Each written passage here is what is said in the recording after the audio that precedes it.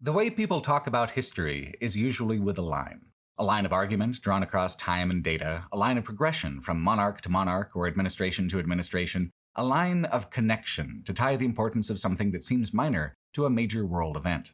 One of the least common lines to draw when talking about history is a physical one, drawn across the landscape itself, taking whatever crosses its path into account.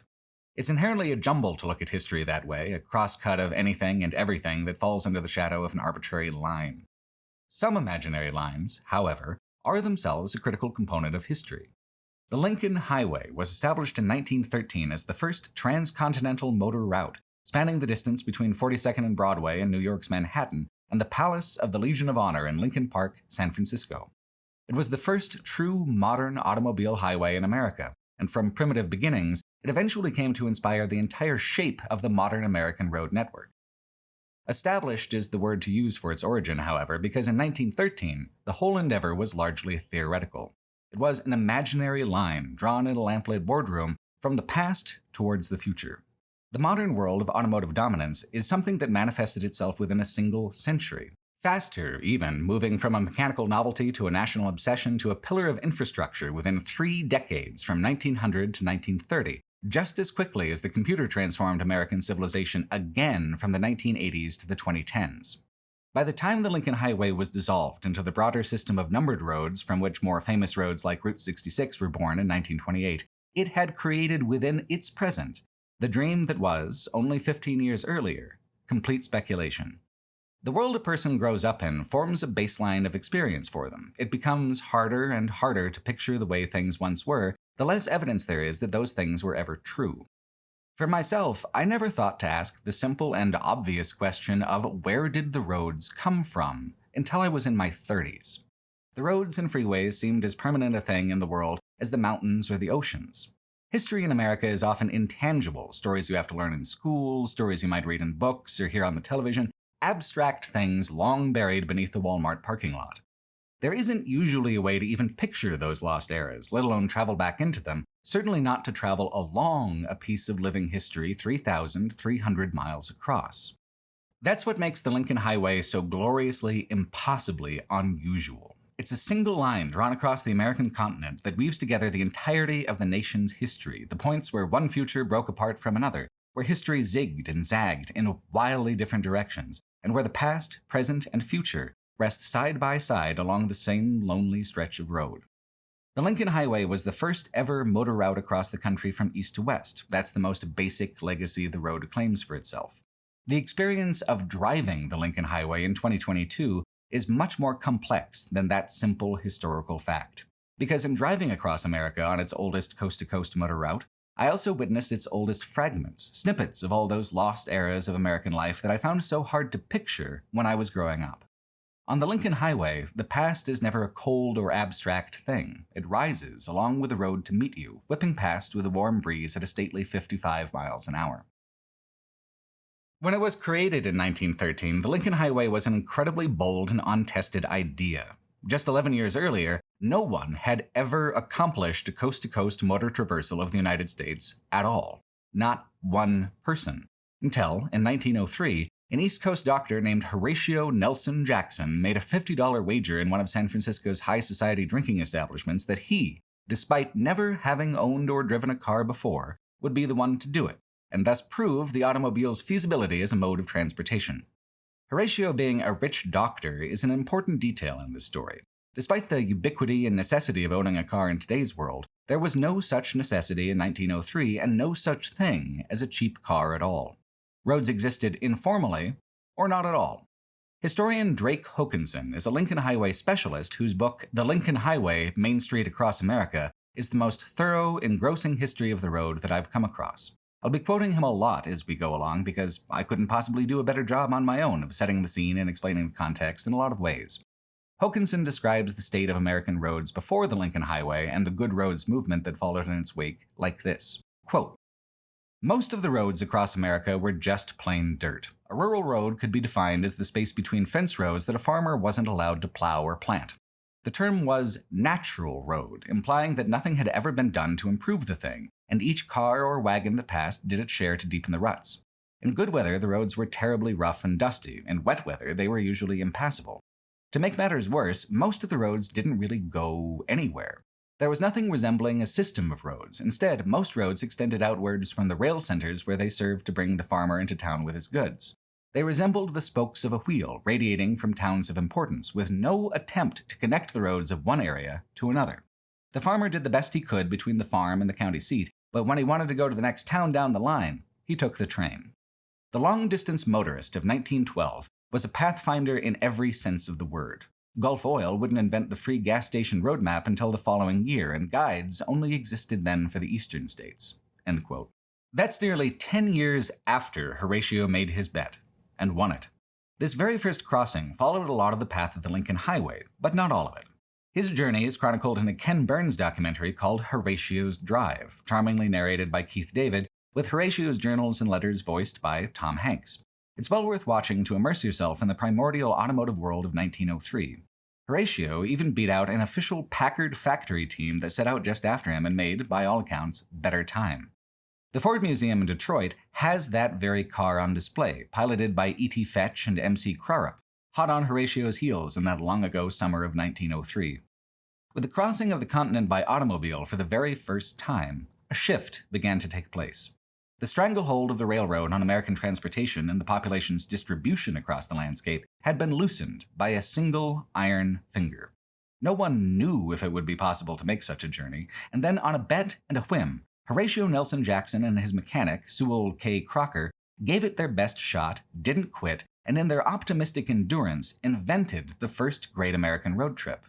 It would be 10 long years until someone took it upon themselves to also invent the Great American Road.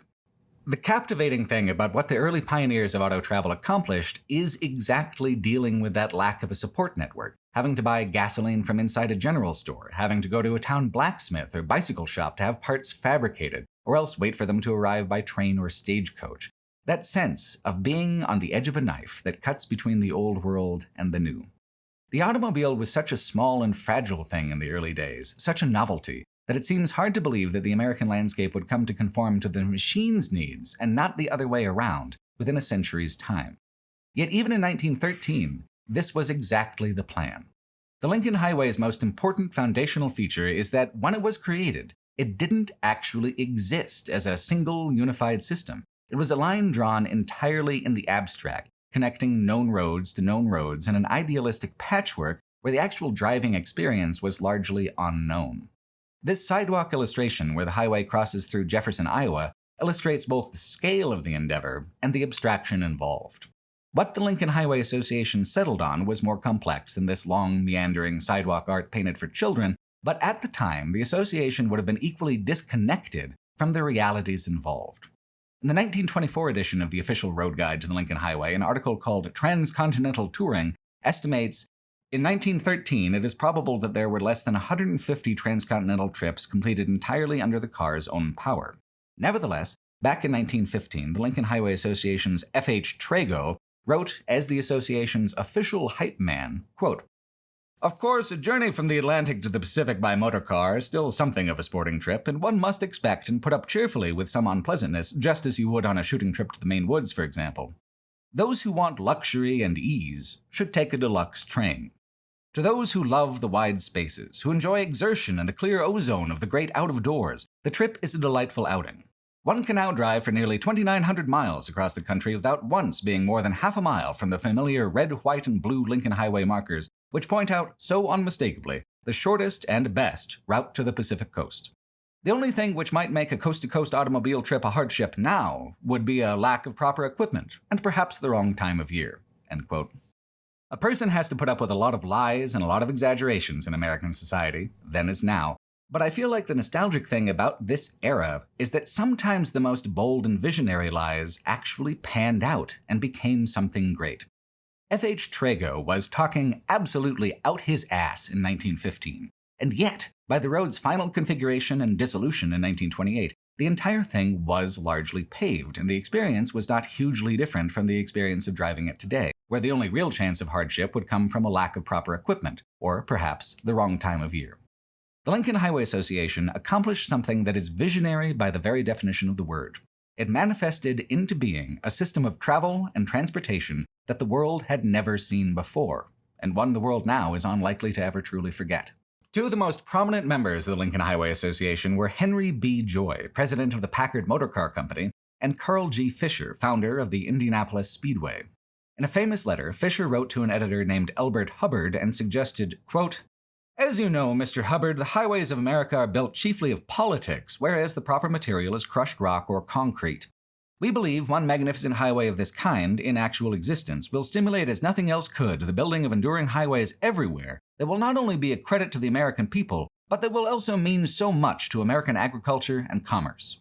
Will you pitch in and help?" End quote. Now, Fisher wasn't asking for money. He was asking for influence. He was asking Hubbard to use his editorial position and his reputation to further the idea of the highway before the reality was concrete in either a literal or figurative sense. It was the idea that truly caught on.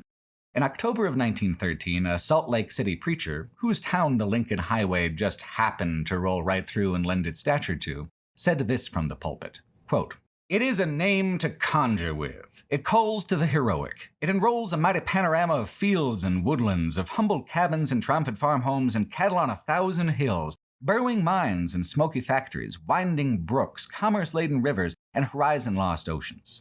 And because it binds together all these wonders and sweeps forward till it touches the ends of the earth and the beginning of the sea, it is to be named the Lincoln Highway."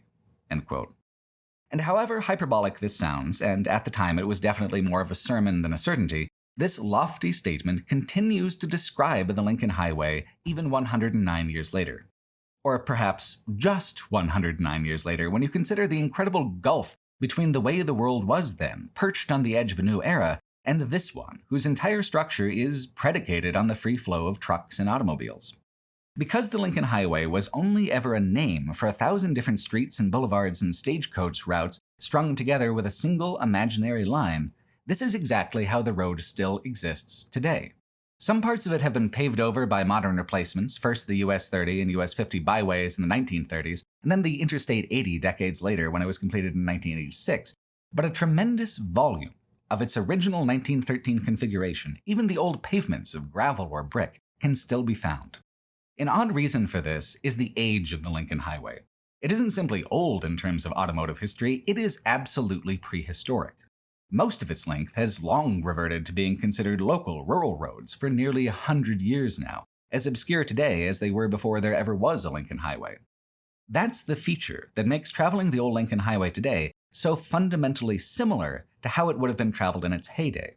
Because the Lincoln Highway was once a patchwork of pre-existing roads and road fragments bound together under the idea of a highway rather than as a concrete singular construction like a modern freeway, these roads and road fragments are still unified under that exact same fundamental idea today, no matter how the names of the roads have changed, whether they have or haven't been paved, whether time and trucks still move across their pavement, or whether life has left them behind to crumble in the weeds. The Lincoln Highway Association itself was only active from 1912 through 1927. In 1992, however, it was reformed as an organization for the preservation of the highway and its history. One of their most useful, comprehensive achievements as a modern organization is to integrate a colored, detailed reference for the entire route as it does and doesn't exist along today's roads with Google Maps, even including extensive points of interest. It shows the original 1913 routing in blue, the late 19-teens second-generation route in green, and then the final late 1920s alterations in red. Detours and bypasses are shown in pink.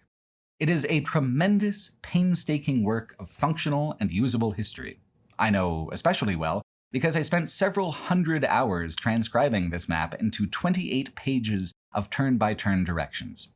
For 2.5 years, I researched the Lincoln Highway. I spent weeks of my life speculating and fantasizing about what riding out the full distance of the very first Transcontinental Highway might be like. Using a version of this map, my friend and audio editor Nate Green and I spent 3 weeks in October of 2022 actually driving the entire goddamn thing. The experience put me closer to history than I ever even thought possible, not just the history of the road itself, but the way the country actually connects its many disparate pieces and its many disparate selves through time, through the landscape. The experience was designed that way from the ground up. Hokanson wrote, quote, "The men who now formed the association had determined 3 important factors that would govern the choice of the route. First, the directness between New York and San Francisco. Second, the proximity of population centers and points of scenic interest. Third, the amount and character of support afforded the association by communities along the way." End quote. These 3 priorities, in that particular order, have continued to shape the experience of traveling the road. The most efficient route means that as much as the highway is a divergence from the era of railway dominance, it follows much of the old Transcontinental Railway anyway, even taking the same route over the Continental Divide through southern Wyoming. Functionally, the Lincoln Highway follows the original routes of westward expansion that the wagon trains followed, then the railroads, and eventually Interstate 80. It's very tidy to say, from the stagecoach to the railroad to the freeway, and there is a digestible kernel of truth to that progression. But the truth is also that the Lincoln Highway is built over and across lands that were once free and independent nations of their own sovereignty, brushed aside for the convenience of American progress, a narrowly defined sort of progress which the Lincoln Highway stands rather symbolically expressive of. A friend of mine challenged me before I left on this trip to try and step outside the dimensions of the story as it's always been told, from the boardrooms of the Packard Company downwards, and to try to include a more diverse series of perspectives. I'm sorry to say that I failed as an amateur historian in that regard. Over and over, I found myself constrained by the perspectives of the history that was written before, and also by my own enthusiasm for the road. In choosing the Lincoln Highway as a frame through which to experience history, I am allowing it to set certain standards for where history begins and whose history it is to tell. To me, it is a foundational artifact of the world I was born into, and I'm fascinated by the Lincoln Highway as the determining model for so much of what the world around me is like today.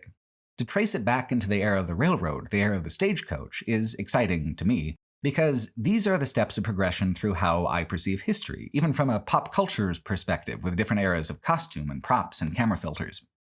The Lincoln Highway is a major transitional link in that chain of transportation technology and American expansion across the landscape, which is not inherently a good thing. This travelogue isn't meant to be a defense of the whole idea or the whole endeavor of Manifest Destiny, definitely not. In reading mostly the books that came before, though, with the only truly original research being driving the Lincoln Highway itself and experiencing it firsthand, I uncovered no new perspectives. My understanding of the highway still radiates from Carl Fisher and Henry Joy outward through time.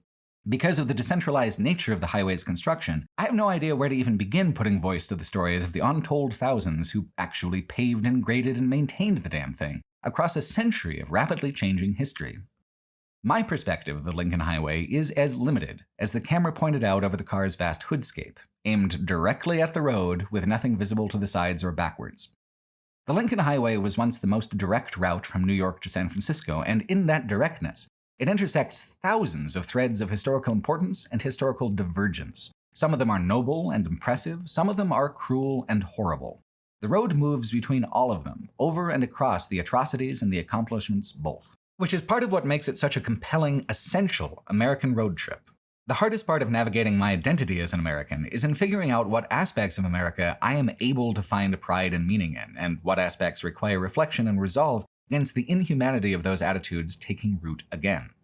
America, historically as personally, is a divided place, a hypocritical place, a place of infinite promise and unfathomable grift, and one wonders how to ever resolve the place into a single perception, let alone a single landscape. America is a paradox of freedom and liberty, always the goal, rarely the reality. One of the best to ever attempt to resolve that paradox was Abraham Lincoln, who lied, cheated, and connived his way into ending the Civil War and ending slavery in the United States. In the eyes of many at the time, it made him a tyrant and a criminal. One of his detractors even shot Mr. Lincoln on account of it. Yet today, Abraham Lincoln is honored as the best of us, the man who did everything within his power to not just talk about a better America, but drag it into being, kicking and screaming.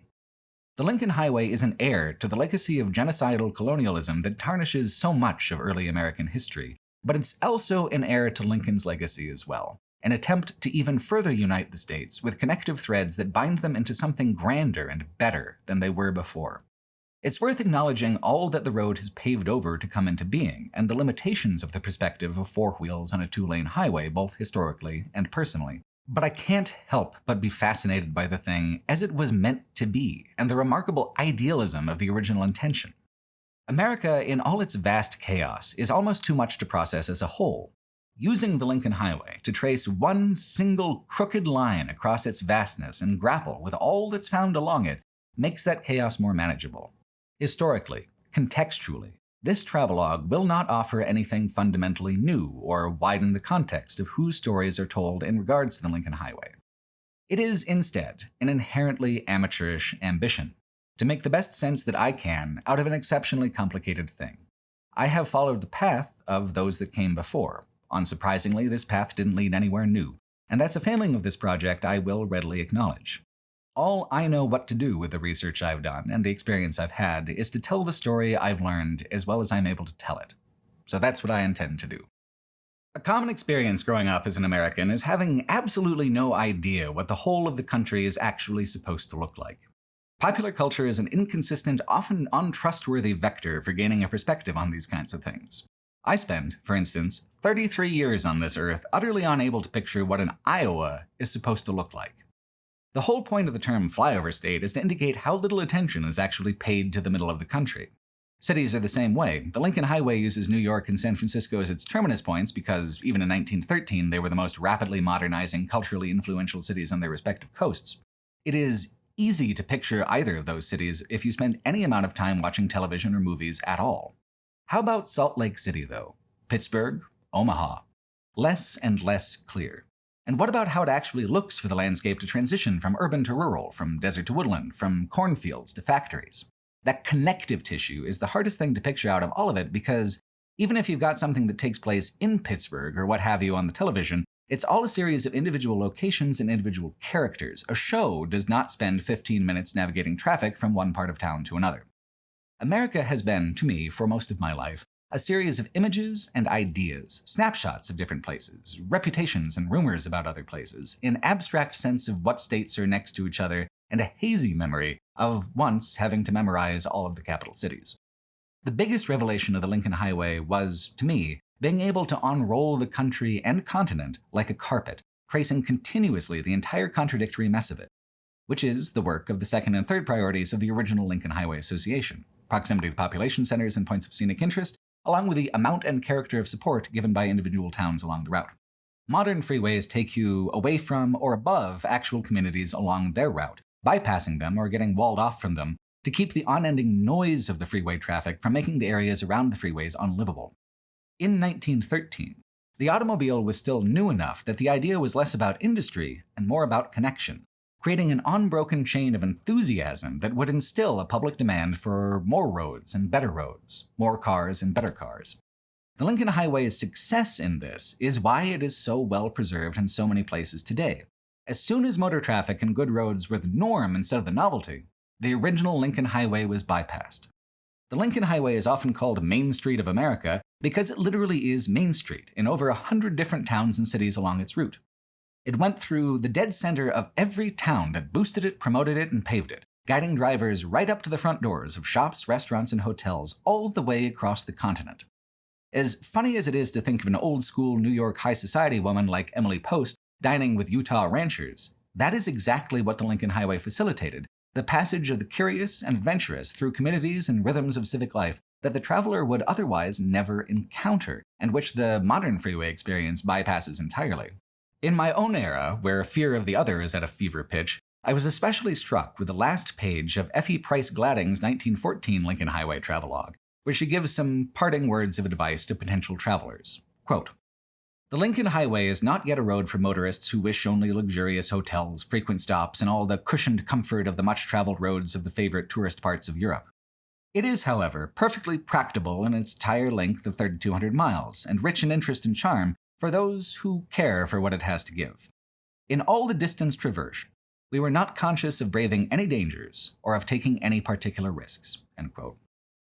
This woman drove across a continent by a type of machine that 11 years previous had never crossed the continent at all, through cities, past factories, across open desert, interacting with every sort of different weirdo on God's green earth, and not once, did she feel that she was braving any dangers or taking any particular risks. It was a grand adventure for her, an eye-opening glimpse into the unseen corners of her own home country, a place much larger and stranger than her actual home. A century later, I feel the same advice applies. It is not for those craving familiar brands or familiar luxuries, who don't have the patience for 30 miles of stoplights and 100 miles of dirt, those who want comfort or consistency or even coherency.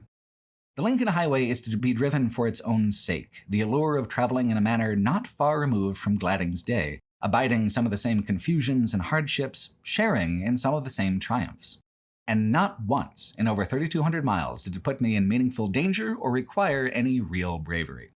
It's not that today's America is any more dangerous than it was in 1914, it's that the modern American system of news as entertainment has manufactured a wide variety of bizarre lies about who and what is waiting at the end of the road, across the border from the familiar to the unfamiliar. Gladding didn't know what she would find, and was open to the answers, open to the difficult days as much as the thrilling ones, in pursuit of curious exploration. For each generation that travels the Lincoln Highway, the route is an opportunity to explore the same questions Gladding asked about what America actually is, and arrive at new conclusions as the world around the road does, or doesn't, change.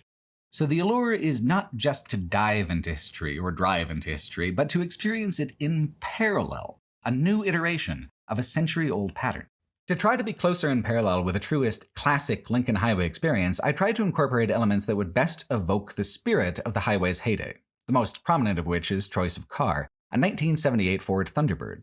With no computers and a good deal of rust, it is closer to the very mechanical and effort-intensive spirit of the early motor car era. But to actually get a car from that era would be wildly, prohibitively expensive. The 77 to 79 Thunderbirds were the best-selling run of Thunderbirds of all time, wildly popular, but they left no impact whatsoever on popular culture and hold no particular esteem or value today. In 1980, the Thunderbird downsized with the rest of the American motor industry, and the era of anonymous, bulbous automotive design that we still live in today began. So just as the Lincoln Highway was destroyed by a trend of modernization it started, so too was the Thunderbird. In the Ford Museum, they use the Thunderbird as an example of the first real mass-production American luxury sports coupe, a two-door, personal luxury chariot. They're not fast, they're not efficient, they're just extraordinarily large and extraordinarily comfortable. In 1913, Ford was known for the Model T, a paragon of mechanical utility over comfort. Ford refused to fund the Lincoln Highway. Packard money pushed the idea forward, and Packard was one of America's premier luxury brands for many decades until their complete erasure as a company in 1962. This Thunderbird, slow but stately, built to evoke a dramatic road presence more than to have clean aerodynamic lines, is very much in the tradition of a Packard. This particular Thunderbird even has a rare kind of trim called the Sports Decor Group, explained with a punishing lack of charisma in this Ford sales video.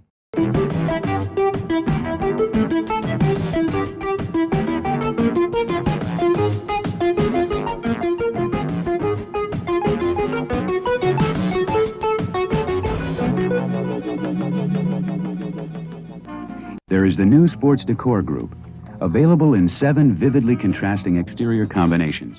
The Sports Decor Group includes a vinyl roof with color-keyed backlight moldings, dual accent paint stripes, color-keyed body side moldings, dual sport mirrors, paint stripes on the fender louvers and hood, blackout vertical grille bars, and 4 styled road wheels with chamois accent paint.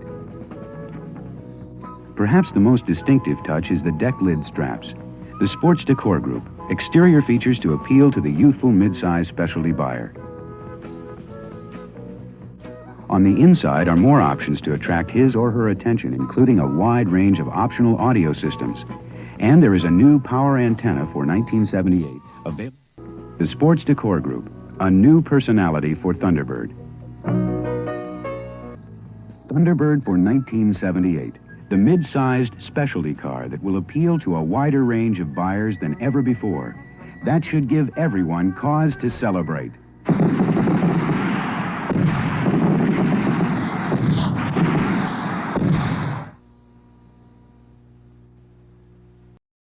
My wife worked in a vintage clothing shop for a while and told me that when fashion trends come around again after a few decades, as they eventually do, it's called like 80s does the 50s, one decade cannibalizing little affects of another era.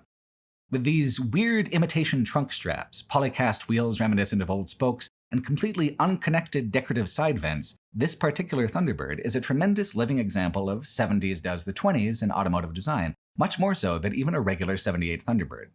It's another link on the chain between present and the past, situated about midway in the time elapsed from the Lincoln Highway's official dissolution to my experience of it, nearly 50 years older than the current era, with about another 50 to go after that to get all the way back to the late 20s. Do you remember the editor that Fisher wrote that letter to, the one about how the American road is chiefly paved with politics? That guy, Albert Hubbard, once said of the Packard motor car, quote, "The Packard car is a car for a patrician. It belongs to the nobility and is of the royal line. It is conceded to be without a superior in reliability, workmanship, and luxurious and artistic finish. To own a Packard is the mark of being one of fortune's favorites. It satisfies ambition, soothes aspiration, and gives a peace that religion cannot lend." End quote. So you see why the Lincoln Highway Association might want a little of Hubbard's old razzle-dazzle with the salesmanship. More, though, is that this 78 Thunderbird is one of the last echoes of that kind of automotive salesmanship. No one believes anymore that a car will give a person inner peace that religion cannot lend. It's just another appliance these days. But for a long while, cars were sold as a means of self-definition as much as transportation. The old luxury coupes like this Thunderbird are the last gasp of that ancient impulse towards melding the industrial with the aristocratic. The blood of Packard's royal line just diluted the same way all royal lineage becomes diluted across the chaotic passage of time. This old rust bucket is as much of a lost artifact as the museum pieces that Nate and I saw in terms of alienation from the way automotive design is in 2022. But like the Lincoln Highway, it is still a part of the world. It's still out there. It is still fulfilling its original intention long after the rest of the world moved on. To me, there's a certain resonance in that. If the Lincoln Highway is an artifact of the way the American road used to be, this 1978 Thunderbird is an artifact of a time when cars were as much symbolic objects as they were pure transportation. It's a fallen leaf off the tree of the old industrial hegemony, cheap enough and forgotten enough now for someone like me to acquire it as it drifts lazily to the ground to rot. In all these preparations, the journey began to take shape in an abstract sense. The new Lincoln Highway Association's online map had to be transcribed first to make any sense of it, though. The purest 1913 route is the most classic way to do it, but to dive deeper into the feeling of the old road, I chose to make a composite route for myself instead, sometimes transferring onto the green and red of the later configurations. I did this, in the spirit of the original association, with population centers and points of scenic interest in mind. The worst kind of American landscape is the strip mall nowhere land, so when the 1913 route zigs through endless suburbs, I sometimes chose to zag instead onto a more direct or more scenic 1928 route. There would be detours in the main route on occasion, and with time permitting, to see noteworthy things as well. Whatever best deepened the cumulative experience of the Lincoln Highway, I would chase it, even at the expense of fidelity to the 1913 route and the purest satisfaction of following it in its entirety. I followed the 1913 route mostly, and when it counted the most. I'm satisfied with the choices I made, but there are a wide number of other choices that can be made instead that are still also the Lincoln Highway. That's one of the nice things about history. There is always more of it than one person knows what to do with. In fact, I wasn't even the only person to attempt the 1913 route in 2022. A blogger and programmer named Reed Piernock completed the route and collected thoughts on the journey, making some entirely different choices in their stops en route. So did another YouTuber by the handle of The Carpetbagger.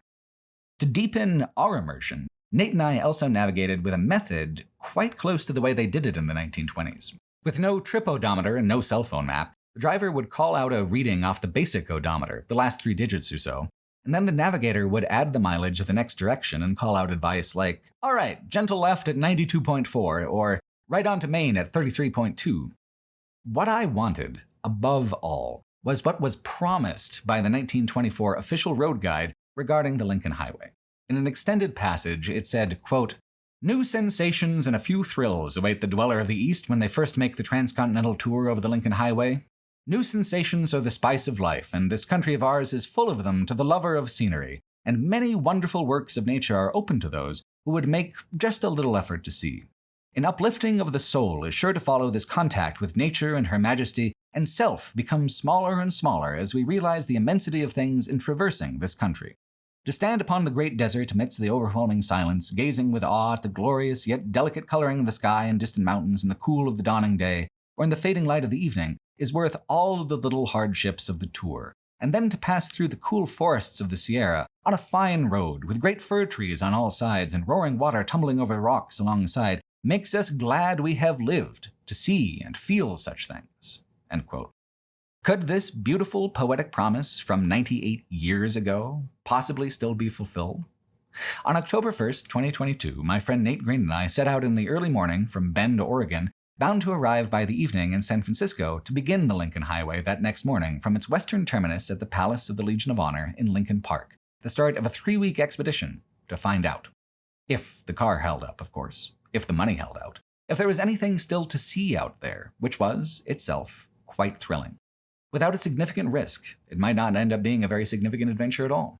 San Francisco is a pretty good place to start any journey into the American past because of how representative a place it is of the American present. An economy driven into overdrive by technological progress, accelerating so far beyond the affordability of most residents that many are either pushed out or left behind by the feverish pitch of all that progress. Taking the Golden Gate Bridge into the heart of the city, San Francisco looks like a jewel. Condensed onto its peninsula is a dreamlike and perfect skyline. Then, the first thing that happens is that the bridge automatically mails you a bill that gets larger and larger as it waits on a pile of uncollected mail back home. All that picturesque activity costs. It costs money from the moment you step into the city, even as a stranger just passing through. San Francisco is an incredibly active and diverse place. A person could spend weeks here and not run out of things to do and things to talk about, so I will leave that to people other than me. Nate and I didn't want to spend too much time in San Francisco because, well, we couldn't afford to, but also because we were itching to get on the road and go. If we had left from New York, I would also gloss over Times Square. It is the place being left instead of the triumphant finish line, and, as such, of a lot less narrative value. The Lincoln Highway means little to the city of San Francisco as a whole anyway. Here at the Palace of the Legion of Honor, it's marked by this lonely concrete pylon next to a bus stop, and nothing more. The pylon is even relatively new in comparison to the highway itself. It was placed here in the modern era by a Boy Scout troop, in the style of the pylons which dozens of Boy Scout troops placed along the entire length of the Lincoln Highway back in 1928. It is a fair symbol of the state of the Lincoln Highway in popular culture, mostly forgotten, but not yet completely by those whose history was touched by the road. For some, it's just a place to smoke a cigarette while waiting for the bus. For me and Nate, it was the beginning of the biggest journey of our lives. Eastward, we crossed the city, already thinking of the road ahead. Even Drake Hokanson notes the invisible abstraction of a route like the Lincoln Highway. He writes, quote, "Like the official beginning at the opposite end of the continent, this final punctuation mark for the highway was lost in a great city, lost amid architecture, street, and cityscape. Most residents probably knew the highway ended in their city, but few could find the exact spot.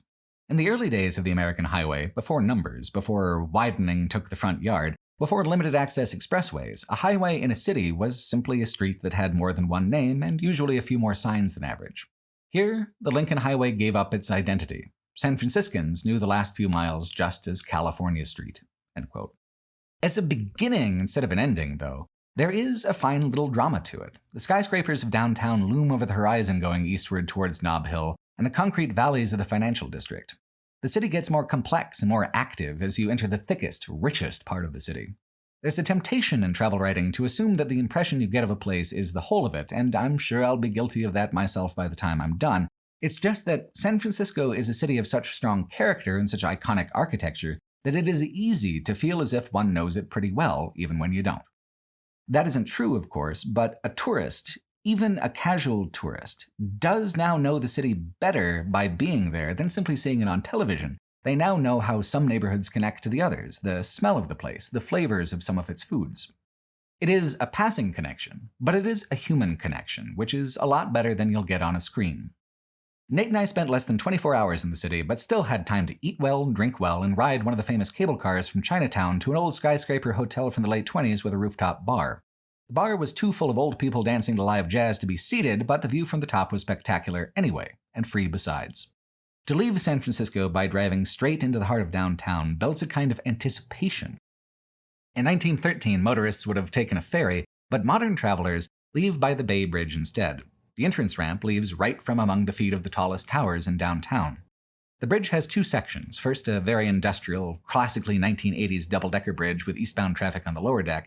Then, after a few minutes of tight driving, it opens up into a much more decorative bridge that guides the way into Oakland across the river. The Oakland skyline rises in the space beyond, like the way Bellevue and Seattle are connected across a series of long bridges. After a little curving along the newer freeways, the Lincoln Highway dips down onto Oakland surface streets through its deeper neighborhoods. I've debated with myself about showing this portion of the route because what I don't want to do is poverty tourism, showing neighborhoods at their lowest for entertainment purposes. The Lincoln Highway moves through some areas that are genuinely struggling in its path south out of Oakland. I'm unprepared to tell the story of these places the way I am to tell the story of where the road goes next. Hokanson already cut to the quick of it anyway. In Oakland, the Lincoln Highway is a street with more than one name, and more signs than average. The adventure and experience of the road really begins as the suburbs of Oakland begin to melt away and to fragment, as it stops existing as streets and becomes a highway leading away from the city into the rolling hills of central California. As the Lincoln Highway reaches the pivot eastward towards Dublin, California, an interesting feature of traveling the old Lincoln Highway reveals itself. Frequently, the old road and the new freeway coexist within roughly the same corridor of space, crisscrossing each other, the old road sweeping underneath or bridging over the top of the new infrastructure. Here, the suburbs really start to thin out, and the road becomes defined by long uphill curves more than by stoplights. You make much worse time on the Lincoln Highway than on the freeway, of course, but that is exactly the point and the source of excitement. You get to pass slowly, languidly, through terrain that otherwise would be just a blur of concrete and billboards. You see underneath and around the places the freeway goes, places that feel oddly secret in a road system where freeway travel is the norm for long distances. Here's where the realization sets in that this trip is going to take a person all the way across the continent on what are now considered side streets, which is daunting at first, but then a few hours pass and the driver realizes that 45 miles an hour still means 100 miles of transit every couple of hours or so. Progress is made. And the slowdown means time to actually look at the road, to roll down the windows and take it in without the wind of 80 miles an hour and the diesel engines of semi-trucks drowning out any sense of the place. The first location that the Lincoln Highway begins to feel special and wild, to deviate from the modern freeway route, is at Altamont Pass. Here, the byway curves up the grassy hills in a fluid, steady grade that could never accommodate the volume of modern traffic. Bypassed now. And from the release of pressure that comes from being bypassed, well preserved to travel for those still curious. There are a lot of bikers out on the Altamont Pass Road. Apparently it's well known among that community for being scenic. California is often thought of as either its mountains, like the Sierras and Yosemite National Park, or its cities, like Los Angeles and San Francisco. These rolling coastal mountains and foothills get comparatively little fame, sitting on the edge of awareness in proximity to only anonymous satellite communities like Tracy, California, where the Altamont Pass leads. Flyover country, even here in the heart of California. The Lincoln Highway is a patchwork of fragmentary experiences. The Altamont Pass is just a small stretch of road in the grand scheme of things, but it sticks out so prominently for me in my memory of the California part of the route. Partly, I suppose, because so little else in the Central Valley really did.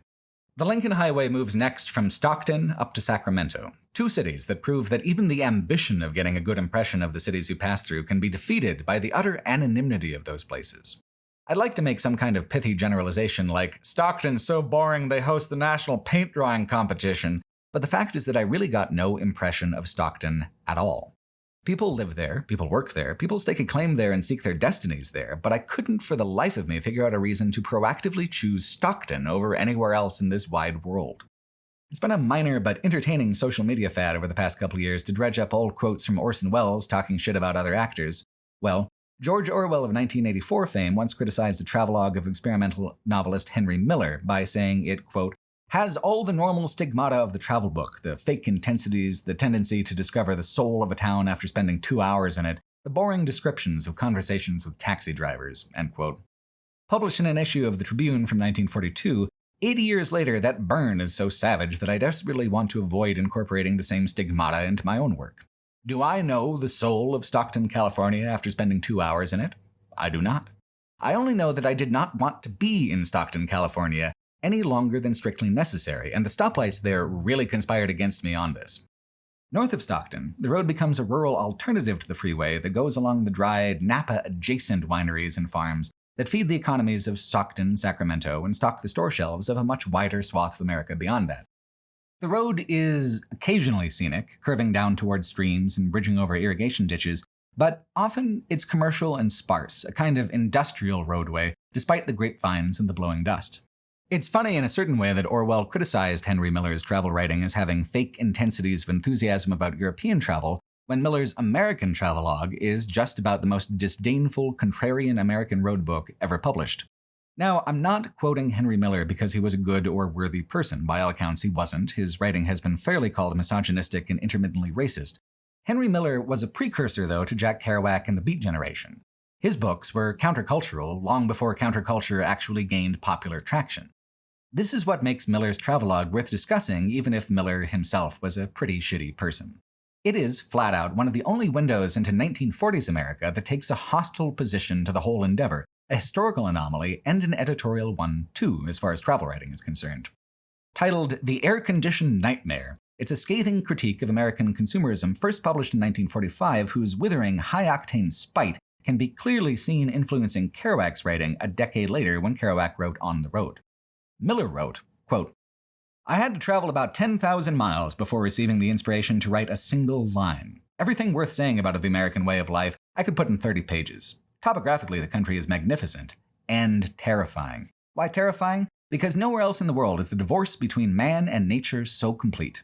Nowhere have I encountered such a dull, monotonous way of life as here in America. Here boredom reaches its peak. We are accustomed to think of ourselves as an emancipated people. We say that we are democratic, liberty-loving, free of prejudices and hatred. This is the melting pot, the seed of a great human experiment." Beautiful words, full of noble, idealistic sentiment. Actually, we are a vulgar, pushing mob whose passions are easily mobilized by demagogues, newspapermen, religious quacks, agitators, and the like. To call this a society of free people is blasphemous.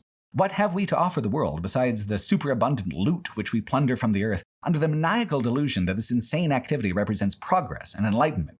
The land of opportunity has become the land of senseless sweat and struggle. The goal of all our striving has long been forgotten. We no longer wish to succor the oppressed and homeless. There is no room in this great empty land for those who, like our forefathers before us, seek a place of refuge." End quote. There are places in America that feel like no place at all, where there is work for the desperate and all the money flows outward and elsewhere. The Central Valley of California is very much one of those places. And perhaps you disagree with Miller's 1945 assessment. No problem. He's a disagreeable kind of dude. Personally, it's the resonance I feel in reading that criticism so many decades after it was published that fascinates me so much. In nonfiction, it is especially difficult, and perhaps even pointless, to try to separate art from artist, and maybe I'm mistaken in even bothering to quote Miller, but travelogues particularly are a genre where authors usually accept the environment in front of them. To so spectacularly reject the very premise of America, especially in an era almost universally seen as the peak of patriotism in the country, makes Miller's Air-Conditioned Nightmare a deeply flawed but deeply illuminating artifact for attempting to discover if there really is anything new under the warm California sun. As the road climbs into the foothills of the Sierra Nevada, the focus of the landscape shifts from historic towns to brand new sprawl, and then back again as soon as the land levels out and permits a new housing development to appear. Take the Folsom Historic District. Cordoned off to through traffic, this is one of the many main streets that the Lincoln Highway once passed along. It reminds me a lot of Tombstone, Arizona, a historic place whose modern existence depends on a kind of commercial pantomime of the place it used to be. So you can buy a real Stetson hat for yourself and some toys for the kiddos and take some real authentic Wild West photos and then go home to whatever respective suburb that you happen to be from. It's not necessarily a bad thing. The place was bustling and had a proliferation of small businesses doing fine sales, and that's all a small town can really ask for in terms of success. A theme park, after all, is a safer bet than a museum when it comes to generating enthusiasm in America. As the road branches out from Folsom, it goes through both the newest and the oldest kinds of California development. As it goes through the brand new community of White Rock, the old 1913 configuration isn't even drivable anymore, cut off by detours through the new construction of identical houses with identical lawns. Just past the new development, on the way to Clarksville, is the oldest original pavement of the Lincoln Highway in California, a tiny, tiny fragment of rough old road by the side of the new highway. The best portion isn't even accessible legally, it lies on private property. This portion of the Lincoln Highway has become someone's driveway. As you follow the old configuration eastward from there, it widens onto new pavement on a road called Country Club Drive, sweeping through the rich part of a subdevelopment that was finished off decades ago. It gives an idea of what the satellite community of White Rock might look given enough time. After driving from one end of the satellite community to the other, the road becomes rural and open again, gently cresting through forests and hills, even moving across an original Lincoln Highway bridge still painted with a red, white, and blue vertical pattern that once marked all the telephone poles along the entire route from ocean to ocean. It's this part of the road that's most exciting, most pleasant to drive. Another fragmentary section of the old road lying forgotten between two modern towns. As the foothills begin to approach actual mountains, the road winds into a town called Placerville, with another touristy, historic downtown. Today, Placerville is just another low Sierra recreation town, but in the Lincoln Highway's day, it had another name and another reputation, one which it was disgustingly proud of. Placerville was once known as Hangtown, and was one of the most infamous of California's sundown towns, where violence was threatened or enacted against people of color who dared to stay overnight and not just pass through. Placerville was called Hangtown because an Irishman, a Spaniard, 2 Frenchmen, a lost number of Chinese laborers, and more were lynched from the town's many trees back in the late 1800s and early 1900s. In 1919, when the first U.S. Army motor convoy to ever cross the nation attempted the Lincoln Highway, they were given a classic Hangtown welcome when an effigy of a lynched man was hung on the road in front of the trucks from a telegraph pole. Effie Price Gladding might not have felt that she was in danger on the road. As a wealthy white woman, she wasn't, not in the same way that travelers with a darker skin would be attempting the very same road. The Lincoln Highway represented an exhilarating freedom for a restrictive category of people. Between 1936 and 1962, the Traveler's Green Book existed for motorists of color, explaining where to avoid sundown towns like Placerville, but between 1913 and 1928, the years of the Lincoln Highway, no such resource existed, and no buffer existed between rural prejudice and the cosmopolitan diversity of those who might drive from the multiracial cities of the East Coast westward. Placerville's greeting to the 1919 convoy was as much a grim joke about their vile history as it was a warning to those in the convoy itself. California has a reputation today of being deeply liberal and progressive, and by and large it is, but the Lincoln Highway has a knack for connecting fragments of lost eras and hidden histories, some of them more damning than others. The road climbs quickly out of Placerville, rising into the dramatic granite uplift of the Sierra Nevada mountains. The route follows US 50 now a lot of the way towards Lake Tahoe. It's the most popular route to this day to get from San Francisco to Lake Tahoe, and as such, it's kind of crowded with modern traffic and doesn't entirely capture the feeling of the carefree older days of motoring. People have reservations to check in for, and God help you if you get in these people's way. This is only one of 2 possible Lincoln Highway routes. The other one goes up and over Emigrant Pass, but this one, called the Pioneer Branch, is slightly more direct. It also happens to be the route taken by the 1919 Army Convoy on its final triumphant descent into the California flatlands after spending weeks crossing the continent. The other route is, I hear, even more scenic, but I'll be talking about the convoy a lot over the coming miles and hours, and I felt compelled to follow their path backwards. Plus, the Pioneer Branch had a fragment of the old road I was fascinated by, a mountain pass called Slippery Ford outside the town of Strawberry, California, where a road too steep and too rocky for motor traffic beyond the early 1910s has been converted into a hiking trail. The Thunderbird could never travel such a road, but I could with my own 2 feet and brakes to catch my breath. It is a beautiful walk up a steep canyon covered in enormous rocks that must have tumbled there off the sheer cliff faces to the south side of the trail. A fire had swept through the canyon at some recent point, destroying power lines that lay melted here and there along the path.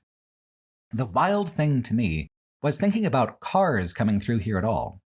This was not an era of motoring I was even remotely connected to. This was the kind of terrain Horatio Nelson Jackson had to tackle back when the whole idea was uncertain and untested, with no supporting infrastructure whatsoever.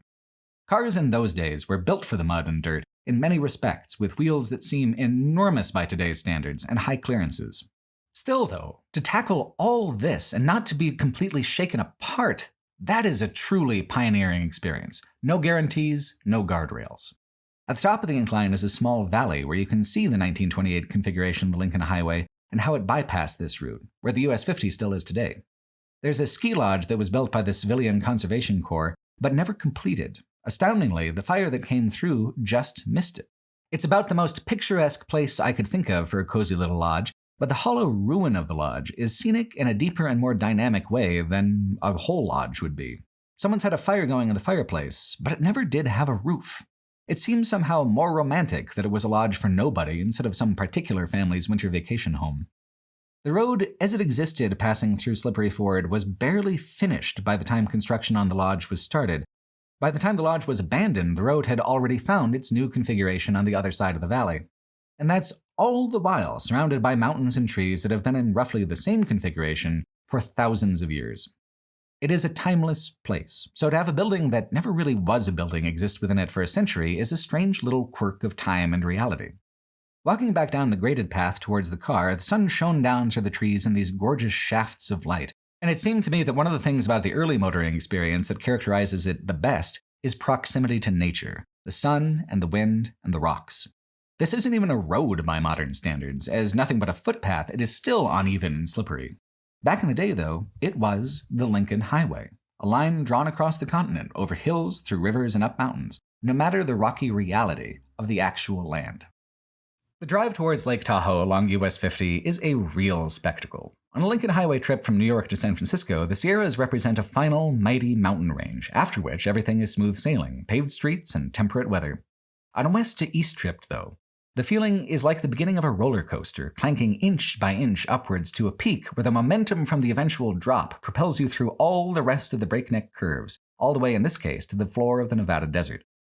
Drake Hokanson wrote about the imaginary line of the 1913 route like this, quote, "It was drawn so boldly to signal the bold intentions of the association. On the map, it looked like the Appian Way, having only the most gentle turns and perturbations. It looked to be a smooth, gently curving boulevard spanning the continent. Following the line with the eye, the motorist could imagine rolling across the country with one hand draped over the wheel, slowing only for a dozen or so main intersecting roads. As yet, this great road was nothing more than a line on Henry Joy's map. Nothing had changed because the name Lincoln had been applied to this loose collection of more or less end-to-end roads. They had been ordinary dirt roads one day, and dirt roads called the Lincoln Highway the next. West of Pittsburgh, it lacked any resemblance to a connected route. There wasn't a single foot of paving outside of a few towns and cities, and there was but 650 miles of crushed rock surface out of some 3,300 miles of road. In places out west, the Lincoln Highway grew faint as wheel tracks fanned out across the desert, or disappeared altogether beneath the currents of streams and floods. This fat line was really meant to fool no one. The highway was depicted not as an existing road, but a road to be. It was drawn as an ideal to prod the imagination and the bankbook into action." End quote. The easy climb and descent across the high peaks of the Sierra Nevada down into Lake Tahoe is an incredible example of how a reality of infrastructure and recreation grew along the road's speculatory idealism like vines on a trellis. Nowadays, Lake Tahoe is to San Francisco what the Hudson River Valley once was to rich Manhattanites, a vacation land full of seasonal mansions, constant tourism, and the clash between the twin American impulses to preserve or destroy. To create such a beautiful, enduring road in such a very rugged place, let alone a road that can accommodate such heavy traffic, the modern US 50 to Tahoe is every bit the reality that the Lincoln Highway Association attempted to conjure and cajole into being, and every bit the reality that it failed to anticipate as well. Lake Tahoe is indisputably beautiful, but right on the state line between California and Nevada is a massive row of casinos. Now, I love an awful casino, but to have them here in the heart of John Muir country is absolutely bizarre. Money flows here from San Francisco because it's beautiful. Then receptacles for that money grow tumorously out from Reno to meet it, bulbous and shimmering towers offering overpriced shots of Fireball and a tiny, crowded selection of table games among the digital slot machines. During the height of the COVID-19 pandemic, the town was almost torn apart by the difference in state regulations between the Nevada side, which begins precisely at the casino towers, and the California side. In a 2021 article by SF Gate reporter Julie Brown, Brown wrote, quote, "On one side of the border, Nevada's casinos are open 24/7, albeit at 25% capacity under the state's pause, which Governor Steve Sisolak extended on Monday for another 30 days.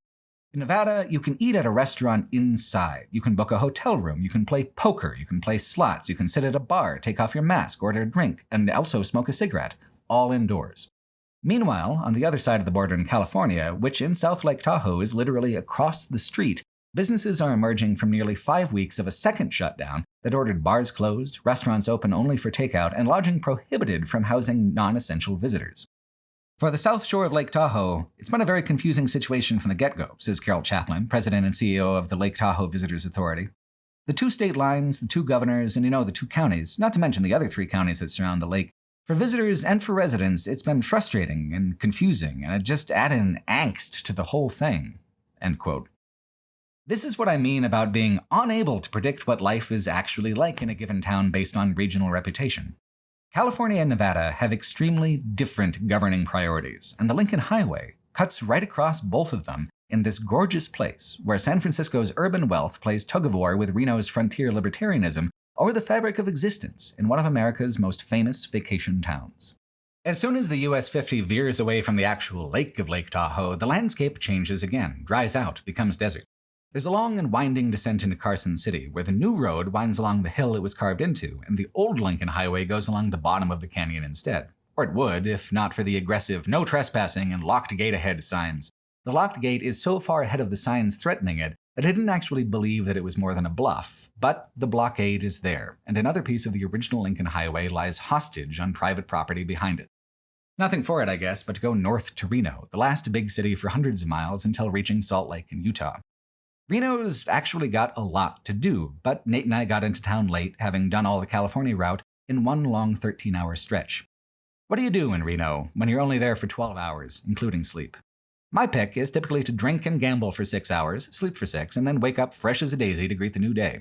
If part of the appeal of the road trip is the fantasy of slipping briefly into other eras and other ways of being, I love to play the cowboy and start my time in a new city by sidling up to some long wooden bar for a shot and a beer.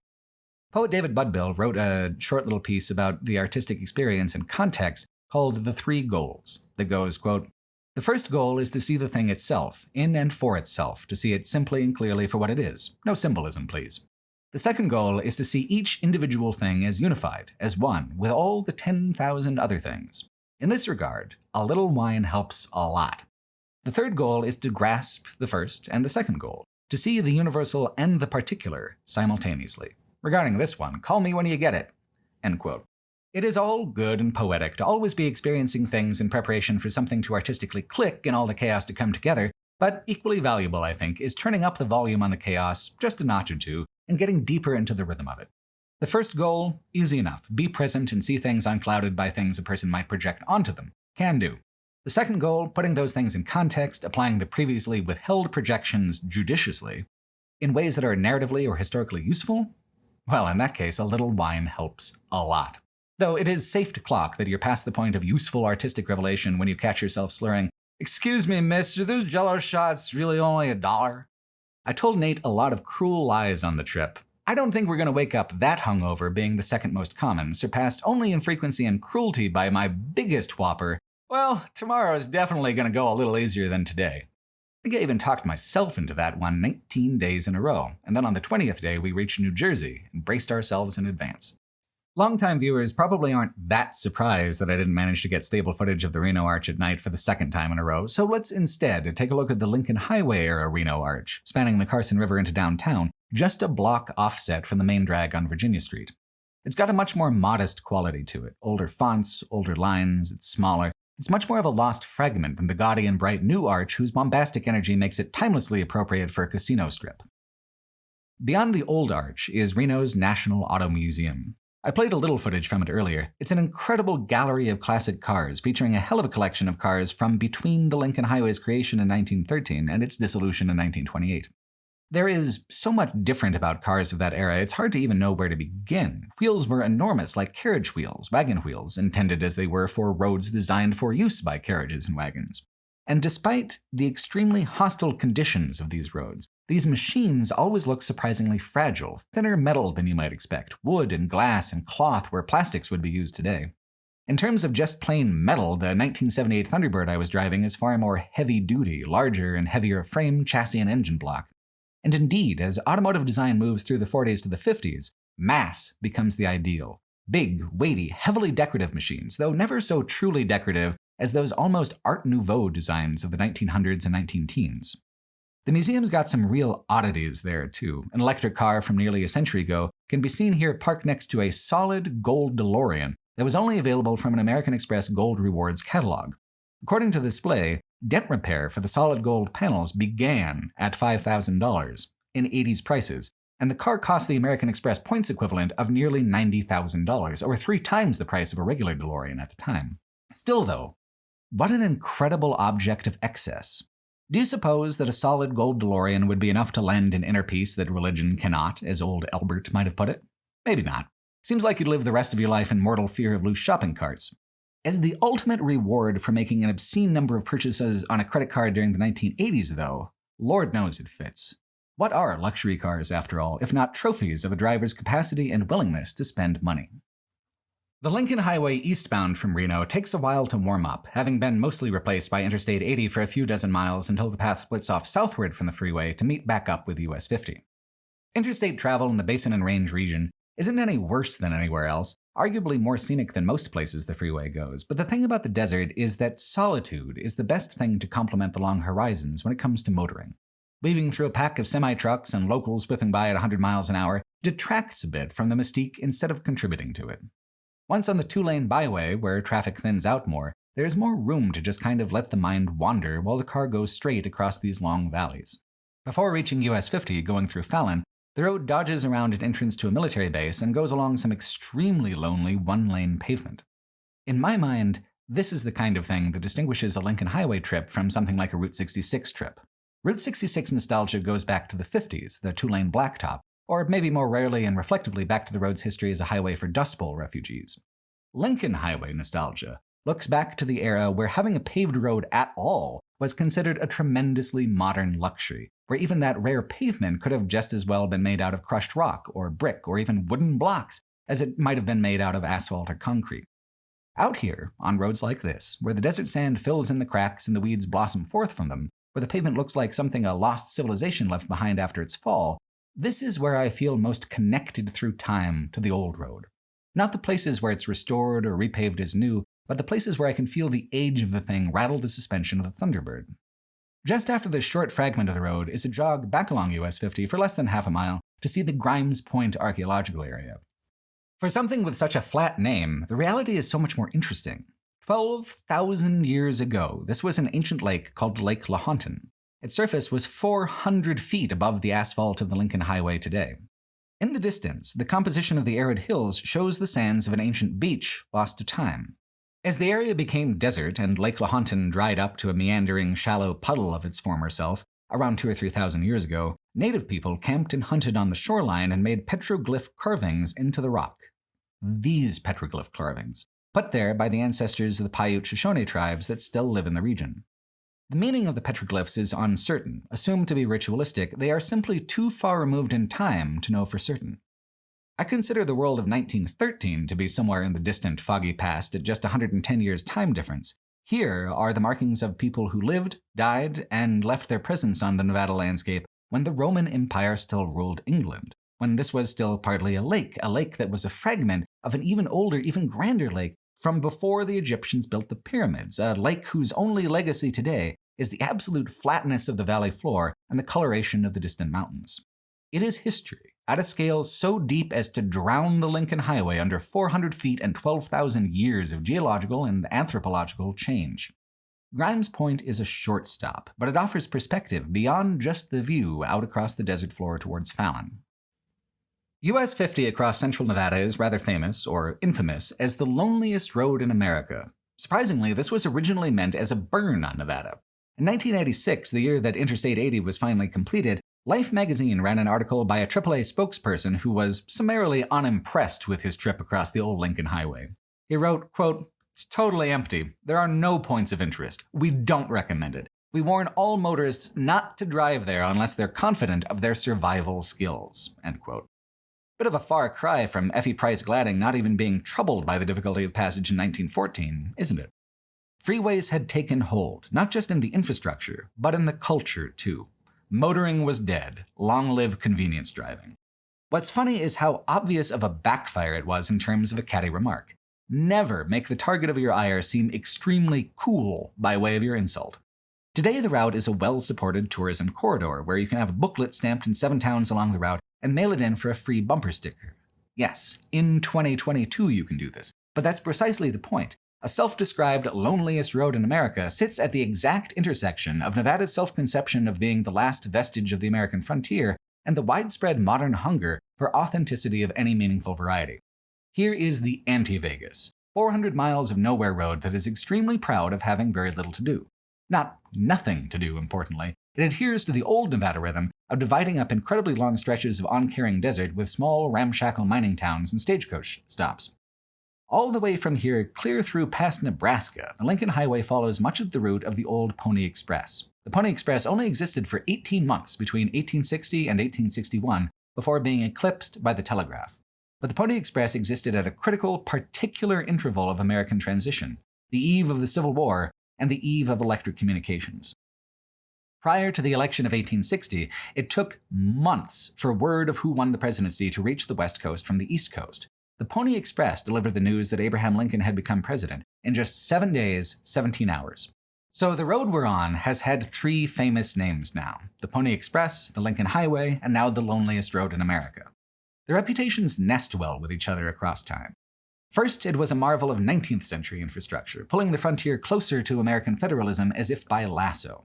Then, a marvel of 20th century infrastructure, a path carved across the desert for the sole fulfillment of the automobile's potential to revolutionize life and travel in the United States.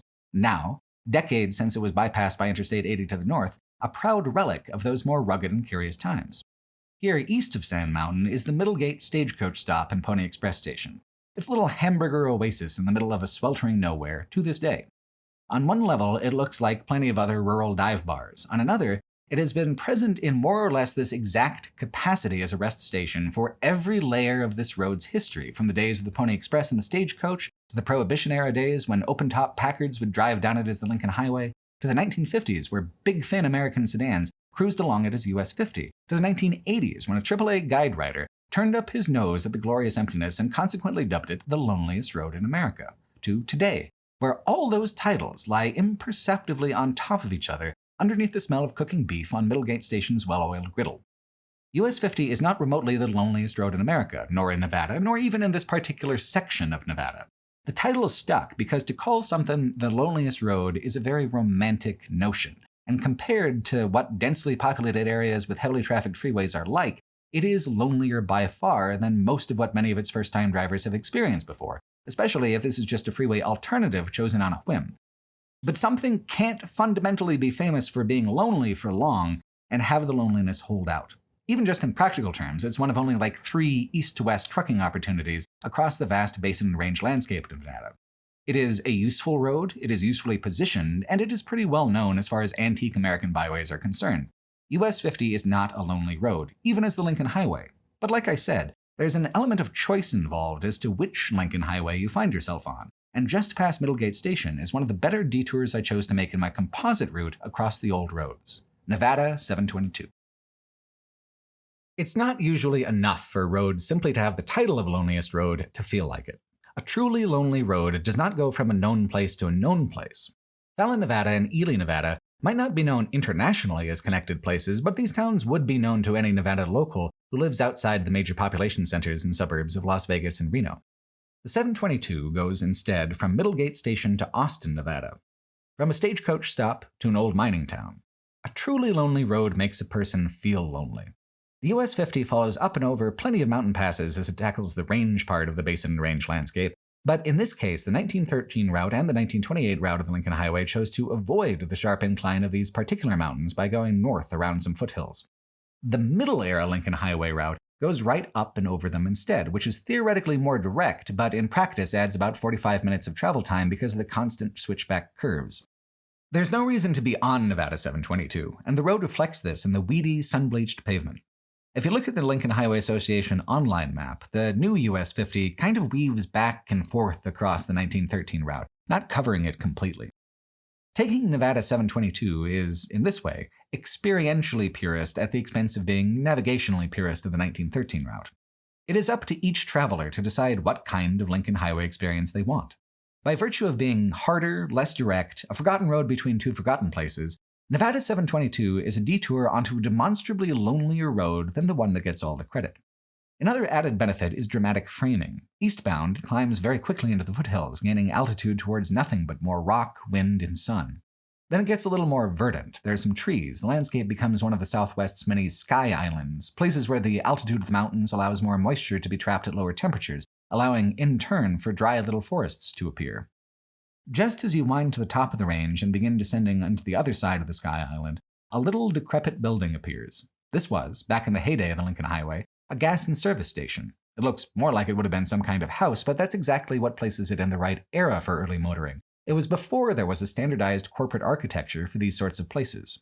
When a person opened a service station they lived in and worked in, there was no reason for it not to just be a house.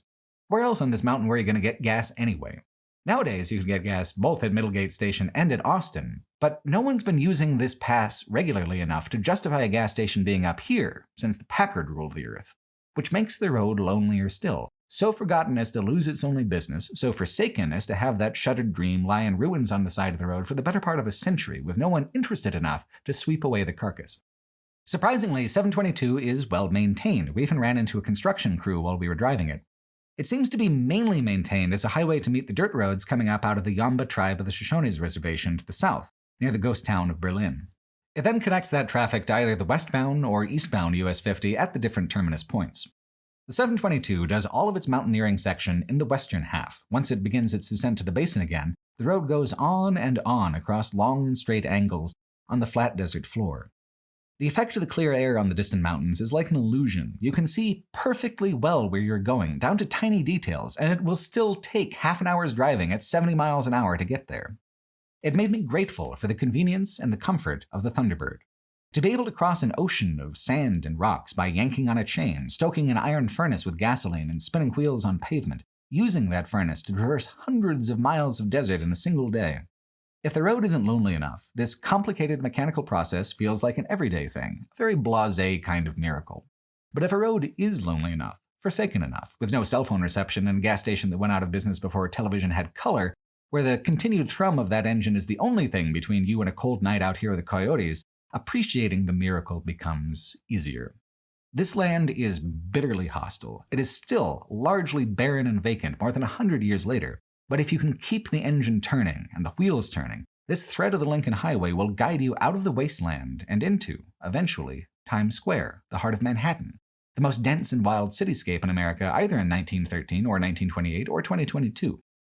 That's the thing about the Lincoln Highway that's such a captivating idea. Not just a line across America, but a net catching some of the most disparate and hidden parts of the country and drawing them closer to the whole through this connective thread. As itself, Nevada 722 is certainly a fine contender for the loneliest road in America. As the Lincoln Highway, suddenly it's no longer a forgotten road between forgotten places. On the Lincoln Highway, even in the deepest, most rural configurations, you are always bound for New York or San Francisco, and all points between in a chain of connection. Sooner or later, you're going to find yourself on the main street of somewhere, and then you won't feel lost at all. So here's this pattern of settlement illustrated. At about the midway point along the loneliest road is an old community called Austin. I'd actually covered it in a previous video years ago, unaware of the Lincoln Highway or that the road was anything other than US 50 at the time. Austin was a silver and gold boomtown in the days of the Pony Express, but the mines operate now only sporadically. Interestingly, uranium was found all over these hills as well, but the government never authorized any uranium mining on the surveyed deposits because it was of too low a quality. So Austin never got a mid-50s Cold War boom. All it's had is the fact that it's a major stop along a famous route, which is enough, I guess, to keep the town living for a century, albeit shrunk down. The town is scenically positioned on the side of a high mountain pass, which the road then winds its way up once the extremely brief downtown area passes by. One of the most scenic aspects of the basin and range landscape is how the proportions of the desert look their most impressive from a perch where all the layers of the scene are visible, from the valley floor to the far foothills and peaks to the empty sky above, as one composite image.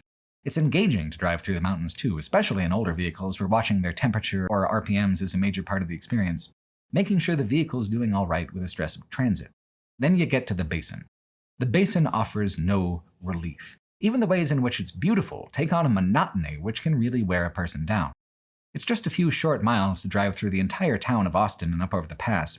I hadn't meant to capture a large portion of the valley floor from Austin to Eureka. I simply spaced out and forgot the cameras on. The little thing was absolutely boiling to the touch afterwards, but I got the footage. So Nate suggested to speed up what we captured, so here it is, a half-hour's drive condensed into 90 seconds. In fast forward, this landscape makes sense. There's the mountain in the distance, here it comes, isn't it nice? But this footage is sped up 20 times faster than normal, when normal is close enough to 20 times faster already than a horse would be going. The absolutely incremental pace of change in deep Nevada's roadside landscape can be flat out exhausting. By foot or by horse, this is like an entire day's hard travel just to go from one visible landmark to the next. Austin isn't just far away from Eureka by highway measurements. It is, historically, about the absolute most a person would be able to go in a day, more likely 2 days, of nothing but rutted scrubland leading towards a horizon that simply will not yield to any change that isn't measured in hours. It's not the heat of the desert that makes it hostile, it's really more the proportions. 30 miles of no water, further compounded by 30 miles of no shade, 30 miles of disorienting flatness. A car is an especially American object in how it insulates a person from the outside world. If your air conditioner works, then all you really have to do is sit still and drive straight. The car becomes a sensory deprivation chamber, hurtling along at 70 miles an hour. The road has its gravelly noise from time to time, but it's flat, it's easy, it's nothing like the kind of jostling and shaking the giant wooden wheels of the old cover wagons and carriages would have had. Cars have mastered this landscape, only by providing the opportunity to, like this footage, fast forward through it, so that it's over before it becomes truly oppressive or dangerous, at which point you find yourself in another quiet little mining town a quarter of the state away, in desperate need of gasoline or caffeine or of a bathroom, or all three, which the town will of course oblige you in. You sure you don't want to spend the night, have some food, spend a little more money? And the towns are often charming enough that I always want to say yes to that proposition. I would love to spend a night at Austin or Eureka, but Nate and I are bound instead for New York City, and we have miles left to go. All day long, we've been snipping intended stops off of our list to try to make it out to an old ghost town called Hamilton before dark. And that was our first major mistake of the trip.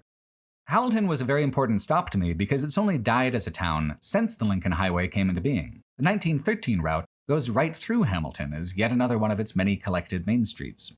Hamilton was bypassed within a decade, however, and the town faded away into the same kind of brick-strewn ruin as any ghost town from the Gold Rush days. All it would take is 10 miles down a rocky, unmaintained dirt road at sunset. We got our wish. By pushing hard and making cuts, we arrived before the sun went down, but not quite soon enough. At 10 miles an hour over the deep pits and car-shaking rocks, we would make the 10 miles just after dark and then have to go 10 miles back in the dark. This road was the worst of the entire 3,300 miles of the Lincoln Highway in terms of drivability. It's a truck trail. The low-slung but extremely long Thunderbird could easily get jammed up with no traction by the huge ruts cut into the road by storm damage. So, 5 miles in, we quit on it. The brakes on the Thunderbird were already bad enough. We would need to stay an extra day in the next town to get them repaired. Still, it would have been something to see.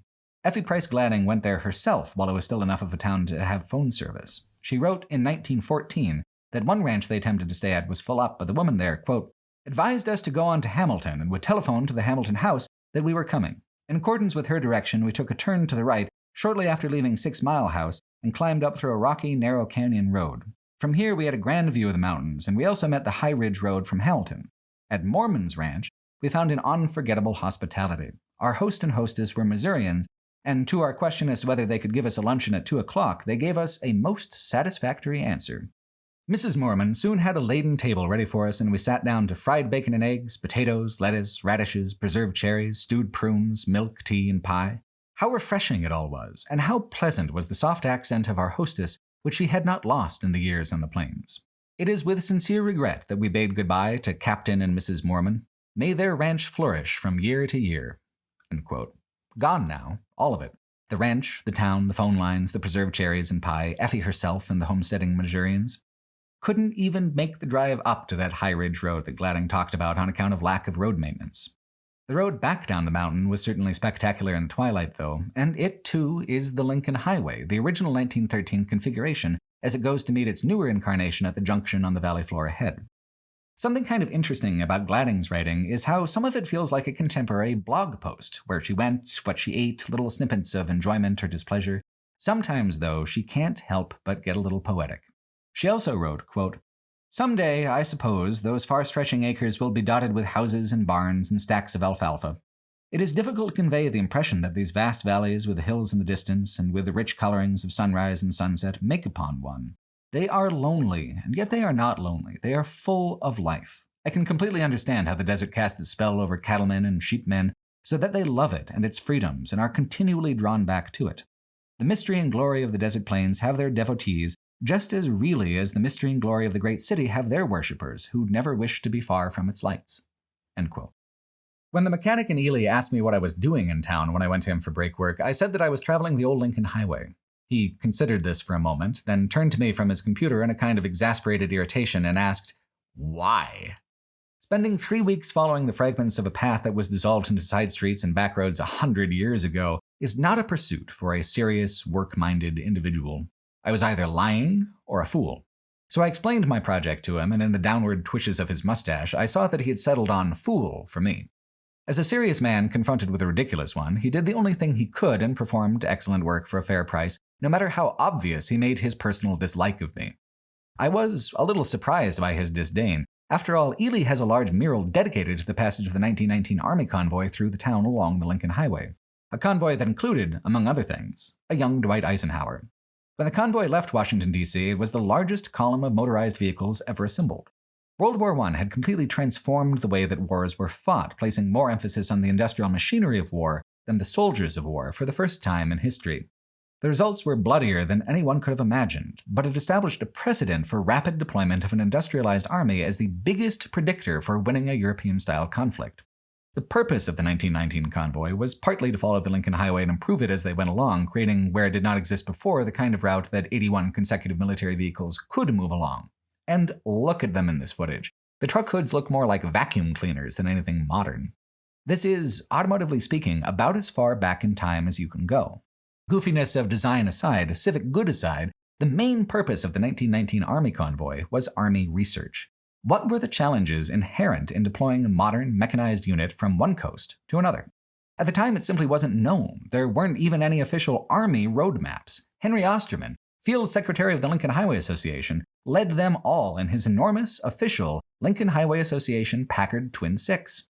Eisenhower was 28 years old when he joined the convoy. Over 3 decades later, in 1956, he signed into being the Dwight D. Eisenhower National System of Interstate and Defense Highways, better known today as the Freeway System. The structure of the Eisenhower network of defense highways was taken primarily from the German Autobahn, but the essential idea was the final step in fulfilling the Lincoln Highways Association's intention of pioneering a network of good roads across the whole continent. In 1963, Eisenhower wrote about the freeways this way, quote, "More than any single action by the government since the end of the war, this one would change the face of America.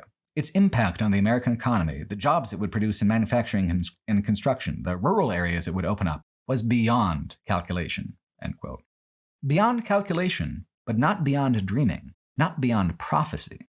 Back in 1919, soon after the convoy succeeded in their journey, Henry Joy wrote, quote, "It is given to very few mortals to see their dreams come true. Especially is this true when realization of those dreams requires the awakening of a whole people to a new order of things. Yet the Lincoln Highway, in reality nothing but a dream in 1913, and by many thought to be a very wild and impossible one, is coming true." End quote. If one drives northward from Ely along US 93, they arrive at Interstate 80 and the rollicking border town of West Wendover, crossing Utah's Great Salt Lake along what used to be called the Victory Highway. Or you could turn, instead, onto an unmarked dirt road at the back of a rest stop and drive into the longest, rawest section of unpaved original road along the entire Lincoln Highway. One path leads to Henry Joy's dream achieved, Eisenhower's vision completed, the modern freeway. The other path leads backwards into the past to an authentically 1913 experience of the 1913 route, when the Grand Lincoln Highway was so often nothing more than 2 old wagon ruts leading towards the horizon.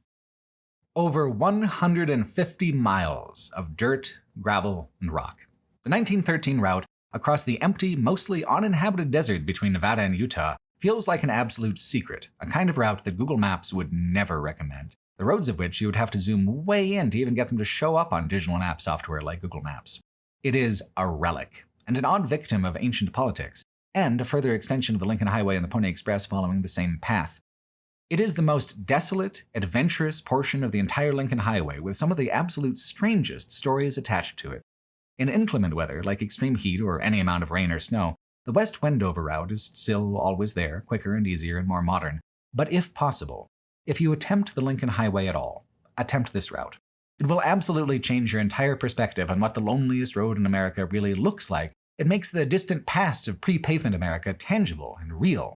It's the kind of experience that makes a person actually want a bumper sticker or a t-shirt to commemorate the achievement of having done it, but since the road is authentically forgotten, in every meaningful way, no such merchandise exists. For weeks after flooding, the road often temporarily doesn't exist. And this used to be how all roads everywhere in the country were. Hell, this would have qualified as an extremely good dirt road as far as dirt roads are concerned.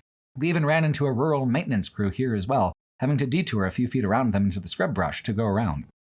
As extremely isolated as it is It is not like the road to Hamilton. People still live out here and work out here. Two groups, primarily the indigenous Goshute people, who live on the reservation around Ibapaw and whose ancestral lands extend through the entire route, and then the employees at the military chemical weapons testing and research facility over at Dugway, with some mineral extraction concerns scattered throughout, sending huge rock-laden semi-trucks up the old Lincoln Highway on a daily basis.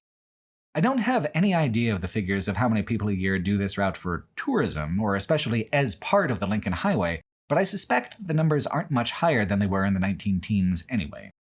Going west to east, the landscape lends to this feeling of venturing into some hidden, neglected gap on the map by starting off with a low mountain range peppered with short, hardy little trees.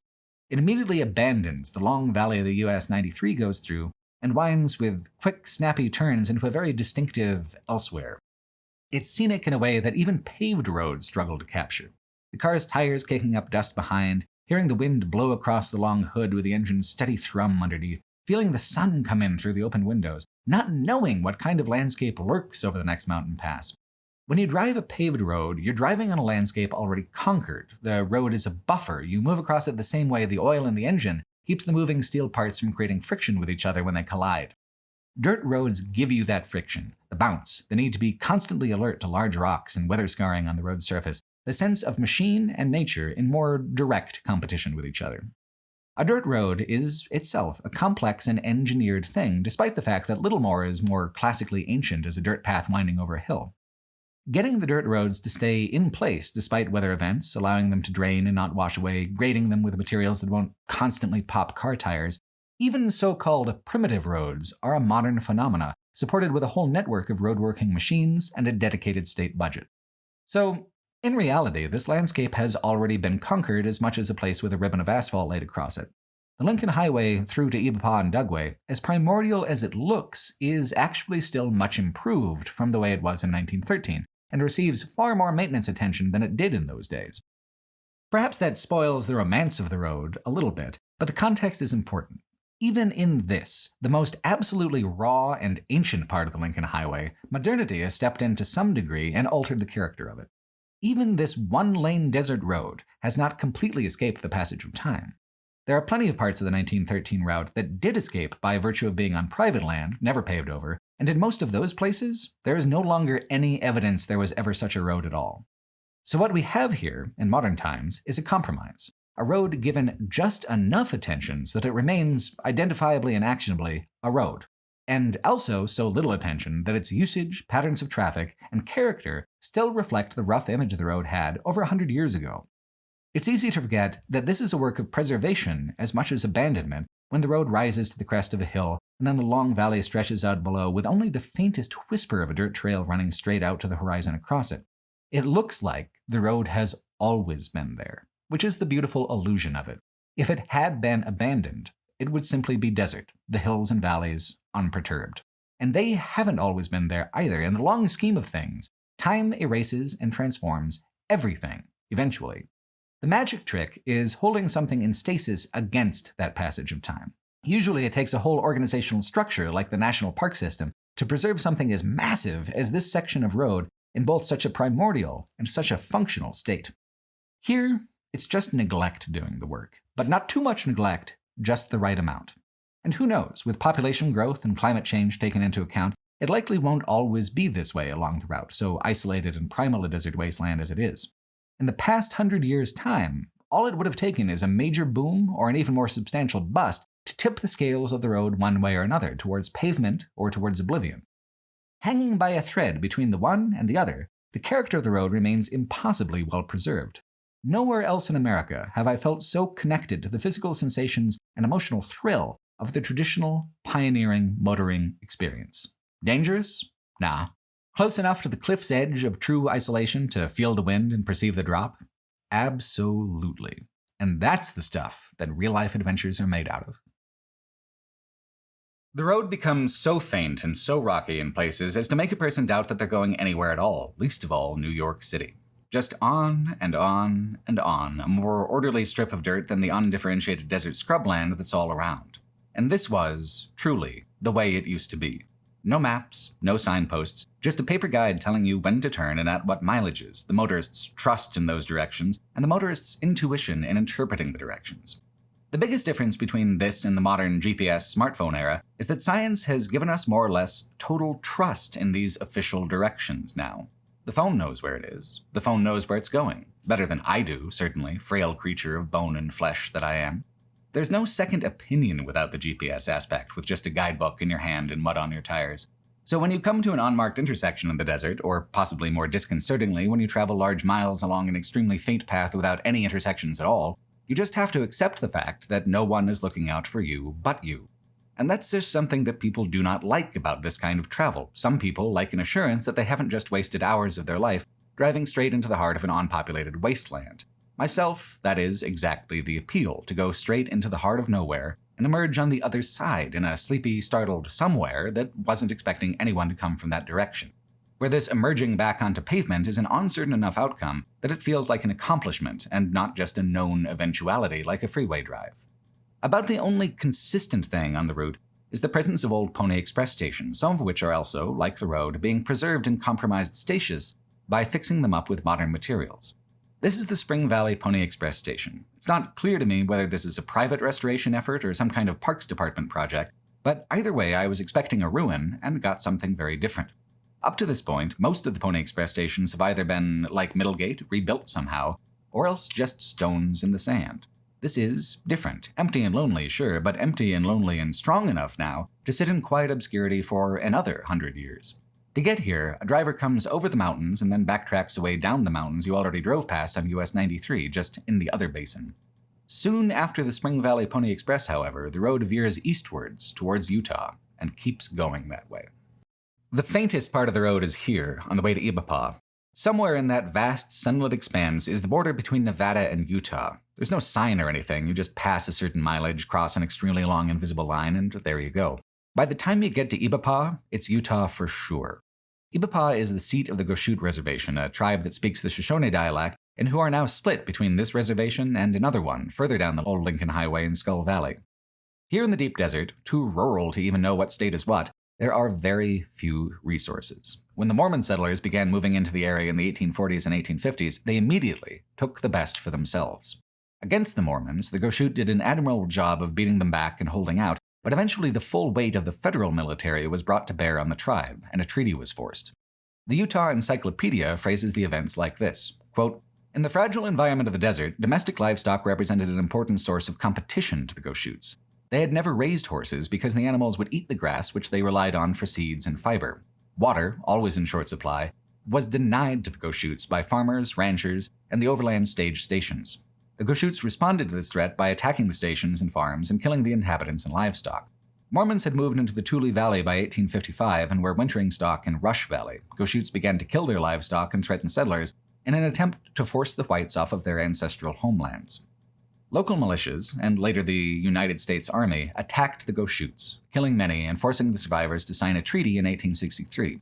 The treaty was not one of land accession, nor did the Goshutes give up their sovereignty. They did, however, agree to end all hostile actions against the whites and to allow several routes of travel to pass through their country.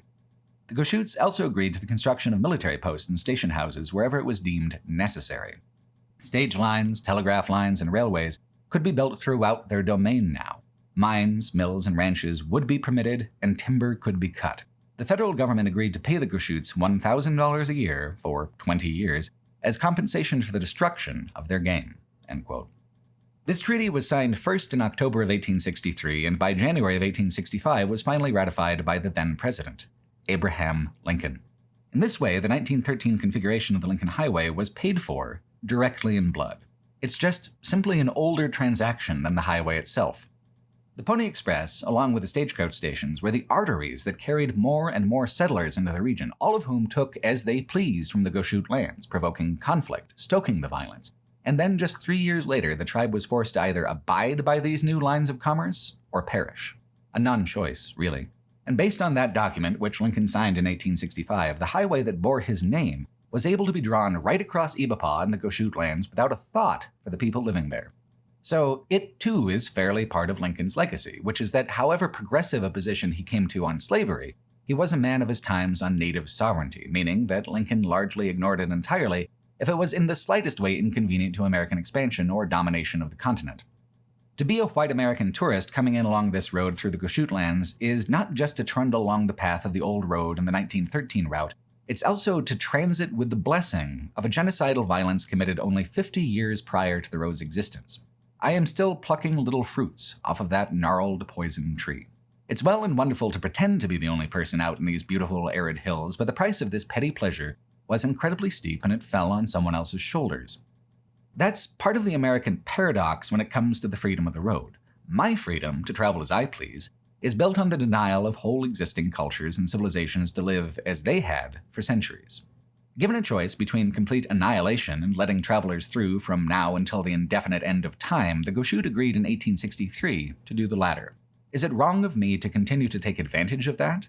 Possibly. There's certainly an argument for that. History is a quagmire. If a person wades into it deeply enough, the smell of it tends to stick. This is what I meant by having inadvertently assumed a certain perspective by orienting around the road's history alone. It wasn't something I really thought of much at the time, I just drove straight and it took me to Ibapaw. Right directly, in the ruts of the wagon wheels which rumbled out the ascendancy of a new way of things, with the utter callous destruction of the last way of things. I'm not sure if I'm meaningfully opening any new wounds by just passing through, but it's worth acknowledging that in this section of rural Utah, the road itself is a very old scar over a wound that was once rancid and deep. Another fruit of the poison tree lies just up the road at Gold Hill, a place that I think is rather unfairly labeled a ghost town. The road is paved for a small ways north of Ibapaw, where it connects northwards towards more traveled roads, but to travel the old Lincoln instead is to almost immediately junction back onto the undulating dirt roads that wind into a long series of short, small mountains. The old stagecoach road branches to the southeast from these routes, along with the 1913 Lincoln Highway alignment, but the second-generation Lincoln Highway alignment goes right through the main street of the old mining town of Gold Hill instead. Ore was discovered here in 1858, a smelter put in 1871, and then the town was incorporated at last in 1892.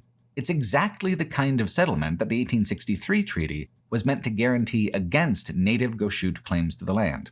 It would have been over, too, before the motor route even existed, except that instead of a new gold rush, there was a massive spike in demand for arsenic around World War I for the production and industrial processes of war. Gold Hill kept its name, but became, in effect, Arsenic Hill. And then the town almost died again, except for World War II, which created a similar wartime demand for tungsten.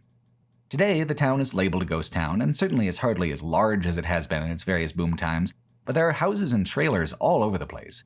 There was even a FedEx truck we encountered on the road into town. The only thing propping up the ghost town aesthetic of Gold Hill is this, the old general store that went out of business when the Lincoln Highway finally yielded and changed its route to follow the Victory Highway through Utah instead, the route of current Interstate 80. So this business wasn't a victim of the end of the gold rush, though it might look it. It's a very early victim instead of being bypassed, a casualty of modernity, even all the way out here. Here, the road would have gone out to the massively flat and expansive Dugway Basin. In the road's heyday, it would have passed straight out into that wide white nothingness with a wooden boardwalk-like structure to guide the road over the worst of the sand. In 2022, that road, called the Goodyear Cutoff for the Seedling section, no longer exists. It's part of the Dugway Proving Grounds, to this day one of the most secretive and toxic military installations of all of them. They do chemical and biological weapons testing, or they did until a treaty barred it from taking place. In 2015, however, the Dugway base had a bit of an embarrassment when they mailed inert samples of anthrax out to accidental recipients all across the country. Whoops, right?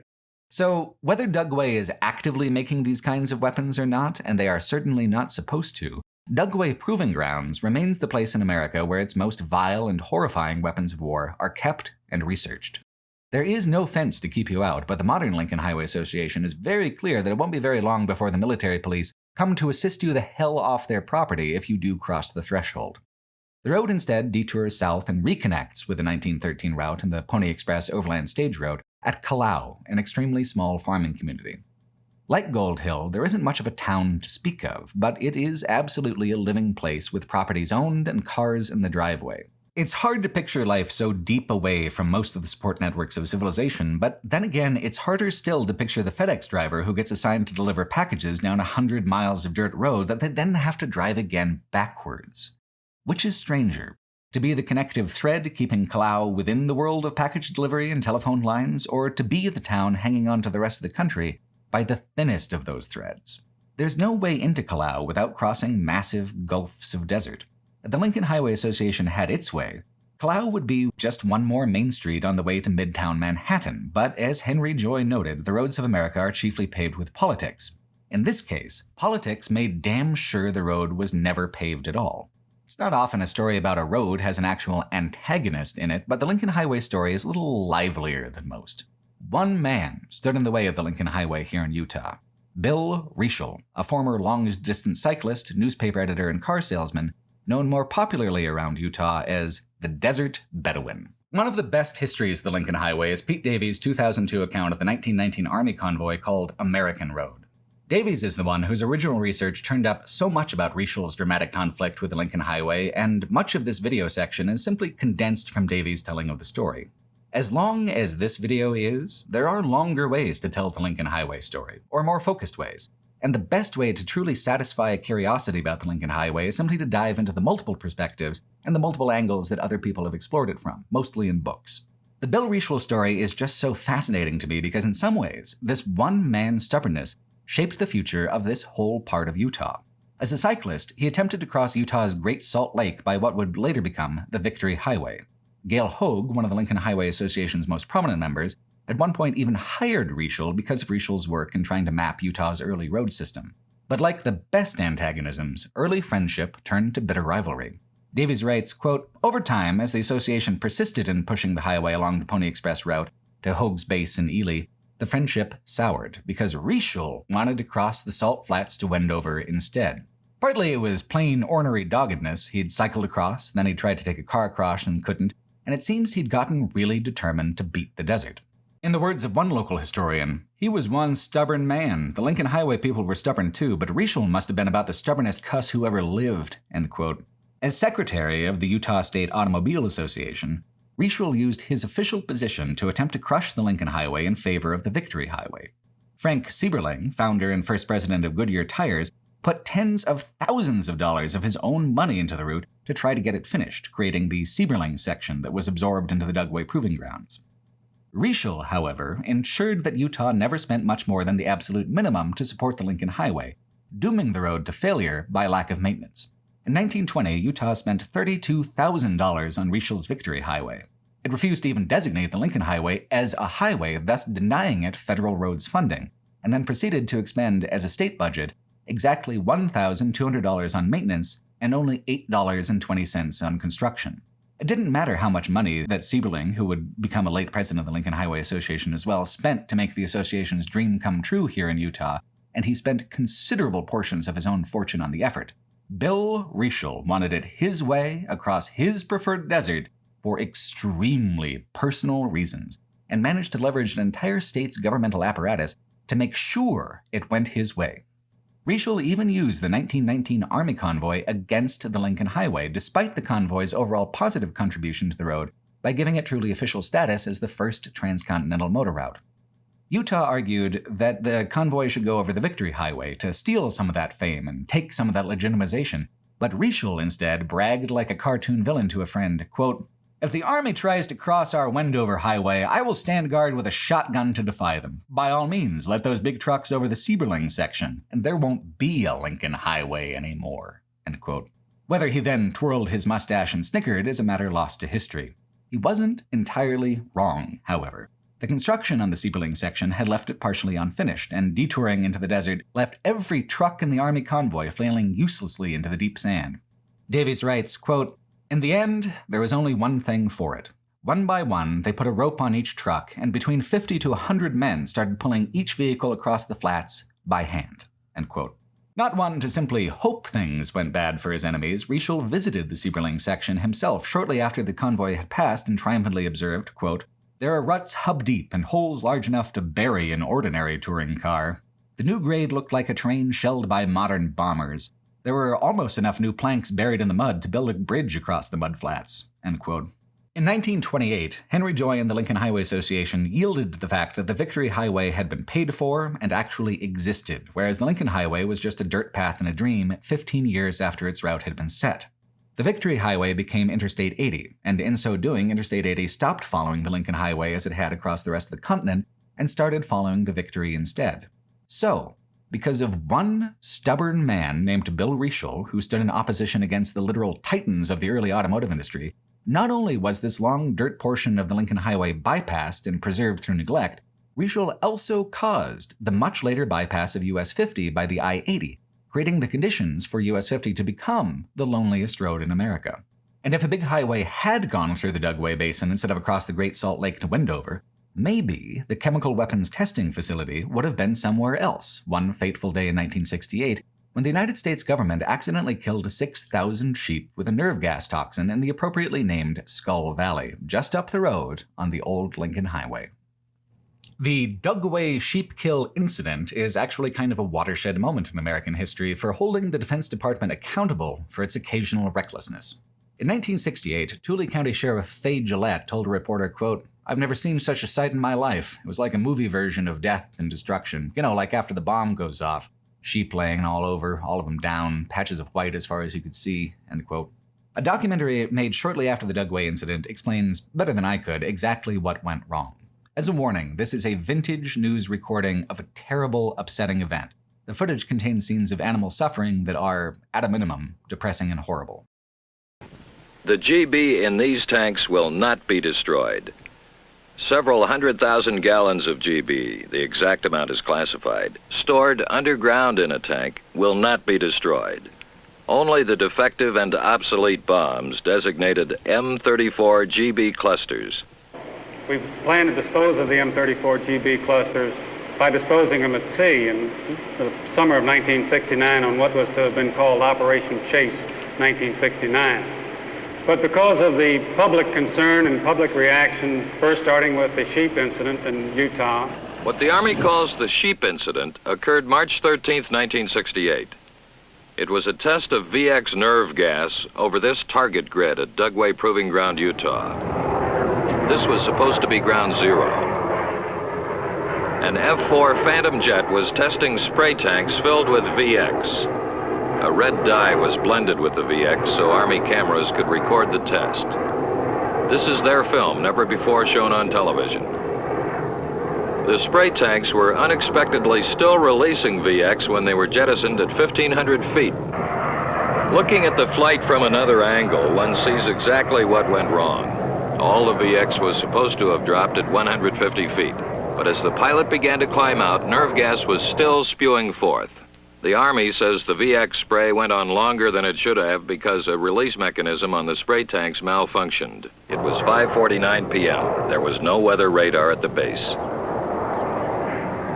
As the plane pulled up and away from the test grid, about 20 pounds of nerve gas got away, just 20 pounds that ultimately killed thousands of sheep. Wind gusts up to 35 miles an hour drove the nerve gas toward these mountains northeast of the test grid. Shortly after that, a cold front went through here. The wind shifted. It began to rain and snow. The runaway nerve gas dropped onto pastures where sheep were grazing, most of them here in this valley, Skull Valley, Utah. Less than 24 hours after the test, the sheep started to get sick. One of the sheep herders said, quote, "They acted crazy in the head."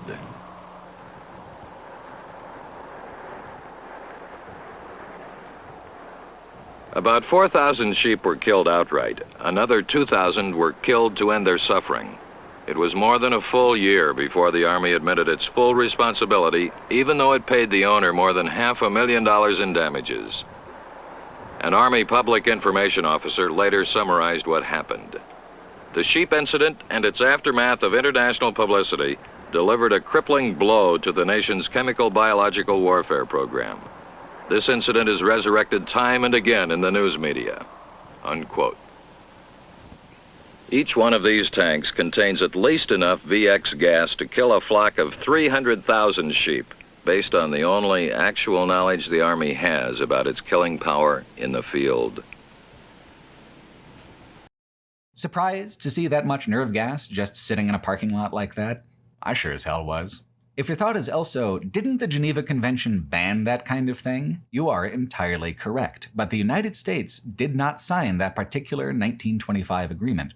Between 1961 and 1969, the Defense Department spent $2 billion of 60s money on creating a chemical weapons stockpile. A Smithsonian Magazine article by Lorraine Boissonneau about the Dugway incident cites what I think is that very documentary that we just watched a clip of as essentially radicalizing New York Senator Richard McCarthy against chemical weapons.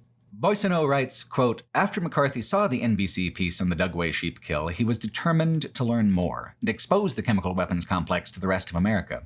Beginning in May 1969, McCarthy instigated congressional hearings that revealed the extent of the U.S. chemical weapons program and uncovered a disposal program with a distasteful acronym, CHASE. It stood for the method by which toxic waste, moved onto ships and sent to sea, was disposed of. Cut holes and sink 'em. CHASE. A little more than a year after the Dugway incident, in July of 1969, a small leak developed in a nerve gas weapon on the U.S. military base on Okinawa. 24 people were injured, though none fatally. The press and the public quickly drew a line between Okinawa and the Utah sheep. More incidents came to light. The Pentagon admitted that, besides Dugway Proving Ground in Utah, Edgewood Arsenal, Maryland, and Fort McClellan, Alabama, have also been the sites of open-air testing of tabun, sarin, soman, VX, and mustard gas, reported Science." End quote. The closest I got to the Dugway Proving Grounds is also the closest thing I've ever seen to a toxic swamp. This isn't on account of the Proving Grounds at all. It's an underground swell of magma that has created a boiling oasis where the hot springs pools are at a dangerous 140 degrees and the surface of the ground is an uncertain salt crust where any step could fall through into scalding mud. This is the Wilson Health Springs. Signs warn tourists away from the water and even more strongly away from the northern borderline with the Proving Grounds. An old bus is rusted out, sinking into the hot salt muck. Old pallets allow a person to traverse the little boiling streams. Once, in the Lincoln Highway's heyday, this was actually considered a health springs. I wouldn't now. Not just because 140 degrees is a wounding temperature, but I also simply wouldn't enjoy to bathe in water on the border of a chemical weapons testing range myself. The very same year that Smithsonian Magazine article was published, a counterpiece appeared from a man named Al Moroni in West Point's Modern War Institute.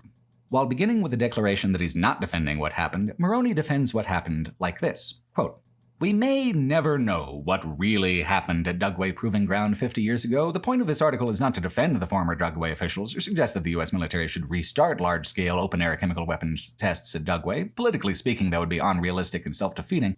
But this event was 50 years ago. Our ability to conduct discrete chemical weapons tests and monitor them with increasingly sensitive devices has improved dramatically in that time frame. The nature of the threat has changed, from the Soviet Union's preparations to use artillery and rockets to disseminate large amounts of chemical agents to terrorists, using small-scale single attacks with crude chemical hazards instead. We need to understand how these chemicals work in the real world so as to better develop countermeasures for U.S. military forces as well as for emergency responders in our cities and states. The case could be made that a national security emergency does in fact exist. In 1990, President George H.W. Bush signed an executive order identifying the proliferation of chemical and biological weapons as an unusual and extraordinary threat and declared a national emergency. This state of national emergency was modified and extended by Presidents Bill Clinton, George W. Bush, and Barack Obama. There is a defined threat to national security here that requires better understanding of the threat if we are to develop better defensive countermeasures to protect U.S. service members and citizens." End quote. Except that we do know exactly what happened at Dugway. The military was caught red-handed doing incredibly dangerous weapons tests less than 100 miles from Salt Lake City. And people didn't much care for that.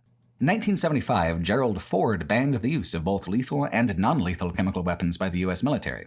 In a comment attached to the bottom of this West Point article, a user listed as KM writes, quote, "I lived in Trout Creek and Kalau.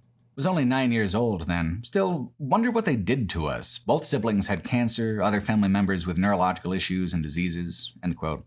This is unverified and anecdotal, but in general, I find that a lot more persuasive than a paragraph of grousing about how chemical weapons testing is probably okay based on a very legalistic interpretation of a Bush-era state of emergency.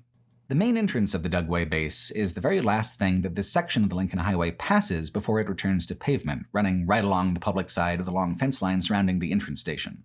As Nate and I passed the fence line, we saw a lone crow perched on the wire of the military base, which is the exact down-to-the-letter image that opened the 1994 TV miniseries version of Stephen King's The Stand, with Blue Oyster Cult's Don't Fear the Reaper ironically soundtracked underneath. Stephen King may even have had Dugway in mind when writing The Stand. After all, his novel Desperation and its extremely dodgy 2006 TV adaptation are about the Lincoln Highway in Nevada, in the mining town of Ruth, right outside Ely. King himself did the Lincoln Highway back in the day. As the road joins the pavement again, connecting with the networks of modern America, fact intersects with fiction, the secret and classified intersect with the historical and public, And all because one man named Bill Rieschel refused with his whole being and the authority of Utah itself to allow this particular road to flourish. His obstinance made this part of Utah the ideal place to store nerve gas and other modern poisons. The Goshute tribe of Skull Valley is in negotiations right now to have a nuclear waste storage facility open on their own lands, against the wishes of the Goshute tribe out in Ibapaw. Out here, in the dust of the long-lost Sieberling section, the future and past collide with consequences that could last thousands of years.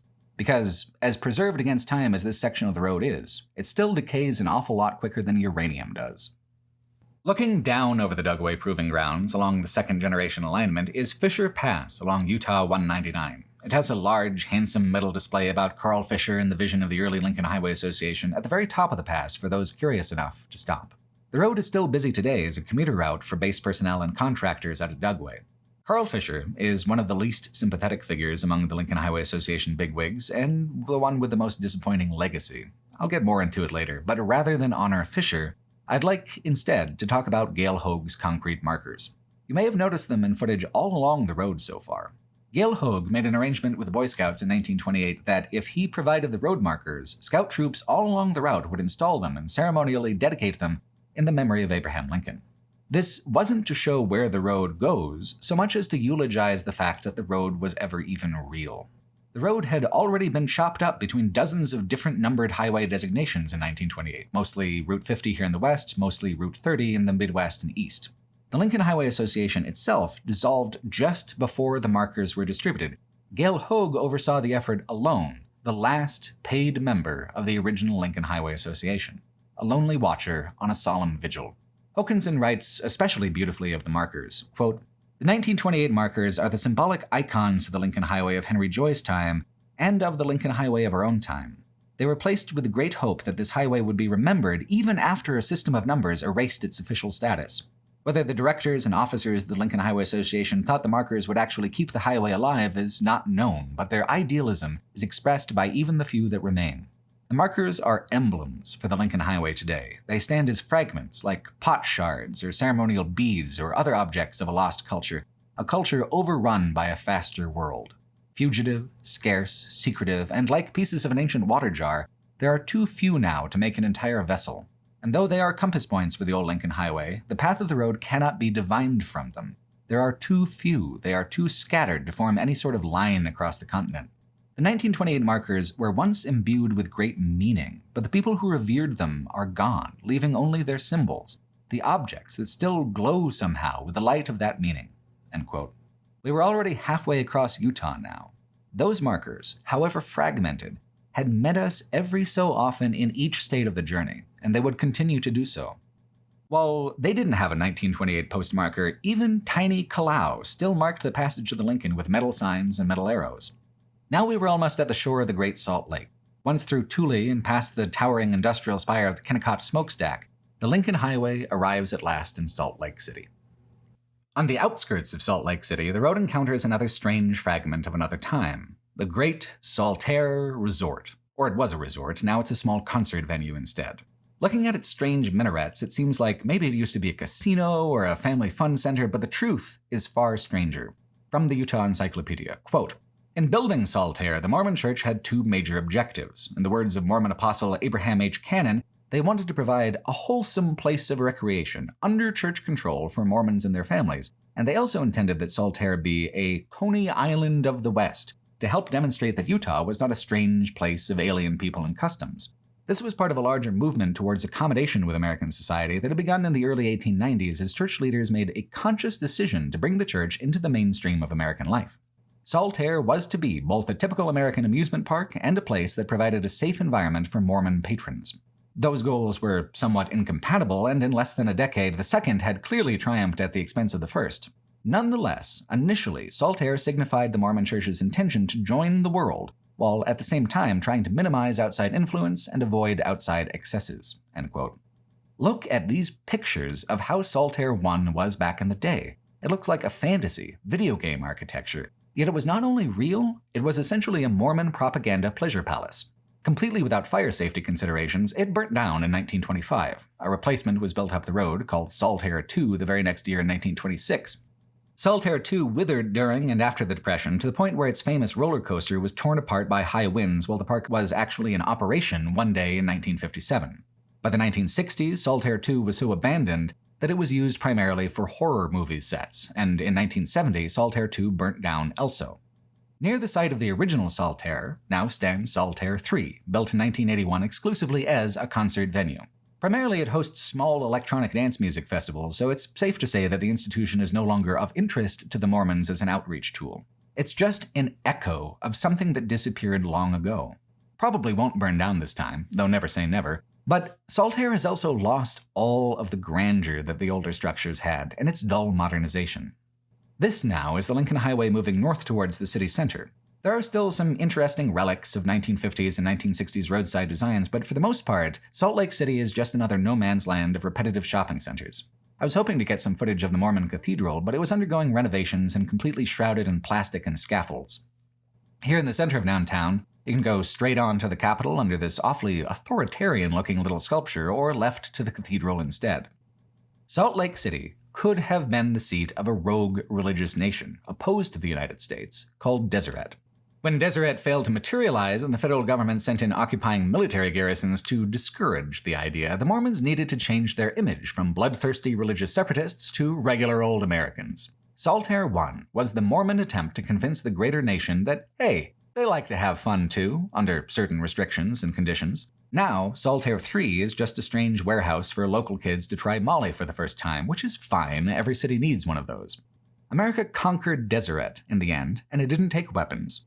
What prevented Utah from becoming a separatist religious nation was keeping it tied to the wider United States with shackles of connection. Federal troops and interstate wagon trains at first, then the railroads, then the Lincoln Highway, then finally Interstate 80. Salt Lake City is part of the greater American landscape whether it likes it or not, held in thrall by ribbons of asphalt.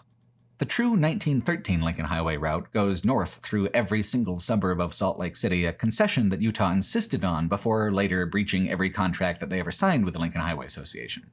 I chose, instead, to take a 1928 detour up through Echo Canyon, avoiding hours of strip malls. It's one of the last true mountain climbs of the western landscape along the Lincoln Highway going eastward. As it moves into Wyoming, the Lincoln Highway avoids all of Wyoming's majestic peaks to follow instead the simplest, easiest grade across the Continental Divide. For me, the pass leading out of Salt Lake City felt like a major threshold. What lies ahead is still very much the American West, but an overlooked and undervalued region of it. We had driven across the Lincoln Highway's most difficult, isolated portion already, yet our journey into the heart of American obscurity had only just begun, climbing out of the Hollywood West and curving down again into the broader West that is barely discussed in pop culture at all.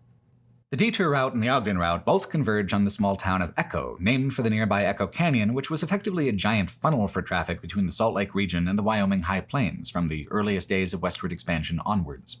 Echo was once an important stop for the railroad, allowing trains time for rest and repairs after the long and difficult push up the mountains from Salt Lake City.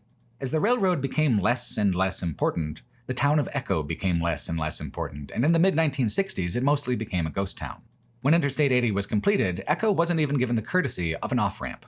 Today the town is a rare time capsule of the Route 66 automotive era, a classically mid-century American roadside town. There is always just enough of trickle of business to keep the town of Echo sporadically opening and closing rather than withering away to nothing entirely. The Lincoln Highway, going eastward into Echo Canyon, is never out of sight of Interstate 80, but it offers an incredibly different perspective nonetheless. It weaves close to the canyon walls, slower, tighter to the rock than the freeway could be, and it is nearly empty. It's not exactly that you feel alone in nature, it's simply that every other car on the road is on the next road over. You're on the forgotten asphalt now, the old road, and there is a strange thrill in refusing to engage with the freeway at all, while still following the same rough path. Like ordering from a hidden menu or trying to use a jailbroken phone. It's a contrarian experience that was always available, except you didn't know that you could just ask for it and receive it. The railroad lies between the interstate and the old road. Past the canyon, towards Wasatch, is a piece of history even the railroad left behind. In 1916, 3 years after the Lincoln Highway was established, this high-ceilinged railroad tunnel was built parallel to the highway. Today, trains just roll along right next to the tunnel in a little valley. Was it harder to build the valley than to blow out a tunnel through an entire hillside? Hard to say. Either way, it's a visceral reminder that even the grandest infrastructure eventually becomes unusable and forgotten. By the time we get to Pennsylvania, we'll even get to see what an abandoned freeway looks like. There's something about this tunnel that evokes the same lost era of the Lincoln Highway, but unlike the road, it's collapsed toward the back and goes nowhere at all. The most interesting detail we found in the tunnel was an old cash register that had been smashed apart and sunk into the mud where the tracks used to be. Someone had, it seems, robbed a store and then come here to this lonely abandoned railway tunnel to open their prize. How many people in nearby Evanston still even know about the tunnel? Enough to keep it well covered in graffiti, clearly, but not enough for it to be an obvious place for the cops to check after a crime. The road after the tunnel parallels the freeway again, but on rougher dirt paths. To kick up huge plumes of dust going opposite the flow of traffic on the freeway was an even bigger thrill than Echo Canyon. The difference between driving and motoring couldn't be more clear. The freeway was built to bypass the inconveniences of the old road, yet the old road still exists to, in turn, bypass the modern freeway experience for those willing to sacrifice speed. The trade-off is also feedback. The freeway gives you a big friendly welcome to Wyoming sign, whereas the old Lincoln Highway, you still need to figure out the 1913 way. By the time you get to Evanston, you know you've arrived in Wyoming. There are large portions of Wyoming where the Lincoln Highway was either paved over by Interstate 80 or simply parallels it, but the eastbound route starts off by cutting across arid hill country to the south of the new road, meeting back up with the modern freeway after a few dozen miles of rocky dirt. It doesn't have the same feeling of isolation as the Ibapaw section, but the section here, in many ways, was much more famous back in the day. Part of what drove public consciousness of the highway in the 1920s were hundreds of different postcards depicting points of interest and scenic vistas all along the highway in every state the road touches. In Wyoming, postcards of Eagle Rock were relatively common. Today, Eagle Rock is virtually unknown as a landmark. Postcards haven't been in fashion themselves for more than 50 years, though they persist for some reason as a gift shop novelty. What seems to keep the road open is just infrastructure maintenance. The old road follows some underground power lines that were installed later and has outlying farms it still provides access to. Eagle Rock is a bit of a minor oddity as far as rock formations go. It's certainly distinctive, and its odd geometry against the soft rolling hills is undeniably scenic, but it is modest as far as these things go. Part of the joy of sending a postcard is knowing that the recipient will share a small fragment of the experience with you. In the era of the Lincoln Highway, westbound to San Francisco was the most common direction to travel, and Wyoming is the first state after Nebraska to offer a truly western landscape coming from that direction. To city dwellers back east, Eagle Rock and its stark, barren background would be an extremely novel landscape, well worth a few words and a postage stamp to share with those who weren't able to come along on the journey. Going along the tiny county roads at 40 miles an hour, bouncing on rocks, cresting constant little hilltops with gentle slopes and gentler views, there is a feeling that is absolutely wonderfully adventurous. It is an illusion, really, but there is an echo here of the frontier excitement of the Old West that is still present, still tangible, the enthusiasm of a long and open country where nothing is really known and everything is pretty new. That sensation feels just under the surface of each mile of the old road, kicked up into the dust cloud by the passage of rolling wheels. And to most travelers, myself included, it is new, to me anyway. Where the problem with the freeway is that it bypasses everything, both positive and negative, the old road is so long bypassed now that its contents have become secretive and strange. This is a kind of Wyoming that I've never seen. Wyoming is famous for a lot of natural beauty. I've been once before and I was incredibly struck by it, but the I-80 corridor is often considered an exception. Following the path of the Union Pacific Railroad, which went wherever the grades were the least steep and the weather the least horrible, the route can seem kind of meanderingly flat for long stretches, which is exacerbated by the feeling of being in an endless progression of semi-trucks when you're on the freeway. Here, there is nothing but the sound of the wind rustling the high grasses of the high plains, the crunch of gravel under tires, the metallic squeak of the old car suspension objecting to the washboarded surface of the road. This area doesn't have any of the scenic drama of Grand Teton National Park or Yellowstone or any of Wyoming's impressively rugged mountain ranges. This is the worn, windswept lowlands of those famous places.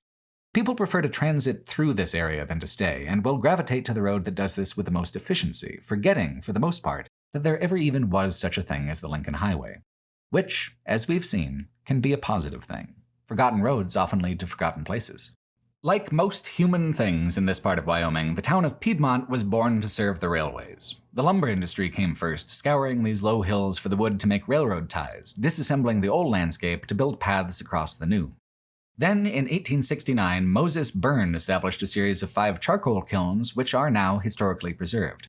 Despite being inactive for 100 years, they still smell incredibly strongly of smoke. The fires raged inside the kilns at such high temperatures for so long that metal doors were screwed in place for days at a time while the process finished. It's not just the act of burning the wood to create charcoal, it has to smolder, it has to carbonize without being destroyed, which is a delicate balance.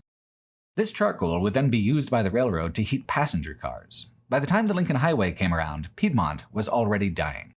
In 1910, the railway through these hills was bypassed with a tunnel, so not only was the railroad no longer coming to pick up the lumber wasn't even really needed the way it used to be now that the railroad was largely finished. The kilns cooled off, people moved away, and despite the proximity of the Lincoln Highway, Piedmont was never one of its main streets. Today, it stands in a state of incredibly scenic decay. People have different ideas about what makes a good ghost town depending on their interest in history. Is preservation the most important thing? What about size? Is a bigger ghost town better than a smaller one? There are ways in which Piedmont is an underwhelming ghost town. It's not too big, it's not very remote, it's not very industrial. To my eye, though, Piedmont is one of the best ghost towns I've ever seen in terms of pure abandonment. It has the sense of being cast aside and forsaken in every way that counts. The houses that still exist are full of cow shit, the roofs are half fallen in, the walls are peeled away into layers of different materials, and graffiti of many decades, going back before I was even born, cover every wall. And walking over to a lonely barn perched on a hill, I made my way through the ruined boards and exposed nails to the back, not really expecting anything to be there, but there was the desiccated corpse of a cow lying draped across a pile of debris in the corner. The cow post-dates the ruin of this place by many years. Did it wander in, seeing the familiar shape of a barn, and become trapped? Did it wander in during a snowstorm, only to find the collapsed structure offered no shelter? It's like coming across a dead man's skeleton still seated at a desk. Generally, someone would have either gone home or been cleaned up. The corpse still being here suggests a breakdown of the expected way of things on several levels. And yet, the town of Piedmont has a hidden continuity. On the South Hill, looking down into the town's few remaining structures, is a small cemetery. Moses Byrne is there, along with every other generation of his family from the years since, as late as the 2010s. Their children, spouses from other family lines, distant relatives, tombstones going all the way back to the days when the smoke of the kilns would blacken the granite headstones. Even though the town died, its descendants lived and have returned year after year to bury new dead in the old ground. I don't think I've ever seen anything quite like it. I've been to plenty of historic graveyards, but not one so personal to a single family as this, one where its tradition has continued in a place that the rest of the world has left behind. Generations of bones lying together just underneath the windswept Wyoming soil. So the impression that makes Piedmont such a good ghost town is ultimately incorrect. It's only forsaken by the world around it. One particular family, whose history and Piedmont's are forever intertwined, have kept their vigil and kept their connection, death after death, headstone after headstone, decade after decade. When the last building of Piedmont is finally gone, will new descendants of Moses Byrne still be committed to this lonely scrap of earth? Even in the smallest places, the past sends ripples into the present, disturbing the peace of time's placid surface.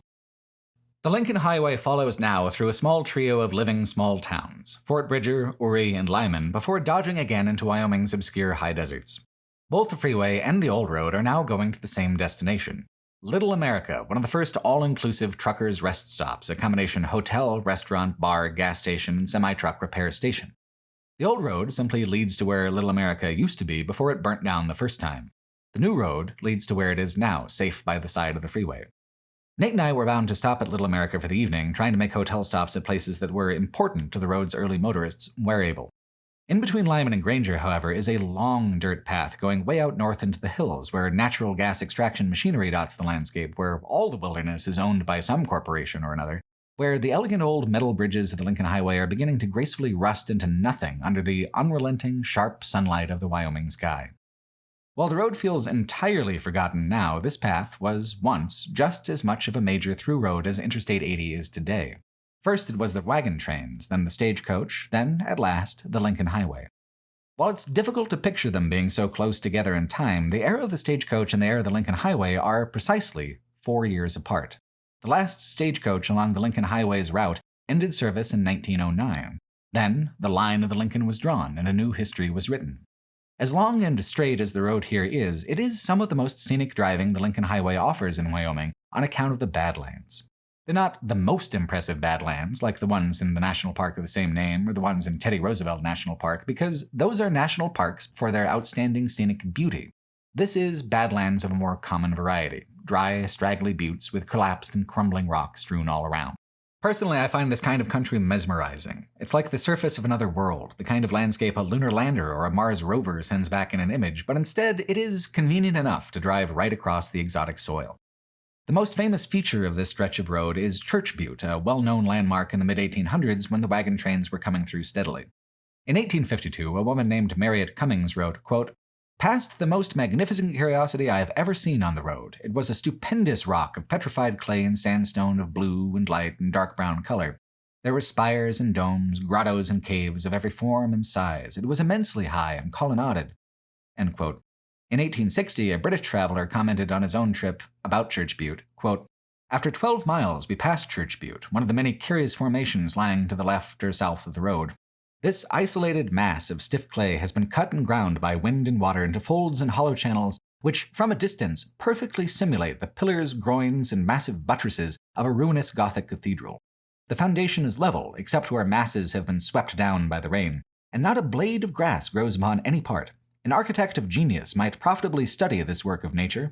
The butte is highly interesting in a geologic point of view. It shows the elevation of the adjoining plains in past ages before partial deluges in the rains of centuries had affected the great work of degradation." End quote. Now the butte sits out here, quietly abiding as it has for millennia, unknown to most besides historians and the extraction workers whose trucks compose the only traffic that the road regularly receives these days. Once the Badlands begin to soften into gentler rocky hills, the refinery itself appears, the white plume from its smokestacks visible long before the structure itself. It seems like a huge thing to be this far out, but that has always been the way of the American West. A massive industrial process descends on some distant geological treasure, and in the wake of that activity, new towns are born and new roads are scraped onto the surface of the earth. And then, eventually, everything disappears. There used to be a gas station out here right next to Church Butte, but you'd be hard-pressed to find any evidence of it at all today. Even the site where the first Little America burnt down is just a field. The new Little America, though, is impossible to miss. Not only is it a little oasis of trees on the high plains, a close examination reveals it to be an oasis in most every other way, too. Gas pumps for days, 2 restaurants, 2 massive convenience stores, a huge hotel complex. The hotel rooms themselves are done in a deliberately East Coast kind of style, like a displaced piece of late 19th century Virginia plopped down in the middle of windy nowhere. It's designed as trucker heaven. To my senses, the experience looked and smelled like staying in a retirement home, but I suspect that is precisely the point. This is what comfort looks like to an aging generation, these odd white pillars and red brick walls, the sense of stuffiness and order, the pink tile in the bathroom. This is a place designed to make people from the East feel at home and welcome in the deep recesses of the West. It's the very ironic flip side of American tourism. Many people who go out and see America wish that they had just the same things they had back home, the same foods, the same flavors, the same kind of beds and lamps, the same architecture. They long to leave without feeling away, which is a strange contradiction that the recreational vehicle market exists exclusively to try and resolve. Little America is a truck stop, yes, but it's also a colony of sorts, an outpost of what civilization looks like to an elderly upper-middle-class couple from New Jersey. Little America is a peek into the worldview of the most benign kind of conservative fantasy. Order without criminality or culture. Beauty within a narrow and very standardized definition of beauty. Refuge, the creation of an artificial world to shield a person from the complications of the dirty, empty world around them. It is everything that I find off-putting about suburbia condensed down to the glittering intensity of a diamond. I could not wait to get back to the desert. The next morning, I was standing in the middle of a cow pasture on the side of one of the dirtiest, muddiest little rivers that I had ever seen, walking towards the ruined bridge pillar of an old Lincoln Highway crossing. The bridge was decommissioned and the road surface was removed, but the big stone supports apparently weren't worth the effort of taking away. Little trees now grow on top of the ones on land, where the road would have angled back downwards towards the dirt. Concrete bones, bleaching in the sun. To get here, you have to walk down a fragment of the old road, now only suitable as a footpath, eventually to become less than even that before the stones of the bridge are washed away. Growing up as a kid, like most kids, I was fascinated by European storybook kingdoms, a land of forests and castles, where there could be old towers and dungeons just hidden out in the woods. As a teenager and adult, fantasy media took that aesthetic and intensified it for me, adding drama and visual complexity. Fantasy ruin is still a major part of my imaginative inner landscape. It was never much part of my conception of the actual American landscape, for America to be a place dotted with old stone towers and crumbling bridges, leading from abandoned hamlet to abandoned hamlet, even though that's how it truly is sometimes. I think I'm just too close to the beginning of the country's existence in time to really see it. 150 years ago, this land was the same way it had always been. None of this was here. Only now has enough time passed for civilization to both advance into the void and to recede from a place like this. In another few hundred years, when the path of the Lincoln Highway is more historical anecdote than drivable fact, there will still be fragments of it, hidden under cobblestones, the same way old Roman roads are hidden. In these crumbling, dispossessed pieces of the highway are glimpses of the future to come for the road, where it is even less continuous and the remaining pieces require walking a mile down a gravel footpath that people once called the Lincoln Highway. The road parallels the freeway for a while again afterwards, crisscrossing it in anticipation of being buried underneath it for nearly 100 miles on the way to Rawlins. Before that, though, despite hewing so close to the interstate, the old road still weaves together some fantastic views and fantastic ruins. As the road descends into Jamestown, it passes by this abandoned gas station. The architecture of the station marks it as being a stray artifact from the Lincoln Highway heyday. It's older even than the 1950s roadside aesthetic by at least a couple decades. The different rooms of the station were still identifiable, the repair bays, the shop portion where the pumps were, the restrooms, but the place is too far gone to be anything again but the ruin that it is. The graffiti here runs from twee Instagrammable affirmations to run-of-the-mill profanity and names to a couple pieces of solid advice, one of which read, "Eat shit, fuck hard," which is just about the best aphorism that I've ever heard. Graffiti's fun like that. A lot of it is nonsense, some of it is art, a lot more of it is just doodles of dicks and boobs, and mixed in among all the horny, angry chaos are some real zingers and some deep truths. Going down to Green River, the Wyoming landscape takes on the same kind of mythic western proportions more associated with Arizona and the Four Corners area. High, flat-top buttes and dramatic canyon lands. The road winds up the largest hill in town here towards a graveyard that looks so close to the one from Night of the Living Dead that I couldn't even believe it. And then, nothing. The road exists, technically, but you'd need a high-clearance vehicle to manage the depth of the ruts. Like the bridge, the original 1913 route here has begun to disappear entirely, the great work of degradation, as the traveler past Church Butte had put it. Some fragments, however, occupy a place of honor. Further down the road in Rock Springs is a large and friendly sign advertising Rock Springs Coal. It's been there since the early days of the Lincoln Highway. It was almost scrapped, but was restored by the city as an important piece of civic history and pride. It isn't the biggest sign in the world, but once upon a time it symbolized the way Rock Springs was stepping out of the Wild West into the modern era.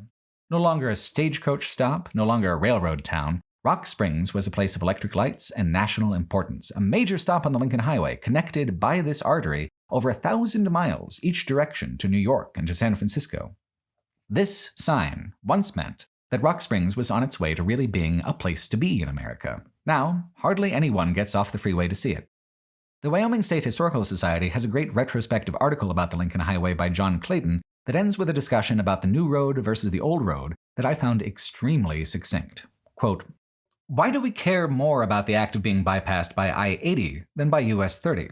It's more recent in the memory of most baby boomers, it's more substantial, cutting off that 100-mile stretch, and the construction of the interstate system, with its divided traffic, limited access, and limits on commercial activity, feels more momentous than a mere road improvement and relocation. Thus, the most important date in today's conception of the history of Wyoming's Lincoln Highway may not be in its dedication on October 31st, 1913, but the opening of I-80 on October 3rd, 1970. When we study history, we tell stories that feel relevant in the present day. That's why history can be so controversial. We're arguing about what we value now. On the surface, the Lincoln Highway is not very controversial, although once you dig in, the story proves ever more complicated. That placid surface reflects a societal agreement. We're particularly interested in the shift away from the Lincoln Highway from 2 lanes to interstates. As with the shifts away from the Pony Express and open-range cattle drives, we could choose now to accomplish our goals with greater speed, efficiency, safety, and comfort. Yet, we're still pondering the change in our shared values implied by that choice." End quote. I've thought an awful lot about changes in American values as I've passed through Wyoming, though never so strongly as when looking at a pair of shoes made out of human skin at the Carbon County Museum in Rawlins, Wyoming. Rawlins was a major town in Wyoming, once, although it seems rather sleepy and sedate these days. For a glimpse of the history of frontier justice, travelers can visit the Wyoming Frontier Prison Museum, supposing it's not October. In October, they shut down all month pretty much, while they build an elaborate haunted house inside of it for Halloween. It's a huge moneymaker for the museum, larger than a month of off-season ticket sales anyway, so all I have to show you is the exterior. and Carbon County Museum doesn't want you taking pictures of the human skin shoes out of respect for the dead. I've struggled with that. I surreptitiously took footage, and my sense is that the story would be better with an illustration, but museum ethics surrounding the display of human remains are such that it should not be done in a sensationalist, exploitative manner, and that's essentially my interest in this peculiar, particular pair of shoes. It's too weird to be true, but it is true, which makes it disrespectful to be callous about it.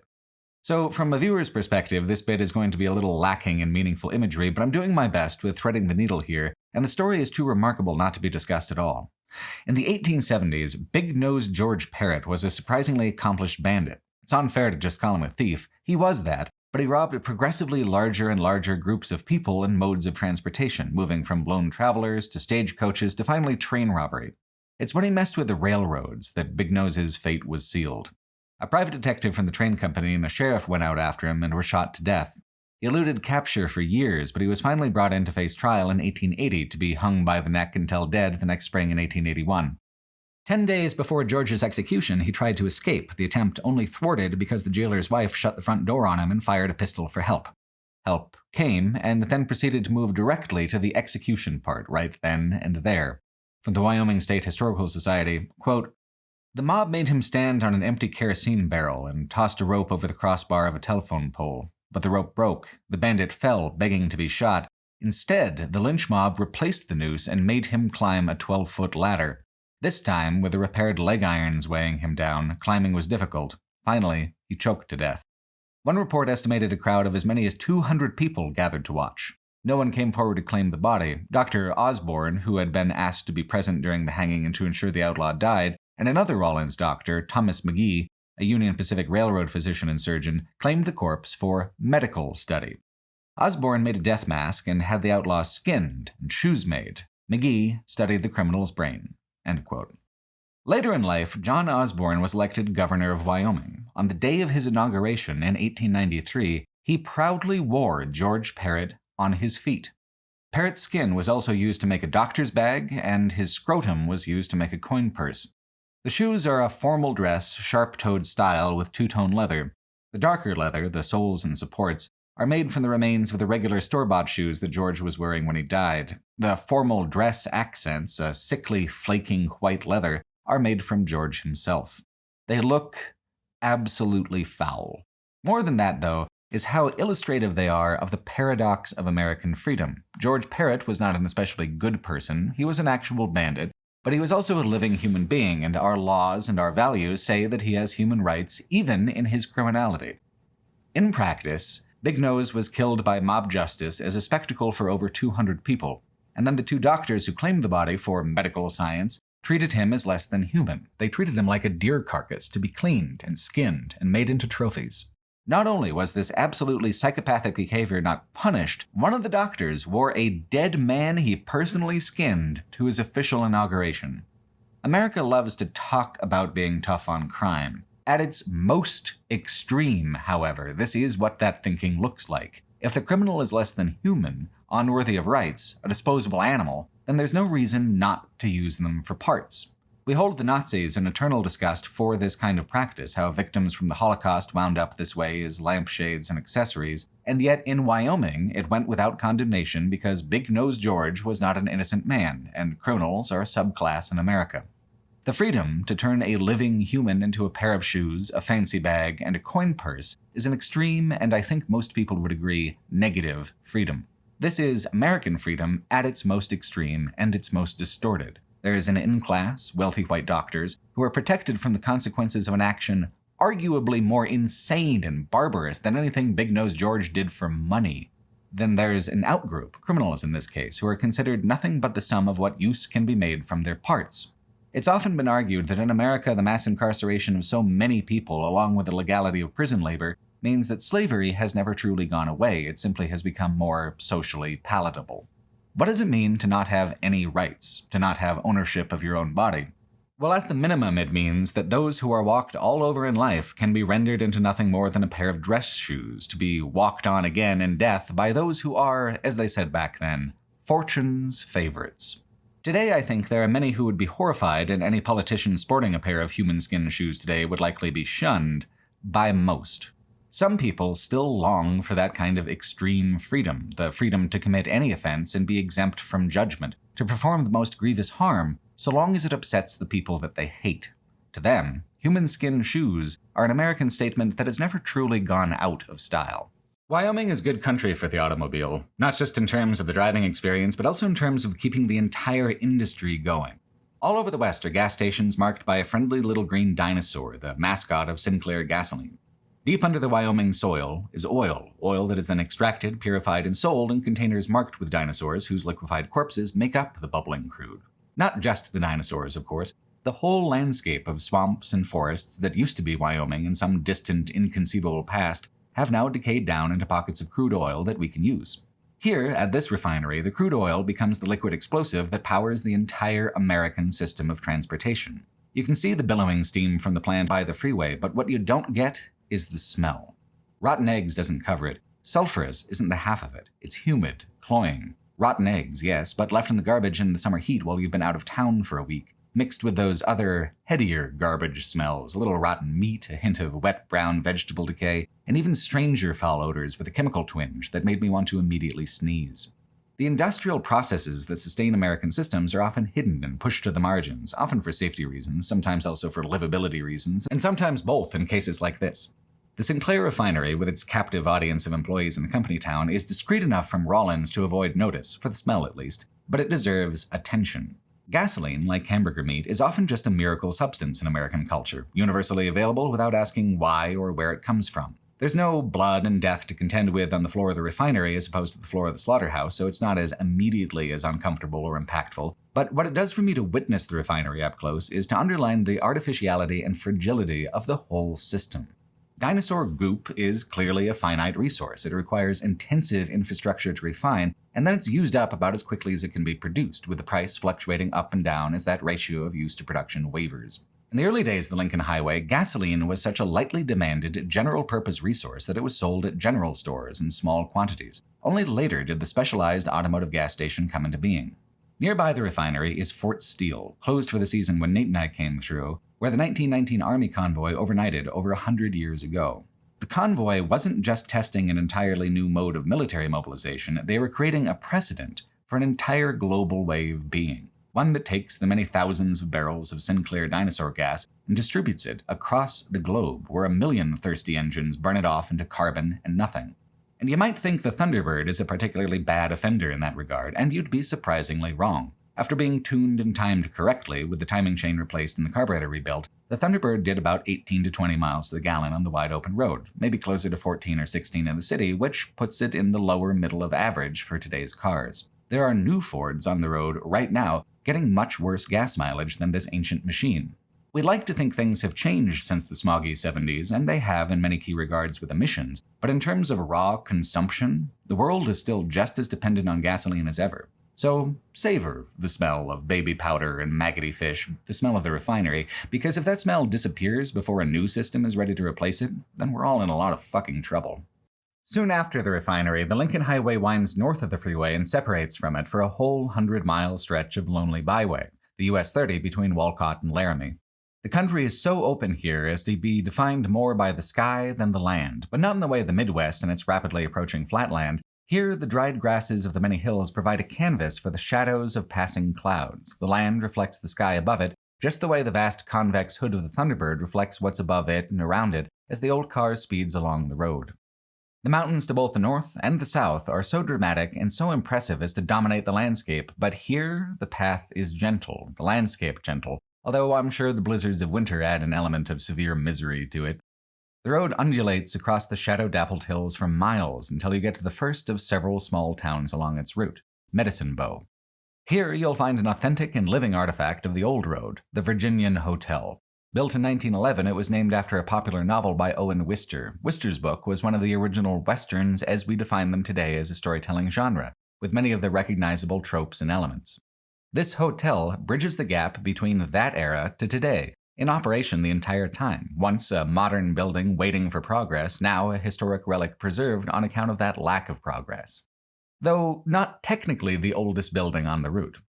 Further on down the road is the postcard-famous Fossil House of US 30. Before the nearby Como Bluff dinosaur graveyard was a protected property, a man took thousands of fossils and mortared them together into this cabin, winkingly called the oldest building in the world. It seems to be in the process of restoration, which is good, because if someone's going to spend so many irreplaceable fossils on a frivolous joke, that joke should probably echo on down for several hundred years at least to justify the cost. Farther on down the road is a whole town that's essentially been reduced to a relic, the town of Bosler. It's got the remains of its small downtown, a few inhabited houses, and a grand old abandoned building with Bosler Consolidated Schools emblazoned on the front. I had read that the neighboring property owns the Bosler Consolidated Schools and gets extremely hostile with trespassers, so this is all the footage that I have. Bosler's prolonged fading away shows what's so interesting about the Virginian's persistence as a hotel. Most businesses can't weather one major crisis, let alone a century's worth, including being an isolated hotel on a rural Wyoming byway during the height of the COVID-19 pandemic. It could just be a husk. Instead, it's one of the few remaining places where you can sleep in the same rooms as the highway's pioneering motorists under the same name of hotel for the same purpose. The continuity is really remarkable, and this branch of US 30 gets more traffic than you might expect, just not in the summer. Sometimes winter crashes and delays make Interstate 80 a frozen parking lot miles long, and locals, sometimes, prefer to simply take the 100 miles detour of US 30 over dealing with the bullshit of traffic on the interstate. In good weather, the road is as quiet as it is scenic, a meandering ribbon of faded gray among the dry hills. On a westbound journey, US 30 is a prelude, an anticipation of the desert to come. On an eastbound journey, US 30 is a long and sentimental goodbye to the western landscape. Once over Sherman Pass, the road descends into the Great Plains and won't rise up to mountains again until Pennsylvania in the distant east. It makes sense then that the top of Sherman Pass is a place of some major symbolic importance to the Lincoln Highway. Modern traffic fights tooth and nail along Interstate 80 for speed and lane position as slow trucks are overtaken by more aggressive trucks, slow cars are pushed into lanes where they have to contend with fast cars, and fast cars weave wildly in and out of traffic under the impression that they are the only sentient person on the road. Myself, I'm a slow truck lane kind of guy. The Thunderbird is old, it might overheat, there's no reason to push it to compete with modern traffic. It was meant to cruise, so just let it cruise. What's another 20 minutes, after all, of time to go out of 100 miles of transit? Out of a total of 3,500 miles of transit, one more stoplight in an endless succession of main streets. It was a relief, though, to pull off the freeway into the rest area of the summit. What I didn't expect was that a simple rest area would be so powerful in connecting Nate and I to the historical significance of the Lincoln Highway.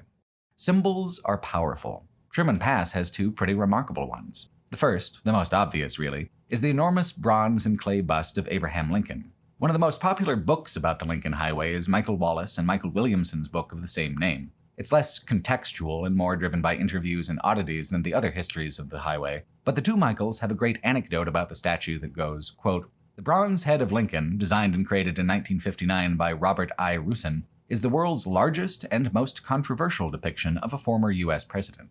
Rusin said that he wanted to show a contemplative Lincoln in the last years of his life, his great heart sorrowing over the rent of his nation. Critics of the work, however, believe the brooding, deep-set eyes and angry scowl give Lincoln the appearance of a madman. Some have dubbed it the crazy Lincoln," end quote.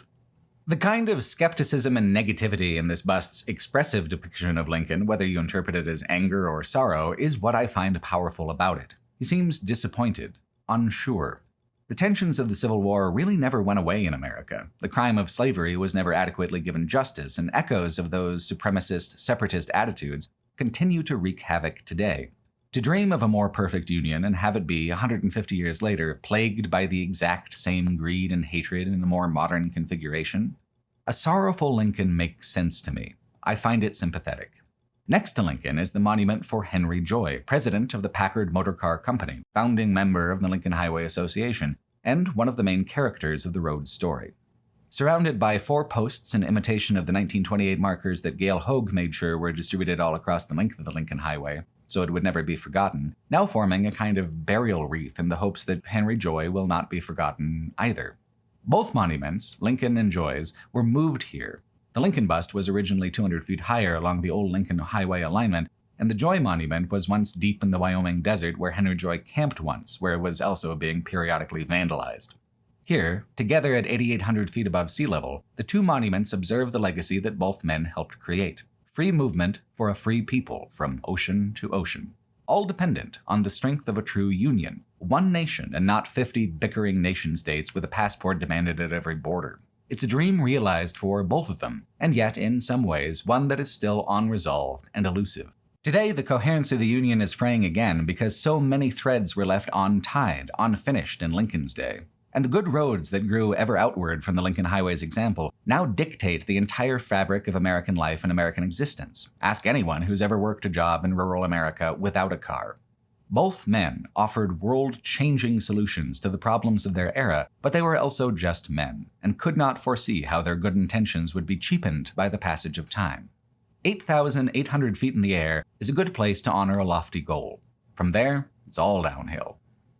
The slope towards the Wyoming capital of Cheyenne is a long, moderate hill called the Gangplank. The old highway takes it easy on the Gangplank as a frontage road, allowing a motorist to take in the last of the mountains before they disappear.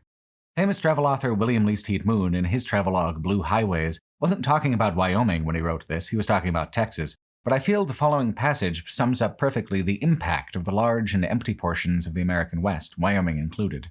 Quote, "The true West differs from the East in one great, pervasive, influential, and awesome way: space. The vast openness changes the roads, towns, houses, farms, crops, machinery, politics, economics, and, naturally, ways of thinking.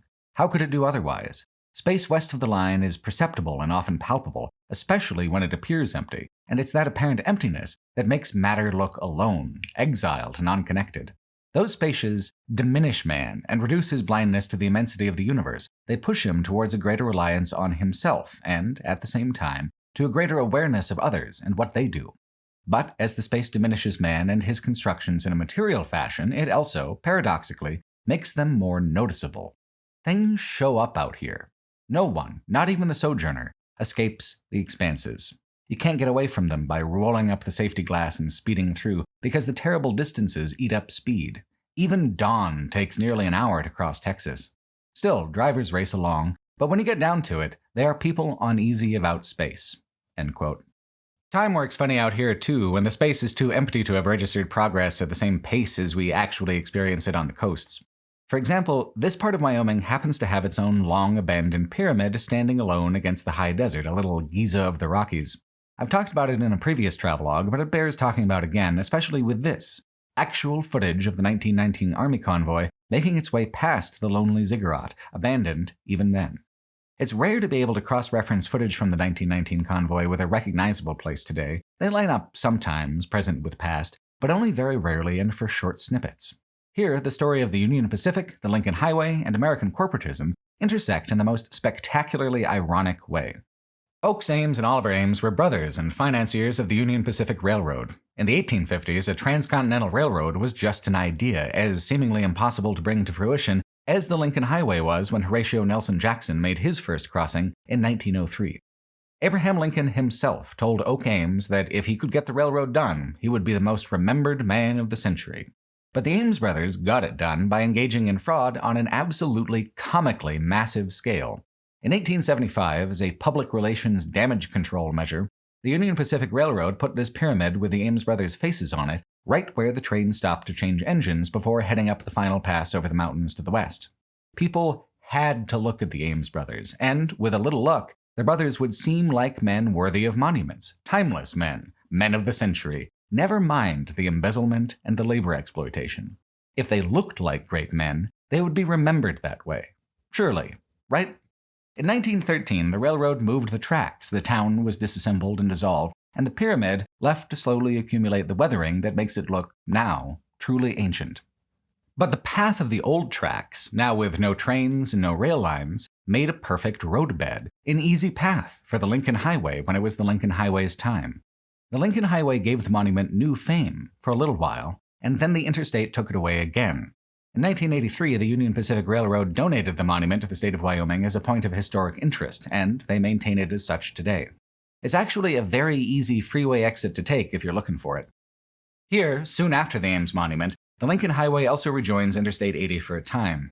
Speeding along, you pass another classic postcard stop, subducted under the many lanes. Well, almost. Now sandwiched between the east and west traffic. Tree in the Rock was a popular stop since the days of the covered wagon. This may look, and sound, and B, unexciting, but as Least Heat Moon said, things show up out here. Someone says to you, "Up that-a-way is a tree grown out of a goddamn rock," and then you come across it yourself, and there's this pleasant sense of not only recognition, but validation that the weird thing you heard and only half believed was fully true all along. Yes, it's just a tree in the rock. It's also a point of commonality between travelers, between eras, between ambitions and personal histories. If you've been on this road, you've seen that tree. It doesn't matter who you are or what you've done or which way you're going. All travelers gain this little commonality of memory. These days it's still there. It just feels hazardous to stop. You'd have to remerge into the fast lane with very little room to do so, and the Thunderbird's a little old for that kind of full-throttle work. In downtown Cheyenne is another point of commonality, the Plains Hotel. Built in 1912, the Plains Hotel was long known as the best hotel in Wyoming. Henry Osterman of the Lincoln Highway Association stayed here in 1919, along with the convoy's officers as the trucks rolled in from Nebraska. Effie Price Gladding stayed here, so did Emily Post. The sense of status and glory stuck for a long time, and the hotel is still in operation, but the prices have come down to be more competitive with Motel 6 and the Super 8 down the road, and so has the clientele. It's no longer the choice for presidents and Packard owners. It's a suggestion from Expedia.com because you use the search term historic. And yet, for a traveler on the Lincoln Highway, it is still exactly as it has always been, in exactly the same way. You come in, sweaty and tired off the high desert, and the cool marble floor and high vaulted ceiling greet you with a friendly electric light. You check in and receive a bed, a shower, and a personal space that's larger than the confines of a car for the first time all day. And then when you step out into the heart of the city, to eat, to drink, to be merry. Chain hotels took a lot of the symbolism and mystique out of a good hotel stay, and the remaining hotels that do have style and symbolism are often priced wildly out of sync with a reasonable travel budget. The Plains is not. It's of average price for a hotel, yet still has all the grandeur and symbolic value it used to have as a triumph over the long miles at the end of the day. The fact that it's a little run down, a little understaffed today, feels itself in keeping with the spirit of the Lincoln Highway. The Plains is famous, just not famous enough anymore to pay the bills comfortably. I hope it hangs on. Cheyenne moves slowly enough that it probably will. There's a lot of buildings downtown that are also over 100 years old. It's very small for a state capital, although large by standards of Wyoming towns. Nevada's Carson City is just about the only capital I've seen that's smaller, maybe Salem in Oregon. Perhaps the Plains Hotel will fall between the cracks of progress like a pottery shard between rocks, the landslide of time creating a protected pocket for it, so long as it remains mostly undisturbed. I think it's fair to say it might. After all, Cheyenne's downtown Main Street is labeled, to this day, the Lincoln Highway. As the road goes out of town, the change in landscape is immediate. The hills flatten out into little more than ocean swells on a far-reaching sea of corn and wheat. The West is over. The Midwest has begun. All in the space of entering one side of downtown in the waning sunset and leaving town the other way the next morning into the incandescent light. 3 more communities stand in between Cheyenne and Nebraska: Hillsdale, Burns, and Pine Bluffs. None of them amount to more than clusters of trees and houses no more than a quarter mile long. The road goes from pavement to dirt to pavement again as it crisscrosses the main right-angled roads that form a grid over the farmland. Roads no longer used for transportation or tourism. They're just a simple part of the local farm infrastructure, just like they used to be. When the Lincoln was established in 1913, they were just farm roads on a grid then, too. A momentary distinction as a highway did nothing to transform them. Only a few signs of heavier use remain. The most notable is the State Line gas station, right exactly at the border with Nebraska. The two Michaels try to bring it to life like this, quote, "Travelers remember earlier trips when all 18 gas pumps at State Line were busy day and night. Truckers with wallets chained to their belts smoked a butt or two, stretched their legs, and kibitzed about road conditions and any state trooper who might be lurking ahead. Motorists chatted with the attendants pumping gas, checking oil and tire pressure, and scraping squashed bugs off the windshield." Gone now, although it didn't look fully unoccupied either, so we didn't really risk a stop, despite it being quite a beautiful little roadside ruin. Once across the parking lot, at the other side of the truck stop, we're in Nebraska. As far as televised America is concerned, we had fallen off the map entirely now. Nebraska is defined by long distances much more than even Nevada is, because Nebraska offers so little variation and relief from the seemingly infinite act of traversal across its repeating fields and grain silos. Basin and range landscape has, for flavor, the range. The Great Plains are something different. All basin, all the time, state after state after state. though few so truly flat as Nebraska, flat enough to be mesmerizing, flat enough to feel completely lost were it not for the grid pattern that the roads impose upon the landscape. From one end to the other, Nebraska actually gains, or loses, 4,000 feet along its length. Here at the Wyoming border, the elevation is around 5,000 feet. At the border with Iowa at Omaha and Council Bluffs, it's around 1,000 feet instead. The incline is so slow, so truly incremental, as to be absolutely imperceptible even at freeway speeds. Not that you'll really be going freeway speeds much anymore anyway. Now that we're in the Midwest and not the true West, the settlements are found at regular intervals along the great agricultural grids, and there is no reason for the freeways to go directly over the road's old path like it does in Wyoming. It was simple enough just to bypass it completely. So instead of crisscrossing the interstate, in Nebraska and Iowa, the Lincoln Highway simply weaves in and out of different incarnations of itself.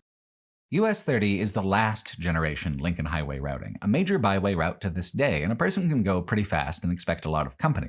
It's the pre-freeway express route experience, a crowded two-lane byway that's just trying to get where it's going. The 1913 and second generation routing crisscrosses US 30 the way we've been dipping onto and off of the I-80, going from being totally alone on forgotten dirt roads to zipping along at 65 instead. There are portions of Nebraska that are gorgeous and scenic, with a western geology that gives the land real character, but that's mostly up around sand hills, tucked into little pockets here and there. The Lincoln Highway follows the Union Pacific. The Union Pacific follows the Platte River, and the land around the Platte River is just unrelentingly flat. Instead of mountains being the far-off landmark that crawls slowly across the horizon, here in Nebraska it's grain silos. Tall, concrete grain silos, usually painted white, sit along the railroad tracks in every town the railroad goes through. You can see them coming from miles away. Then you see the little cluster of trees that indicates habitation and water, then the small brick downtown, sometimes with streets still paved in brick as well. Potter, Nebraska is a good example of this. Potter still celebrates the Lincoln to this day. The 1913 route forms a little U-shape right through the whole 2 blocks of downtown, then leaves town via an obscure little side street. The Lincoln Highway banners that once would have lined telephone and telegraph poles along the entire national route are still painted on the poles in town. The Lincoln Highway colors make up the sidewalk crossings. Potter held more civic pride in the Lincoln Highway than just about any single town we had been to at this point in the trip. Why? I think it's because the Lincoln Highway is what connected Potter to the outside world, to the greater whole of America, and the passage of the road through the town once made it distinguished. Not just any main street, but one of the few elite Lincoln Highway main streets. Bypassed by the freeway, with even US 30 avoiding the downtown streets, Potter has not been given a great deal of recognition in the years since. Certainly not so much deference as to invite every single traveler into its shops and restaurants by going straight through downtown in a U-shape. So Potter holds on to that old initial distinction. They hold on to the lost grandeur of it. They polish it, keep it gleaming, and place it where everyone can see it. Traveling the US 30 is an easy enough way to get through Nebraska, but without anything to look forward to over the next horizon except more horizon, the distinction between the byway and the freeway is reduced. Both become speedy routes to get where you're going. To get a sense of place in Nebraska requires, counterintuitively, going slow, savoring the details, building anticipation for the next grain silo and its collection of small houses and smaller businesses across the cornfield oceans. It requires, above all, conscious choice not to listen to the brain's impulse to just get through it. As Least Heat Moon said, the impulse to speed across an expanse like this is rooted in an uneasiness and discomfort with the proportions of the space. The 1913 route through Nebraska, where it deviates from US 30, will typically deviate onto completely unpaved roads, limiting a person to 45 miles an hour or so across sandy little paths that are generally in excellent shape for dirt roads. I honestly didn't expect so much of the national 1913 route to be unpaved. The closer the road gets to the East Coast, the more infrequent the intervals of dirt becoming rare around Ohio or so, and then extinct after Philadelphia. But much of Nebraska and much of Iowa is accomplished on well-maintained, pleasantly graded dirt. It's just as difficult on these roads as it was in the Dugway Basin to conceive of this as a path that leads to Times Square. Out here, the highway is much more likely to frontage the railroad tracks as a one-lane gravel road than it is to frontage the freeway as an auxiliary byway. The roads are so nice in Nebraska, comparative to the deeper West, that it's hard to describe them as forgotten. Overlooked is a better word. This is a side of Nebraska that's always available for anyone to see, The distant silos against a blue sky, the smell of cut grass and withering corn, the sensations of a countryside without barriers or landmarks. It's just that it hasn't been necessary to slow down and see these things since the Lincoln Highway dissolved in 1928, bypassing the very country it was meant to celebrate. Where the road goes and doesn't go, the generational shifts in alignment between 1913 and 1928, a difference between gravel roads and byways, I imagine to some people this is a difficult thing to keep track of and harder to care about. What does it matter? Well, it matters to me at least, because in watching the progression from gravel road to byway to freeway, I begin to see how the modern world around me was woven by threads laid down in the past. And in actually driving the road, I can pull the weave back apart into the individual threads and see how they remain woven together. All the different eras of road as part of the same fabric of travel. Road by road, mile by mile, one roadside oddity or historical marker or museum at a time, the composite image begins to take shape.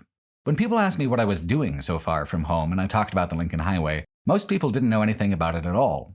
Some people, like the mechanic in Ely, thought worse of me for it, that having the kind of time and money to commit to something so intangible and frivolous was indicative of a core defect in my character.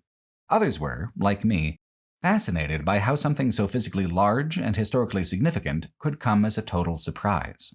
I'm hardly alone in not having ever asked, where did the highways come from? And telling the story of the Lincoln Highway seems to often awake the same kind of questioning in others. Usually, the fastest way to explain the whole deal is just to pull up the online Lincoln Highway Association map on my phone. It looks very official and lends a lot of credibility to my story about why I happen to be driving from one cornfield into another, despite being from Oregon with no connection to the area whatsoever. If people are genuinely curious, they often ask, what's with this loop in the middle with Denver and stuff? The answer is typical of trying to explain the highway's history. It takes a lot of setup and explanation to unearth what's so interesting about it, and even then, it's only truly interesting if you are into the setup and explanation and are now waiting for the historical punchline. The Lincoln Highway does technically go from Big Springs, Nebraska to Denver and then up again to Cheyenne, but the entire board of the Lincoln Highway Association resented the shit out of it and tried with signage and guidebook directions to gaslight people into thinking it had never been that way in the first place. Historian Brian Butko also wrote a major book about the road called Greetings from the Lincoln Highway. It was published quite recently, in 2017. Brian Butko, Drake Hokanson, and the two Michaels all have books that are published in this extra long coffee table size, so it's easy enough to group them on a shelf that way. But they're also the three most complete and comprehensive books about the Lincoln Highway, all approaching the road from different angles. Brian Butko does the most meticulous historical research out of all three books. It really is remarkable in how much minutia about the places along the road he was able to uncover. His book is far longer and far more comprehensive than this video is, for instance. It includes hundreds of things I didn't have time to stop for or the knowledge to recognize. He tells the best story of the Colorado route disagreement. Quote, Colorado had been left off the route for good reason. LHA directors, particularly Henry Joy, wanted the route as straight and level as possible. Wyoming offered a relatively easy grade that reached 8,835 feet, whereas the climb over Colorado's Berthoud Pass reached 11,314 feet. Not only were its hills slippery and dangerous, but early cars could only tilt so far before the gas tank was below the carburetor. With gravity making it impossible for fuel now to reach the engine, cars had to drive up such grades backwards. Nevertheless, the three LHA directors relented, perhaps ashamed at announcing the route in a state that it had been left off of it. They added a dogleg to Denver and asked Governor Ammons to sign an agreement verifying the route and pledging the state would make improvements. As recalled in the 1935 LHA history, no other single act caused so much regret, difficulty, and trouble. Seemingly every town and every one now wanted a diversion for themselves, all the way up to President Woodrow Wilson, who campaigned for D.C. to be included. All this was too much for the LHA, frustrated at having included Colorado in the first place, and now having to fend off every town left off the loop. Late in 1914, Colorado boosters decided to put a billboard at Big Springs, Nebraska to remind motorists of the loop, but with winter coming, they delayed. By then, it was too late. When the first LHA guidebook was published in the spring of 1915, Colorado had been dropped from the Lincoln Highway. The boosters still erected a billboard, but in revenge, it only included the Colorado roads. The 1915 LHA guide included a paragraph on detouring to Denver, but did not mention its former Lincoln Highway status. The next year, the guide was not so subtle, reminding drivers to not be diverted at this point by markers or signs indicating that the Lincoln Highway turns southwest here to Denver. The third edition added, numerous red, white, and blue markers have been placed at this point so as to mislead the tourist. By the final edition in 1924, it was even more emphatic. The Lincoln Highway does not enter Colorado. End quote. So what's the correct answer to what is this little loop to Denver anyway, asked as a casual question and not as an essay question? Brian Butko provided the true correct answer. It wasn't, then it briefly was, then it wasn't again, and people disagreed with that. So it sort of still was unofficially, even though it kind of sort of never was officially in the Lincoln guidebooks, which sourly corrects drivers about the confusion. All of this back and forth playing out in dimly lit turn-of-the-century corporate boardrooms and statehouse offices, rich dark wood furniture occupied by seasoned men in fancy suits with fancier facial hair, obscuring themselves with cigar smoke as they dictate letters that begin, "Dear Sir," and then proceed to deliver the most masterfully passive-aggressive bullshit that you have ever heard in your entire life. I am absolutely fascinated by the surreal pettiness of the political act of road building in 1913. I am drawn in by the strange men that created my present within their present, men driven by a peculiar fascination with the automobile and a classically American hubris in their desire to bring the age of the auto into being come hell or high water. But it only makes sense if, first, the story is given context, the scenes set, the characters established, the themes interwoven with the drama of it all. How to explain it to someone who hadn't even heard of the Lincoln Highway until 90 seconds ago, whose time it would be impolite to occupy for more than another 90 seconds? You just can't. Accurately. So I typically said, yeah, it's kind of like a detour loop, and moved on most times if I wasn't so drunk as to try and go for the long version of the story and watch the life and energy drain from their faces as quickly as those dudes at the end of Raiders of the Lost Ark. Big Springs, Nebraska was once a bloodless battleground over the route of the Lincoln Highway, fought entirely with a proliferation of contradictory signage. Can you imagine a world of Google Maps in digitized order where people disagreed over what road was what? The numbered system, as artlessly practical as it is, prevents that kind of confusion. Yet, narratively, the confusion is the point. That's the story. That's the heart of the weird drama of the Lincoln Highway and the thrill of reaching back into a past where nothing about the automotive age was settled and everything was up for grabs to the person who was willing to blow the most hot air. There's an intoxicating absurdism to it. A problem with history is that it's full of incredible jokes that take too damn long to set up. I usually like to listen to music when I'm driving, and Nate typically does too, but in Nebraska, we switched to podcasts. It's not so bad to go through Nebraska as a driver, but for the passenger, without even the engagement of keeping the car pointed straight, the countryside can begin to feel a little purgatorial. So stories become the best way to pass the time, passing it in increments of 45 to 90 minutes instead of 3 to 5. There is still plenty of engagement to be had with the landscape, but then there's also a second imaginary image projected in parallel, which helps alleviate the long periods of awaiting that defines travel across the Great Plains. The paradox is that the land is actually so much more settled and occupied than a place like Nevada or Utah. Everywhere is farms. There are some natural areas and public lands in Nebraska, but far less by volume than the deeper West. All the emptiness is not at all empty. It's people's farms, it's people's homes, it's the corn that becomes food and ethanol fuel. It's the grid of small roads that allows the upkeep and maintenance of all those square plots. The way Nebraska looks like a quilt of little squares from above when a person views it as a flyover state is the way it is on the ground, but each square takes long minutes to cross, and one is often kind of hard to differentiate from another.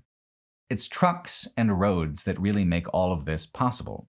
In earlier eras, towns clustered around the railroad. Life grew around these lifelines to the broader country, where all that harvest can actually be shipped to market and turn a profit.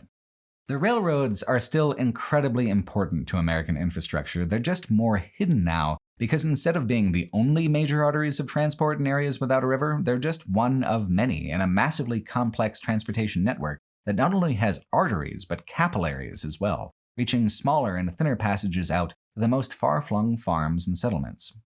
North Platte is a Nebraska town that has always been important to the railroad, and as such, it's much larger than many of the other Nebraska towns in the area.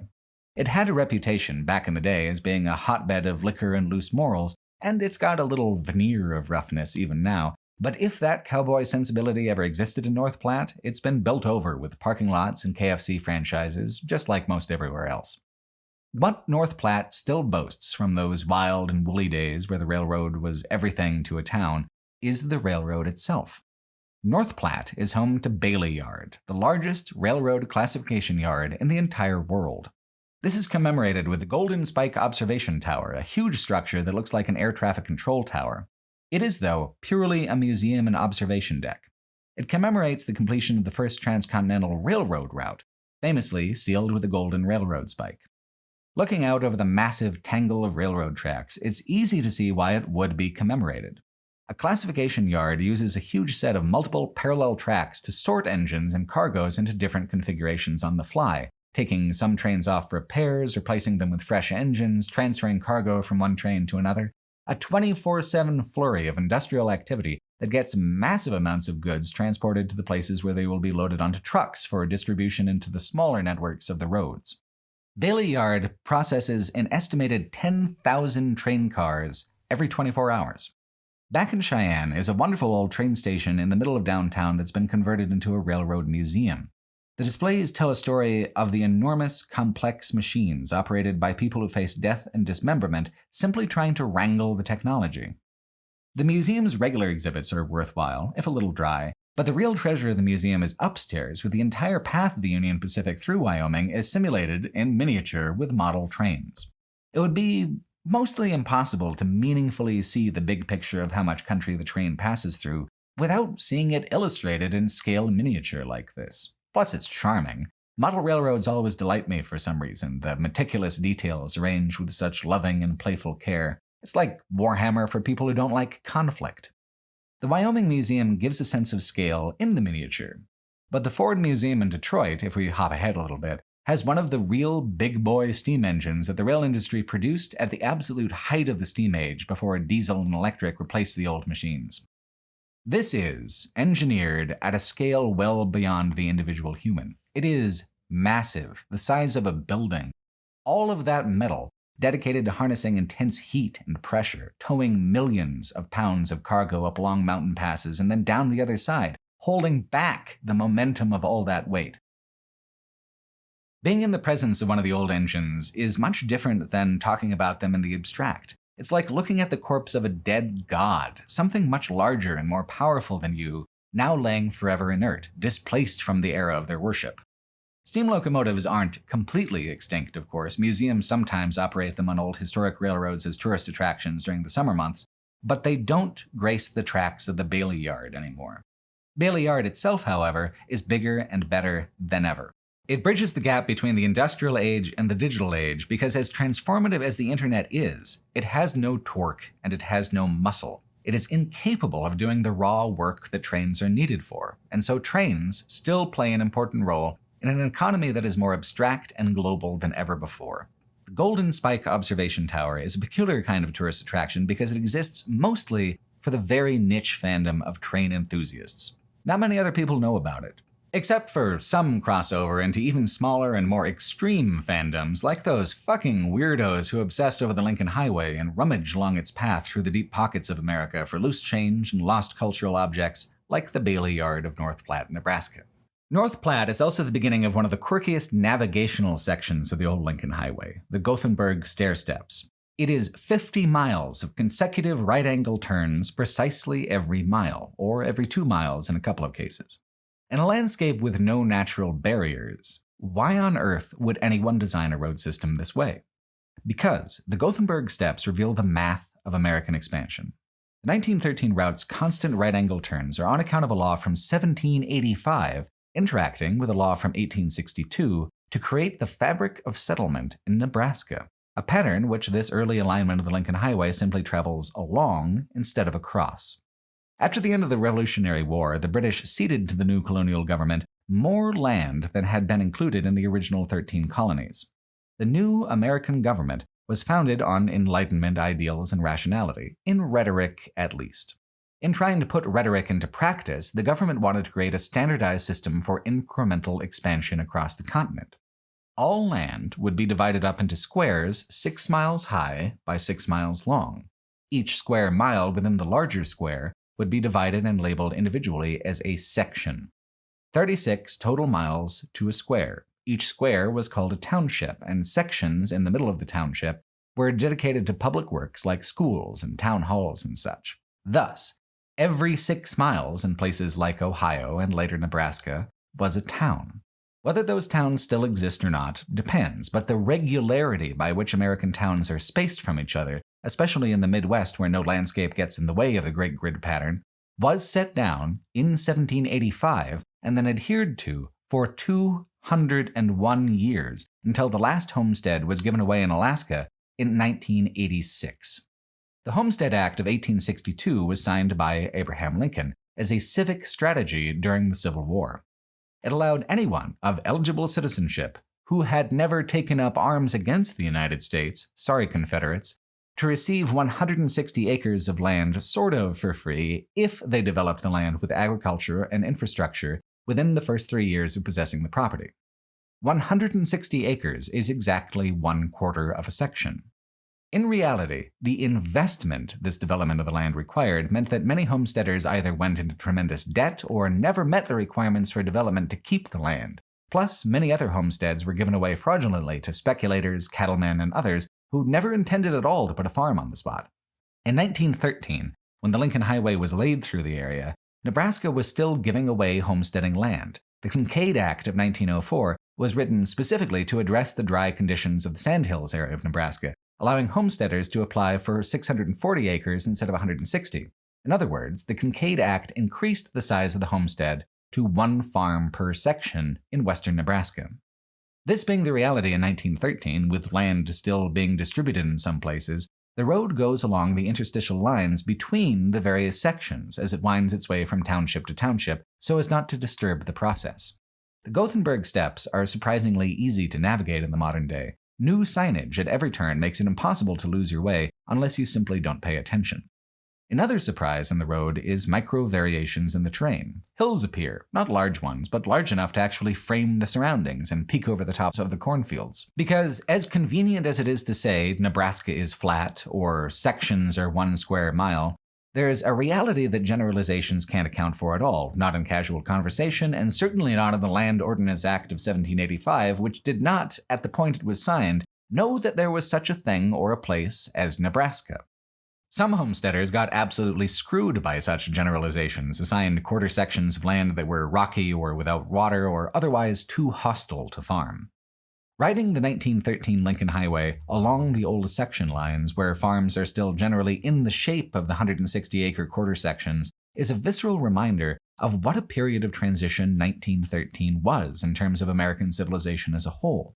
The Wild West was over, but Nebraska was still not fully settled, either literally or figuratively. The Lincoln Highway arrived, but it would be another decade before it saw large amounts of motor traffic, and by the time that traffic came, it would be realigned to a route that just cut across the section lines instead, the work of distributing the West having been completed at that point. If you ask, how was American expansion accomplished? There are a lot of fine and obvious answers, like technological advantage and the lucky timing of industrial inventions solving needs of rapid expansion, or the aggressive and bloodthirsty actions of the U.S. government against the tribes who were here before. But a wild card third answer is that it was geometry that conquered the American West, an abstract grid that was laid down without regard to reality or responsibility, assigning the continent 1/4 section at a time. Which is why, from above, most of anything a person sees of flyover country is squares. Out of all of America's many triumphs in imposing standardized patterns over its wild and immense vastness, the section line is one of the least acknowledged. On the road, it's all right angles and cornfields. In the warm orange glow of sunset, it seems like you could be anywhere or nowhere within the Midwest. You have to zoom out to see the big picture. Within the space of a century, America was created out of the fabric of the plains, deconstructing the original landscape, sewing it back together into a new quilt of industrial agriculture, where what was once an ocean of grass is now as orderly as a calendar on the wall. Motorists following the 1913 route all the way across the country can even visit the point of beginning on the border of Ohio and Pennsylvania outside East Liverpool, where the Lincoln Highway passes the very first section lines ever surveyed and made official. The government's greatest power to change a landscape isn't with bulldozers or bombs. It's the ability to transform nature into squares with the simple stroke of a pen. Something interesting about both the Land Ordinance Act of 1785 and the Homesteading Act of 1862 is that they enshrined a northern method of expansion instead of a southern one. The 1785 ordinance perpetuated a methodology of civic planning that was born out of the tastes, preferences, and beliefs of Protestant New England, spreading one church, one store townships across the face of the continent like a giant bag of spilled marbles. The Homesteading Act was essentially a form of cold warfare against the Confederacy. Southern agricultural expansion depended on slave labor plantations, where enormous tracts of land were owned by singular slave-owning families and worked by numerous slaves. By establishing a pattern where one homesteading family was assigned a moderate 160 acres and expected to manage it personally, reflected the northern pattern of agricultural settlement, where private citizens worked privately owned farmland, mostly for their own benefit. Northern cultural values were being perpetuated by the very shape of the law and how it interacted with the Land Ordinance Act of 1785. If the land was all cut up like that into homesteads, individual owners would have a hell of a time snatching up anywhere near enough connected farmland to continue on using the plantation system. Geometry, again, being used as a weapon, as a way to transform the country culturally, while only ever doing something technically mathematical. Of course, as much as the Homesteading Act was a weapon against the Confederacy, it did nothing to prevent intolerance from spreading along the section lines. In the town of Lexington, the road is paved over one of the Lincoln Highway's most notorious instances of racial violence. Pete Davies in American Road tells the story of the trouble caused when a petty burglar named William Jackson was caught in a stranger's home. The two men chased and caught Jackson, and by the time Officer Whaley arrived on the scene, Jackson had been beaten so badly, or at least pretended to be, said the mistrustful Clipper citizen, that he asked the officer to finish the job of killing him. The officer declined. Meanwhile, the hue and cry had alerted the citizenry, and a mob of 50 or 60 gathered just east of the Lincoln Highway garage. Here stood a few shacks where a group of some 20 black street pavers had been quartered while they worked on the town's roads. Though they had nothing whatsoever to do with William Jackson, these men were now told to leave town without any delay at all. The order to decamp was emphasized by a number of shots through the windows of the house and a fusillade of bricks. In terror, the paving gang fled in their nightclothes down the Lincoln Highway, pursued by several automobiles full of men, some of whom had guns. They hid in fields, they hid in ditches, they hid in a sand pit by some railroad tracks. Most went back to work the next morning, only to be told they'd better not stay another night in Lexington. Promptly, and understandably, they did leave town. Apparently satisfied with this turn of events, the Clipper citizen calmly observed, "Their places have been filled by Mexicans." It seems then that black people didn't just have trouble finding a place to stay on the road, the truth is they weren't even welcome when they were building it. End quote. Brian Butko also touched on the subject in a more general sort of way, writing about writers who wrote the early travelogues. Quote, "Although the highway was named for Lincoln, the great emancipator, a number of memoir writers wrote with words that are no longer acceptable. Beatrice Massey, James Montgomery Flagg, and Bellamy Partridge belittled blacks and Native Americans. Racism is the dark side of roadside nostalgia that rarely lifts its head. After encountering postcards that claim exclusive clientele, it becomes obvious why minorities hold a much less romantic view of the mid-20th century roadside." In his 1965 book, This Is My Country Too, John A. Williams wrote, "I do not believe white travelers have any idea the nerve and courage it requires for a Negro to travel coast to coast in America." End quote. This dark side applies to those titans of industry at the head of the Lincoln Highway Association as much as it does to anyone else. When I said earlier that I would rather not honor Carl G. Fisher, it's because the Lincoln Highway was not his only major project. Carl G. Fisher was also the man who created the entire community of Miami Beach, Florida, and he created it as a whites-only sundown town by design from the ground up. Fisher pioneered not only the highway, but helped pioneer the templates by which banks and local governments could discriminate using the tools of city ordinances and hypocritical lending standards. Carl Fisher, in other words, was one of the early adopters of redlining.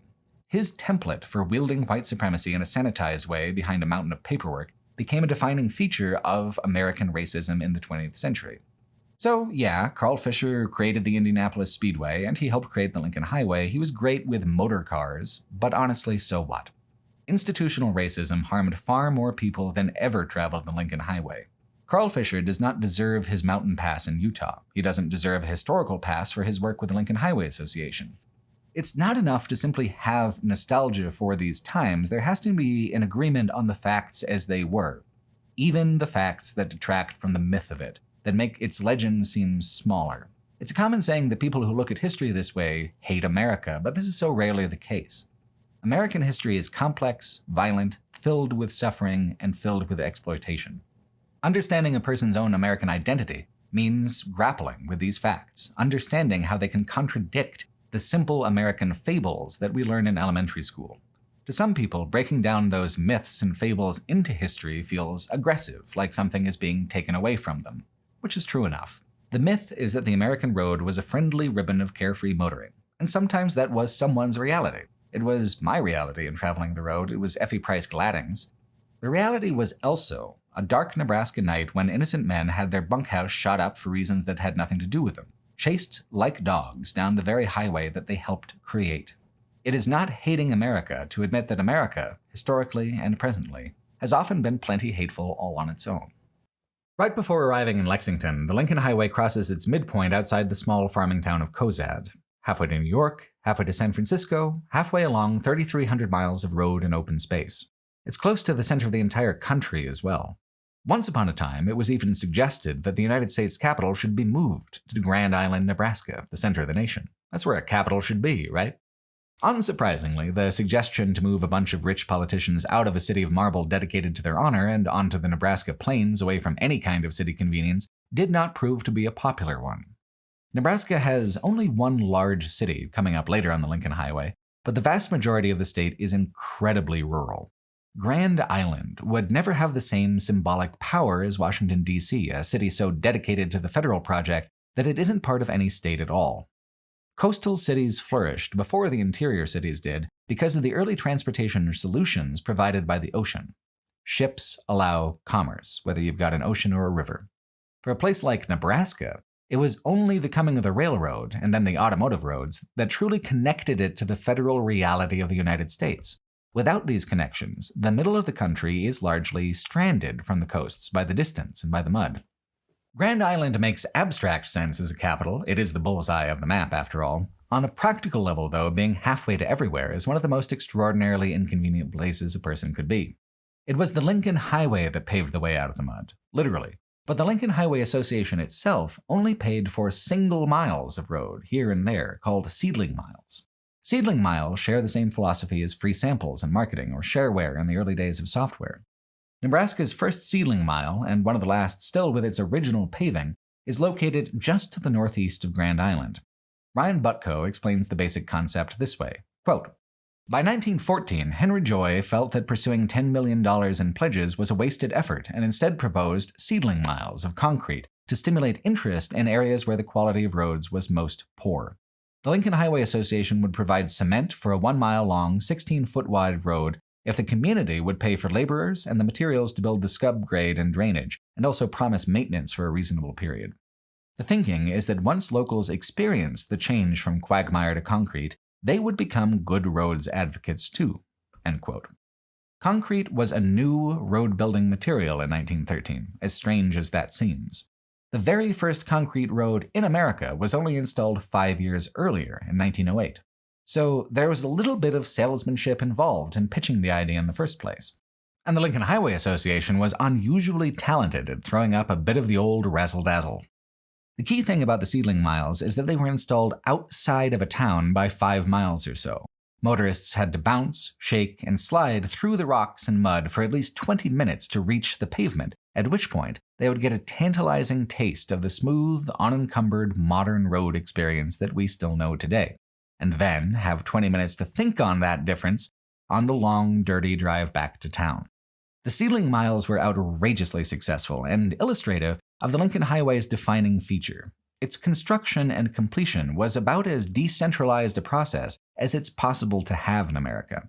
The Lincoln Highway Association spent far less money and far less effort building roads than they spent building enthusiasm for roads, creating a vision that others would actually construct, Tom Sawyering the nation into painting the landscape in concrete and asphalt and brick. Eisenhower's freeways were a much more truly federal project than the Lincoln Highway ever was. The Lincoln Highway is a national road created from a dense profusion of local efforts. It's not simply that it chains together so many main streets, but that each main street along its path agreed to build the road in their own town by their own volition, every one of them. Not always, like with how Utah choked off the Seedling section until it was dead, but nearly every time it was put to an individual community that the time had come to pave over the old dirt, to wage a war on mud and bring themselves into a new age of the automobile, the towns met the challenge. The Seedling Miles didn't exist to change the face of America. They existed to change the minds of individual citizens and voters who would then demand better roads from local government, to incentivize local government to see the wisdom of the Good Roads movement. The Lincoln Highway itself was a seedling highway. From its success, the entire modern American road network was born, grew into what it is today. There are very few identifiable seedling miles left along the Lincoln Highway. But if you really want to see where it all started, where modernity began when it comes to the American road, this is it. This is the old seed from which the entire garden germinated over a century ago. Just passing through Nebraska, it's impossible to get a meaningful impression of what life is like there on a day-to-day basis. But on a surface level, there's an idyllic quality to some of the towns, maybe even most of the towns. Here, the 1913 route in Columbus, Nebraska, not to be confused with Columbus, Ohio, goes through a very long residential section of small houses with two-car garages and stately old trees lining the road. It's every bit the modern Norman Rockwell image of America. The houses are from enough different years and eras that they don't have the corporate cookie-cutter look that so many suburbs in the West have, that I grew up with. It's just a dense, pleasant little neighborhood in a small, pleasant little place. When people use the phrase Middle America, this is what's meant both geographically and architecturally. This is what regular life in America is supposed to look like from a conservative and a traditionalist perspective. 10,000 Christmas movies all pivot on the idea that this kind of living has an authenticity and a spiritual resonance that can never be fulfilled by city living, so fast-moving and self-involved as that is. Which is a weird sort of propaganda that leads to those sorts of political maps that show how real Americans all lean red and all those blue dots on the coastlines don't actually count. What I think the Lincoln Highway illustrates, in contrast, is an understanding of the United States as a union, as a fabric of life cut from many different cloths, where rural Nebraska is actually right down the road from Manhattan if you follow the road long enough. This is real America, absolutely, but not demonstrably more American than anywhere else. The vast scale of the country is what makes it magnificent. The contradictions and complexities are what makes it fascinating. To be prescriptive about what makes a given experience a real American experience seems to me to be missing the point. It's a debate over a fictional idea rather than a way to actually witness the present. Here is downtown Schuyler. Old brick streets, old brick buildings, strange little small businesses that seem to have been locked in a long purgatory between profitability and bankruptcy, never reaching either shore.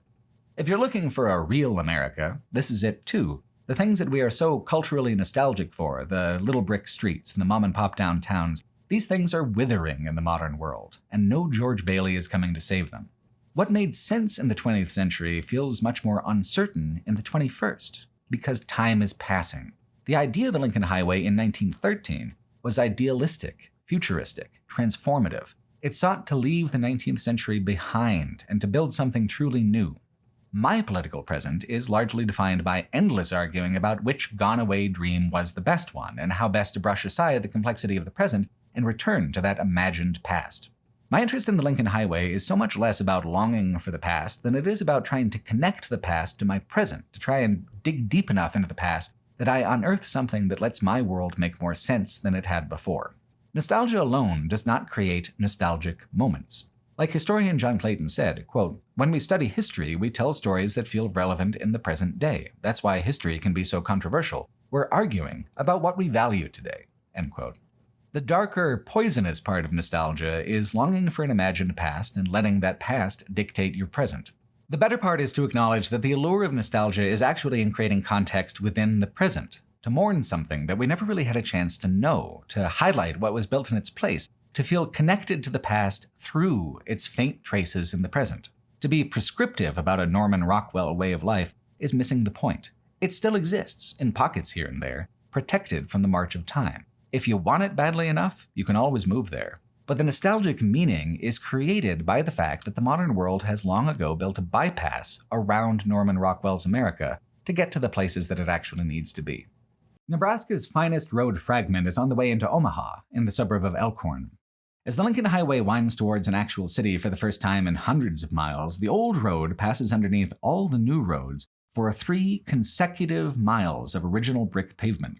It feels like a weird miracle that this road fragment exists at all. In a larger city, surely it would be converted into a bike path or else torn up and decommissioned, or most likely probably repaved. None of that happened. Elkhorn built up its modern roads around the brick, carefully avoiding it, leaving it frozen in time yet still open to vehicle traffic. It's the Lincoln Highway equivalent of rolling out the red carpet for a traveler, showing off a museum-worthy section of the old road that goes on for a shockingly long time.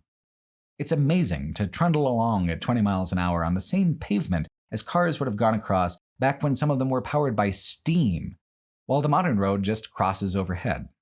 Cars do a lot of wear and tear to a surface. It is unreasonable to think that this stretch of original brick will always be available to vehicle traffic, but for now, it is. An authentic sample of life before concrete here in the digital age. The brick is picturesque, not only frozen in time, but fenced from the modernity around it. It's easy to picture the way the road used to be, easier than nearly anywhere else along the route that isn't just isolated dirt. Yet, when the section ends, the bricks go right up to a stop sign in a suburban car dealership zone, a Nissan dealership here, a Ford dealership there, all gleaming new machines full of computers and GPS systems that have no conception of the old Lincoln Highway, where it was or what it meant. It's only human storytelling that will keep the Lincoln Highway alive. The map software that provides a buffer between most every modern driver and the American road has never been programmed to acknowledge the existence of the Lincoln Highway. Nate and I stayed just across the border with Iowa in Council Bluffs. We walked along the river and took in Omaha's massive downtown. It was kind of surprising to see so many skyscrapers. It is an impressively cosmopolitan city in a lot of ways. Omaha grew along with westward expansion. Once the gateway to the west, the city provisioned untold thousands of settlers and homesteaders and desperados on their way from the border of settled America into the true frontier. Eastbound, coming through Omaha has a less dramatic effect. Not even halfway through the Midwest, the East still a long distance off, Iowa standing as just as much of a blank space in my imagination as Nebraska, it's transitional. Omaha is large and impressive enough to well mark the transition anyway. Omaha and Council Bluffs are even well connected enough to have a dedicated pedestrian-only footbridge across the Missouri River, which was convenient all the way across the river until we tried to actually make it into downtown, at which point Nate and I had to hop 3 fences and hike through a stadium parking lot. But we made it. In downtown, we went to go see the Museum of Shadows, a museum of purportedly paranormal artifacts that has, unfortunately, a rather aggressive no-cameras policy. I don't much believe in that sort of thing, but I was open and curious about the experience. After all, I had made it across Nebraska. Compared to that, how vast could the void between worlds possibly be? It seems unreasonable that a person should be able to drive 500 miles without a significant change of landscape and then have it change all at once in the span of a single river crossing. But all it actually does take is driving into Council Bluffs one way and then out the other side. The landscape suddenly blooms now in color, trees in full fall foliage amongst the corn, hillsides to frame the view, long and pastoral valleys where the farms lie scattered towards a horizon marked by actual texture and elevation. A horizon that seems so much closer than it did in Nebraska, which makes a tremendous difference in the feel of the place. Iowa feels friendly and pleasant in every way.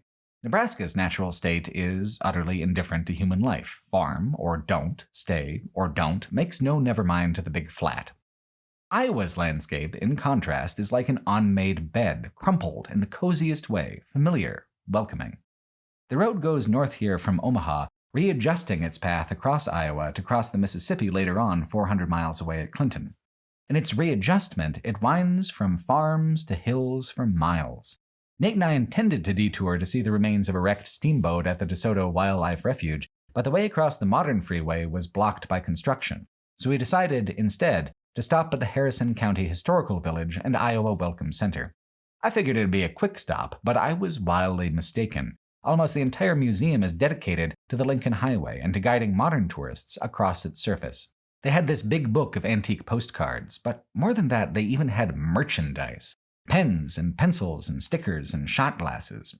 Earlier, in Nebraska, we had visited the offices of the modern Lincoln Highway Association, conveniently located across the street from a decorative war tank. The offices were extremely barren, just a few scraps of furniture and stray detritus. Closed, of course, just a peek in through the window. As much as Nebraska loved the Lincoln, it is not enough to support a whole store or gift shop out there. Iowa's different. As travelers on the Lincoln Highway, we got a true Iowa welcome. We were given samples of cherry juice and a whole glossy magazine about the Lincoln Highway through the state. The way this modern glossy guide was actually mostly local advertisements is perfectly in keeping with the original Lincoln Highway guides, which even in their reprints are chock full of vintage salesmanship and advertisements. In back of the museum, there's a playground themed after the Lincoln Highway to try to even get kids thinking about the roads and where they came from. It clearly isn't meant to resemble the highway's actual path, but some kids can get fired up about that stuff pretty easily. I remember my dad telling me about the old Burma shave signs and some of the ones he remembered, so it's cool to see ones here that are trying to pass down that thing to another generation or two, even if only as childhood trivia. The meaning I took from my dad's stories about the Burma shave signs was more about connecting to him through time than as just a factoid.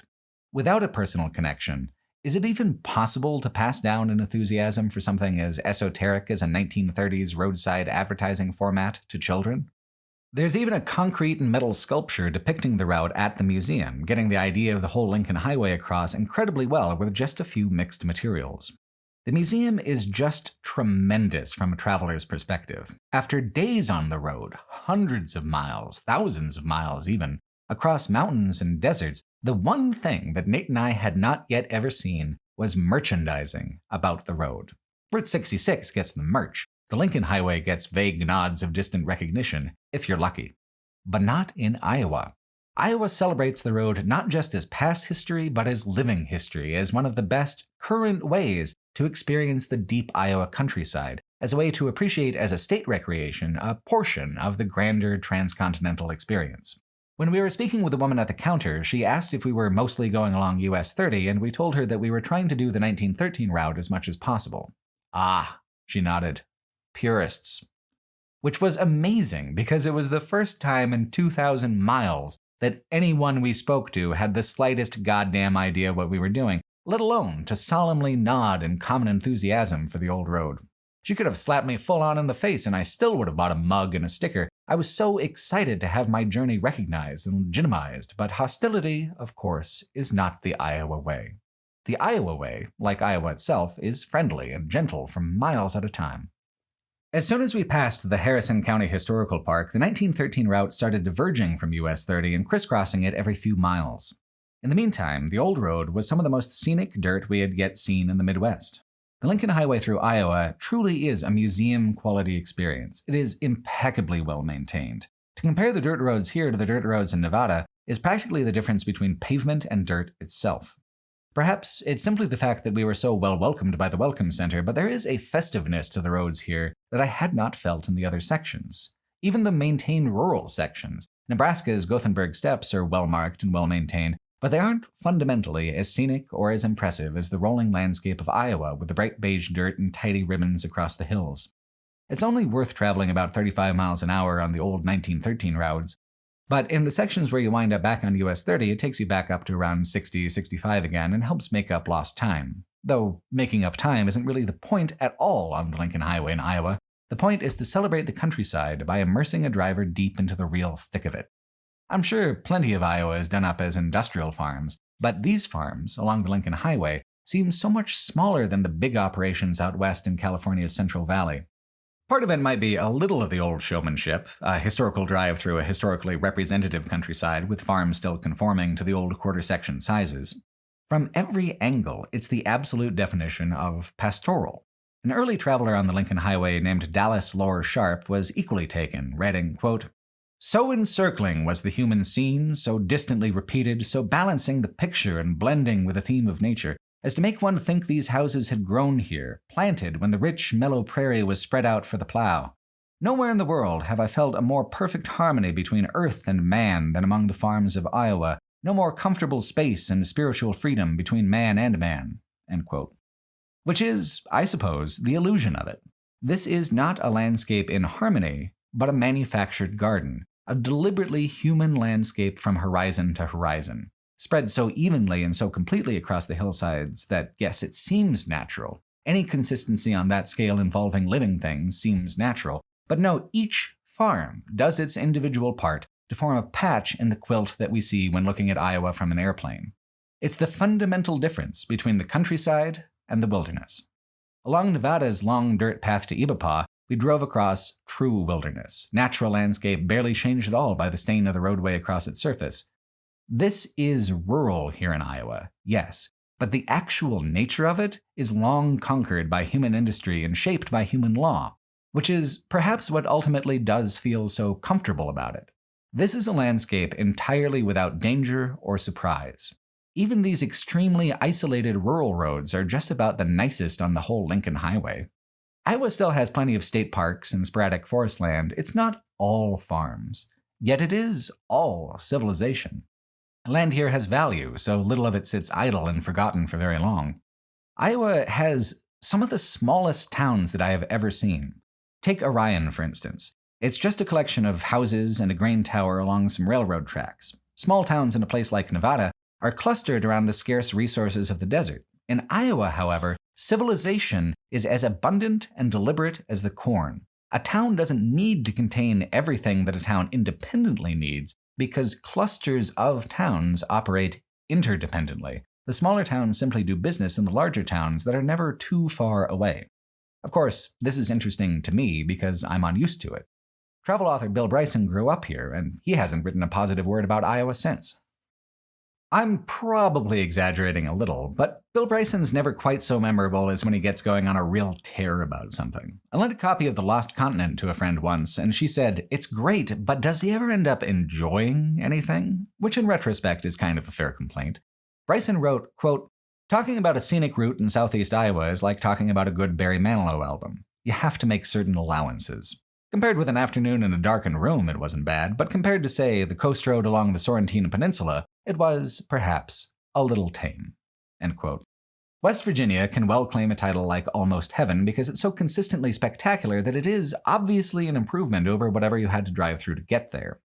Iowa, instead, has to muddle along as purgatory, but nice.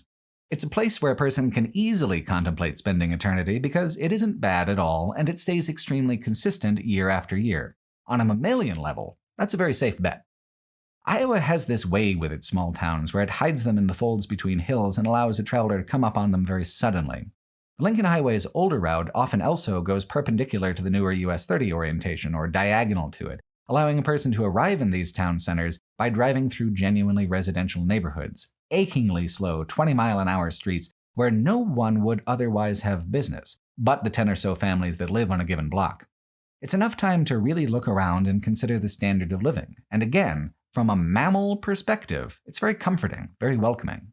Houses have a lot of lawn. You get a good amount of space. You probably get some trees. You might even get a shed. Some people live their whole lives in less space than an Iowa quarter section. Water, plants, room, all a human animal really needs, Iowa has. Except maintaining all of this manicured, housebroken nature is a hell of a lot of work that occupies most of everyone's time, and the work is largely tedious. There's not much else to do in Iowa besides work, drink, or look up at the sky and wonder if, perhaps, in settling in Iowa, you settled for too little. What's good for a deer, lots of grass, lots of sun, a lack of natural predators, isn't really good for an animal that gets bored. Religion here in Iowa is extremely popular, and if I had to guess the reason why, I would guess it's largely on account of the landscape. Iowa well answers the basic questions of survival, so it equally well provokes the next set of questions, like why am I here? What does it all mean? All those classic chestnuts, and then just leaves you hanging completely. It could mean anything, or nothing, which is both frightening and the fundamental condition of the universe, but the problem with Iowa is that it gives a person no alternative to confronting it. Nebraska, to me, more or less proves that the universe is fundamentally indifferent, but Iowa is pleasant enough to perhaps suggest some kind of benevolent creator. And in some towns along the Lincoln Highway, you can see the monuments to the higher heavens sticking up off the prairie from miles away. This is Jefferson, Iowa. We already took a look at the Lincoln Highway sidewalk art in town, but that isn't really the draw of the place. Instead, Jefferson is home to the Mahoney Bell Tower, one of the few modern Carillon bell towers in the world. A carillon bell is a minimum of 23 bells connected to some kind of keys so that the bells can be played as a building-sized instrument. This tower has 32 bells. Culturally, this is a very strange object in many ways. Historically, carillon bells are 16th century objects that are kind of like a utilitarian civic artwork. Bells were used then to communicate all sorts of public information, and having such a complicated array of bells allowed them to express themselves complexly and beautifully compared to a single brassy dong. However, as civic objects, they've been outdated and out of fashion since the 1700s. And usually, back then, they were attached to a larger church or something. This single carillon spire is the specific, inscrutable dying wish of a man who had a brain hemorrhage one afternoon in Palm Beach, Florida, during the spring of 1947. Floyd Mahoney put it in his will that it was his desire that his fortune be committed to the tower's construction, along with some other more mundane investment like the money to put an elevator in the town courthouse.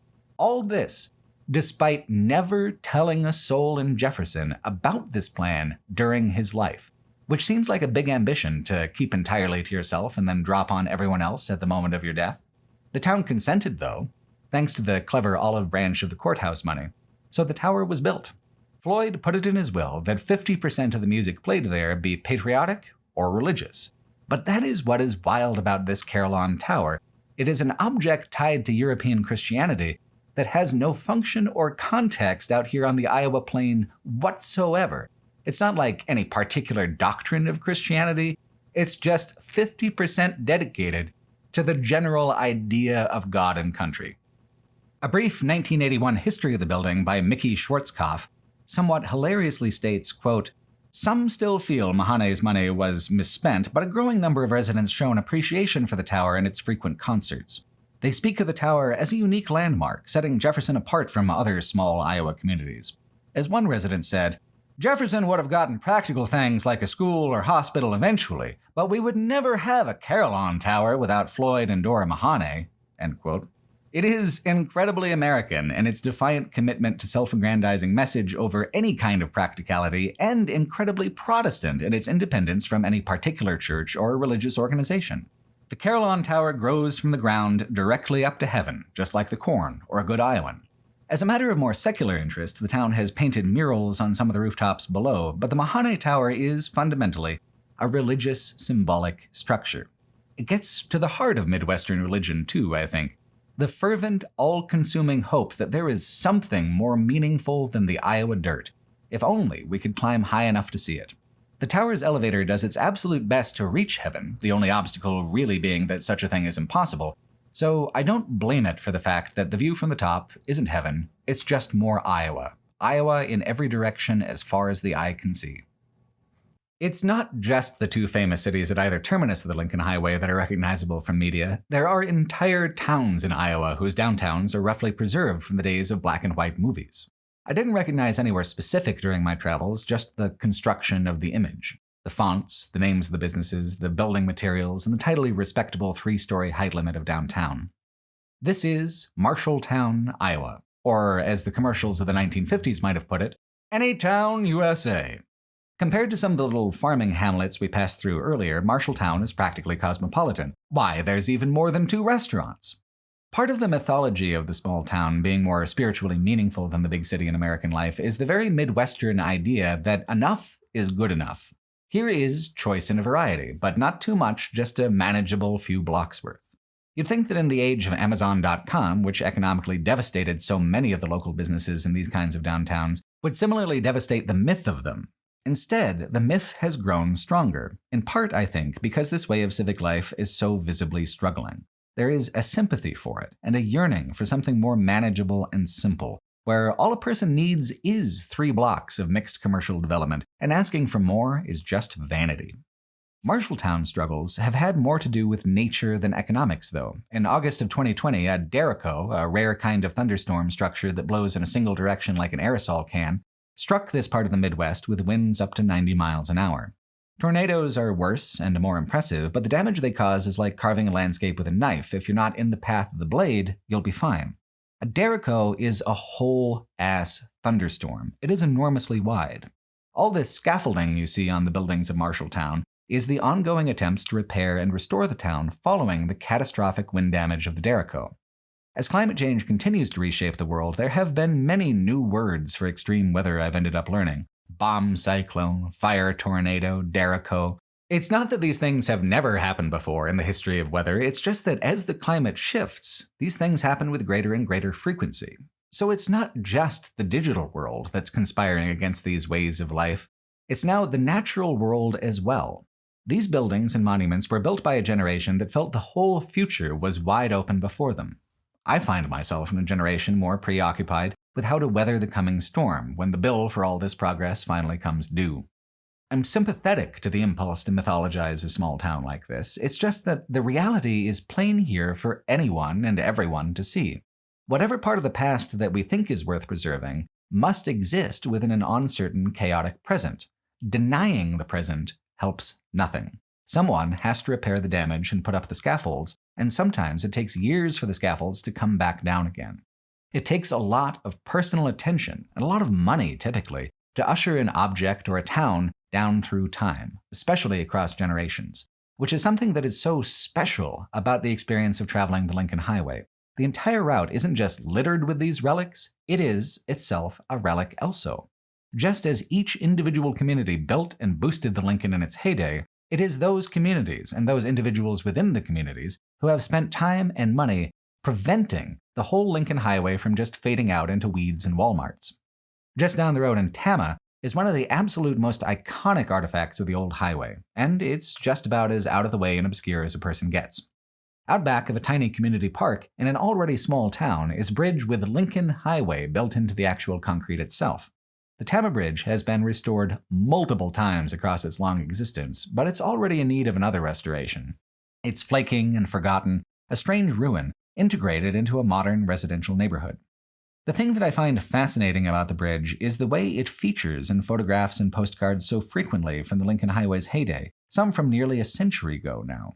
It was built with nothing at all nearby it. It stands alone in the old photos, waiting in anticipation for America to grow along the trellis provided by the highway. And the country did grow. It just grew in a way that left the highway and the bridge far behind. The bridge could never handle a high volume of modern traffic anyway. The comings and goings of a small neighborhood are all it can really take. In another few years, perhaps the local Boy Scout troop will take pity on the poor thing and paint it up again, like they did before. It doesn't matter if it's a tiny bridge or a whole historic downtown, the past must periodically be rebuilt to survive in the present, which is why most of everything about the past is eventually carried away out of sight by the raging river of time. Sometimes that current sweeps us away when we're least prepared and least expecting it. All four major histories of the Lincoln Highway, Hokinson's, Butko's, Davies, and the Two Michaels, tell the story of how General Secretary for the Lincoln Highway Association Henry Osterman died. And I'll tell it to you again here because there is an irresistible, almost Grecian irony in the way everything panned out. Back in the day, there was practically no one alive who had done the Lincoln Highway crossing more than Henry Osterman. He did it at least 20 times, even attempting parts of the route in 1908 before it was even official. When the U.S. Army Convoy of 1919 rolled out, it was Osterman in his gleaming white Packard that led the entire massive parade across the continent. He almost didn't, though, because just before the convoy left, his wife died. He decided to drown his sorrows in work and join the convoy anyway. Sorrows that didn't prove to be drowning depth exactly anyway. The convoy didn't make it more than a dozen miles into Ohio before he met Sarah Sims, who Osterman would return to Ohio to marry as soon as the convoy concluded. Henry Osterman was at the beginning of a brand new second start in life, the peak of his career, nationally respected and lauded, in the honeymoon phase of an exciting new relationship. Here in Tama, Iowa, on June 7, 1920, Osterman and Sims were making his 21st crossing of the highway. They had dinner with a local bigwig, then Osterman says to his wife, "Hey, I got these papers to deliver just up the road. Why don't you stay here? I'll be back in a jiff." And why not? No one was more qualified to be on that road. No one was more veteran than one of the men who had designed the damn thing. He went to Marshalltown from Tama. He must have even crossed that little bridge on the way out of town since the bridge was built in 1915. He delivered the papers and decided to drive right back that same night to meet with his new wife. Pete Davies describes the fateful moment like this, quote, "At first light, shortly after 4 in the morning, 6 miles east of Tama by the town of Montour, He pulled to overtake a slower car. He was traveling at 40, maybe 50 miles an hour. There had lately been roadwork at this spot. In soft earth along the edge of the grade, Osterman lost control, skidded 200 feet, rolled twice, and was killed instantly as his head was crushed between the ground and the steering wheel. His face was so badly mutilated as to be unrecognizable. Sarah took his body back to East Liverpool for burial at Riverview Cemetery. They had been married for 7 months. End quote.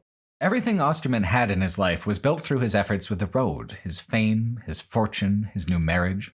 Without Osterman, the Lincoln Highway may not have even succeeded the way that it did.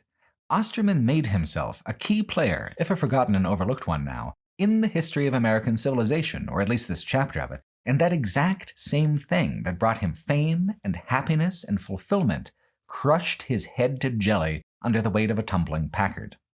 The world he built, that built him in return, claimed him.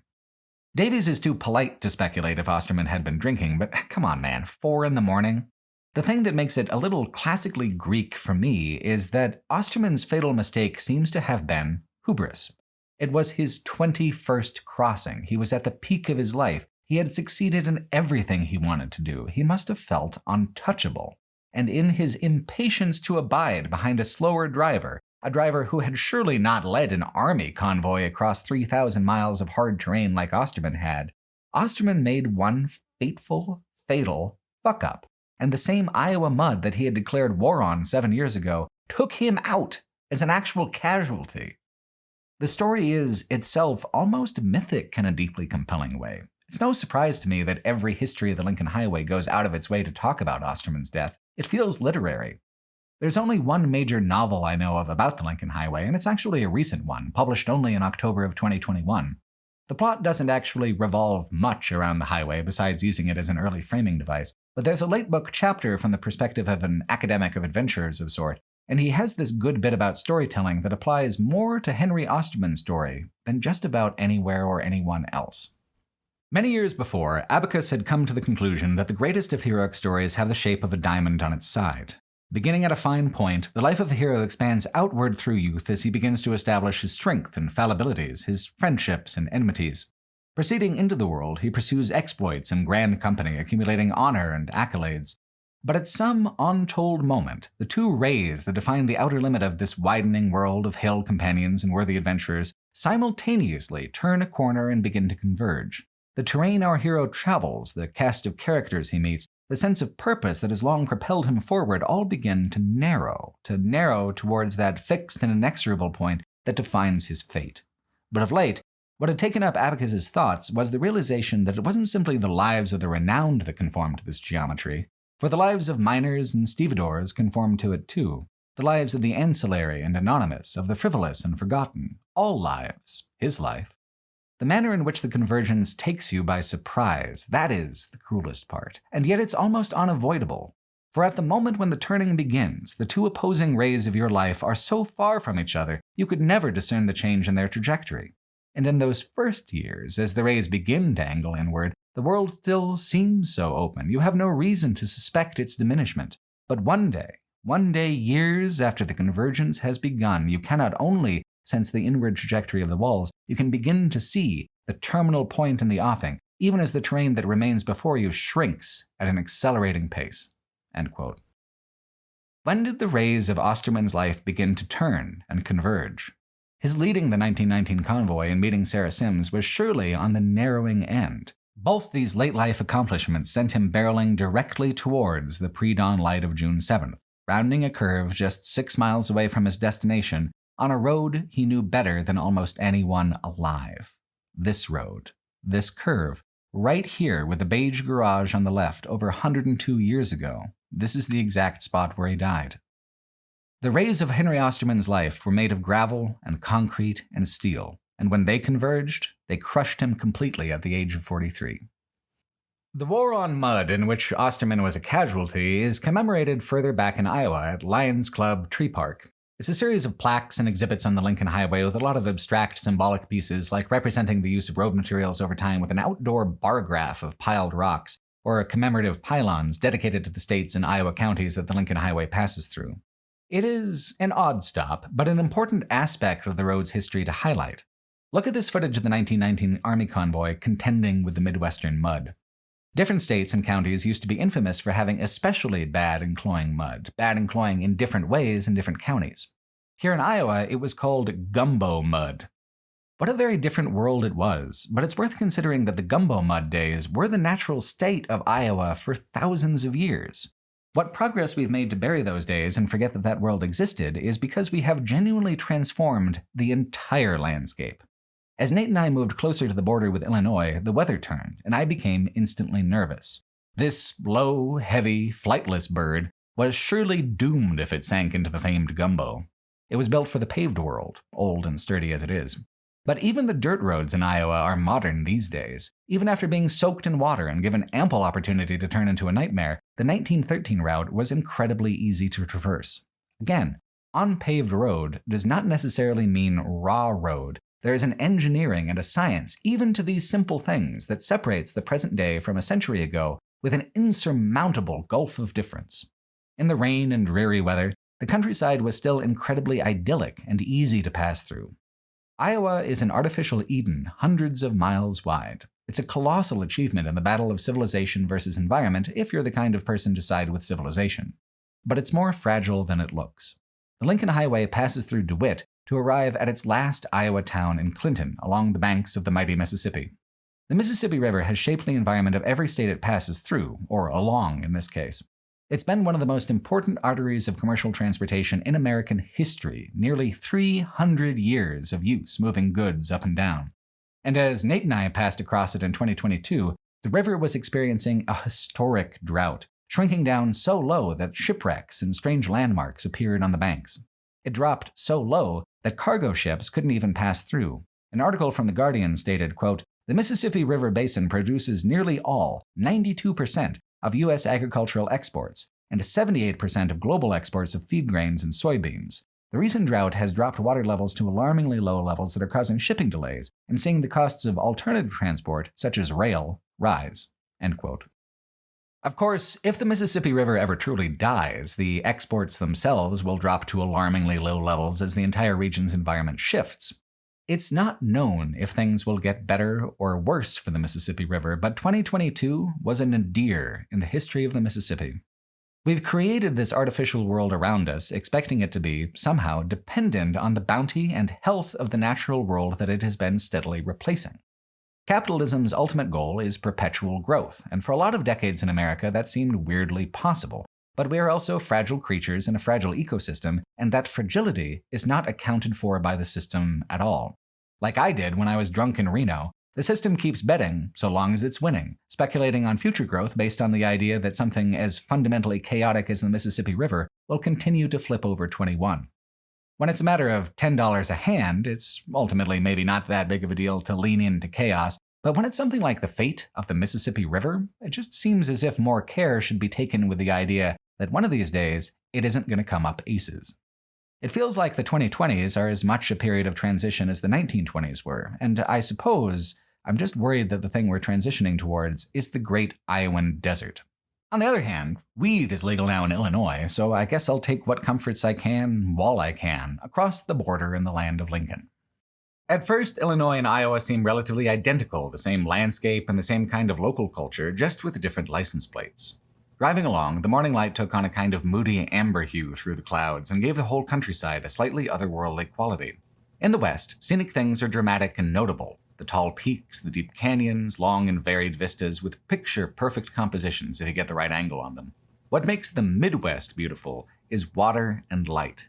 As the day changes, as the weather changes, it bathes everything in a wide variety of colors and moods. Midwestern sunsets are amazing. The best sunset I ever saw in my life was in the Oklahoma Panhandle when my wife and I were having our own extended honeymoon. Nothing makes you feel quite like a small dot on a spinning ball in the middle of a wide-open universe like the flatness of the Midwest. It feels as if the Earth could spin just a little bit faster and everything would come tumbling right off, all the plows and pickup trucks and puppy dogs alike. Instead, though, the closer a person drives to Chicago, the bigger the towns get. Civilization radiates outward from the big city, and the grid pattern becomes less and less apparent as it's swallowed by more contemporary sprawl. These rural Illinois towns begin to change character from their Iowa counterparts rather quickly once you get close to Chicago. In Sterling, Illinois, the improbable birthtown of both fantasy author Terry Brooks and former REO Speedwagon frontman Michael Bryan Murphy, the town feels both larger and much rougher than the farming towns of Iowa. The houses are large and grand, but visibly distressed and old, artifacts of a more prosperous age. There's a mural of the presidents going into the extremely limited downtown area, but it can't add much of a patriotic zest to a series of storefronts that look like they see approximately 5 customers a day, including weekends. Up the road is Dixon, a town that looks like it was also pretty pleasant back in the day, but not so much recently. A tacky, cheap red digital billboard dominates the downtown skyline. There's an old commemorative arch above the main drag, but it looks tired. Dixon was once Ronald Reagan's hometown. He spent a lot of his life here. Ironic, perhaps, that the era of unrestrained corporatism that he heralded has so diminished the shine of this place that he once cherished. It was in Reagan's era that the specific character of my world began to take shape, the interchangeable anonymous landscape of Walgreens and Taco Bells. It's hard to track that change down to a particular moment or place. Some institutions of modern life, though, can absolutely be traced back to a single point of origin. In Rochelle, Illinois, you can visit, for example, the first full-time dedicated gas station ever put along the Illinois section of the Lincoln Highway, all the way back in 1918. It was restored in 2001 and is apparently open weekends as a visitor center and gift shop, though it was completely empty when I was there. The pump looks antique and exotic, but the concept is obviously very familiar. It's surrounded by 4 commemorative Lincoln Highway posts, just like we've been seeing all trip long. Although the pump was obviously not selling gasoline, it still felt kind of amazing to be parked on top of so many layers of automotive history. This gesture of parking by the pump has been performed here for 104 years now in this exact spot. It's hard to find anything to do with cars that has such a consistent history as that. Growing up as an American, history happens so quickly. A single person could have been born during the Civil War and died watching a color television. Younger folks would already consider me ancient for having grown up with a landline phone and a VCR. There's a joke in the movie Spaceballs where, to figure out where the heroes have gone, the villains watch the home cassette version of the movie and fast forward to find out what happens, but get into an argument about where to stop the tape. "We're at now," the henchman tries to explain. That's essentially the dominant American cultural experience. Even for things that seem important, you don't seem allowed to dwell on them. It's on to the next thing right away, even if the new thing seems extremely frivolous or petty. Now? What happened to then? We passed it. When? Just now. That essentially describes my entire relationship with the passage of time since what feels like about 2014 or so. Being out in the Iowa countryside genuinely does feel like traveling into the past, out into a pastoral moment frozen in time. The false nature and gentle landscape are just about the most offline, pleasant thing that a person could ever ask for. Chicago approaches, and the modern sprawl starts crowding everything out again in Illinois, and it's easy to get frustrated about it. I had been driving through an extremely pleasant illusion, and Illinois is rude enough to pop that bubble and remind me that I actually live in a world that's mostly parking lots and the same 24 stores repeated ad nauseum. An old Cold War line of thought goes that the supermarket was the best, most shining example of how capitalism will always triumph over communism, with a bountiful freedom of choice. But for what it's worth in 2022, it sure seems like a lot of places in America only have a bountiful freedom of choice between the Dollar General or the Family Dollar. I honestly agree that the long downtown strip of independently owned businesses is one of the most charming, enjoyable features of American life, but that's not exactly the world we live in anymore. Part of the fantasy of the rural areas that make them seem so idyllic is that sometimes they hide this present very well. The truth is just depressing when you have to drive back into it. In Joliet, Illinois, one of the largest Chicago satellite communities, the Lincoln Highway and Route 66 actually intersect each other. Twice, once as Route 66's original configuration and again as the newer configuration. Part of me has always wanted to do Route 66 because it's, the classic one, the one everyone talks about, but that's also what sent me away from it and onto the Lincoln Highway instead as someone who's trying to make nonfiction about it. The symbols and meaning of Route 66 are well known, well established, and well understood. The era of the road that everyone idolizes for Route 66 is the era of the mid-century roadside billboard culture, where neon ruled the night and Burma shave ruled the day. Just as the byways became freeways, these motels and burger joints that are so central to Route 66 nostalgia are still with us, and the strip mall is itself a legacy of that. I don't find the same meaning in that sort of nostalgia. I know part of the appeal of Route 66 is also reaching back to an earlier era and connecting with history, and the fragments of history that are still tangible. But to me, the 1950s are plenty tangible already. I have not only seen hundreds of movies about the 1950s, I've seen plenty of movies from the 1950s. It is an era that is, in a lot of ways, very accessible. The 1950s is the earliest decade in which the present largely resembles the past. The violence and hardships of the 1940s, and accelerating every decade backwards from there, are harder and harder to picture and relate to. Maybe that is the popularity of Route 66. It doesn't require doing any kind of research to contextualize it. Its history is self-evident and self-explanatory.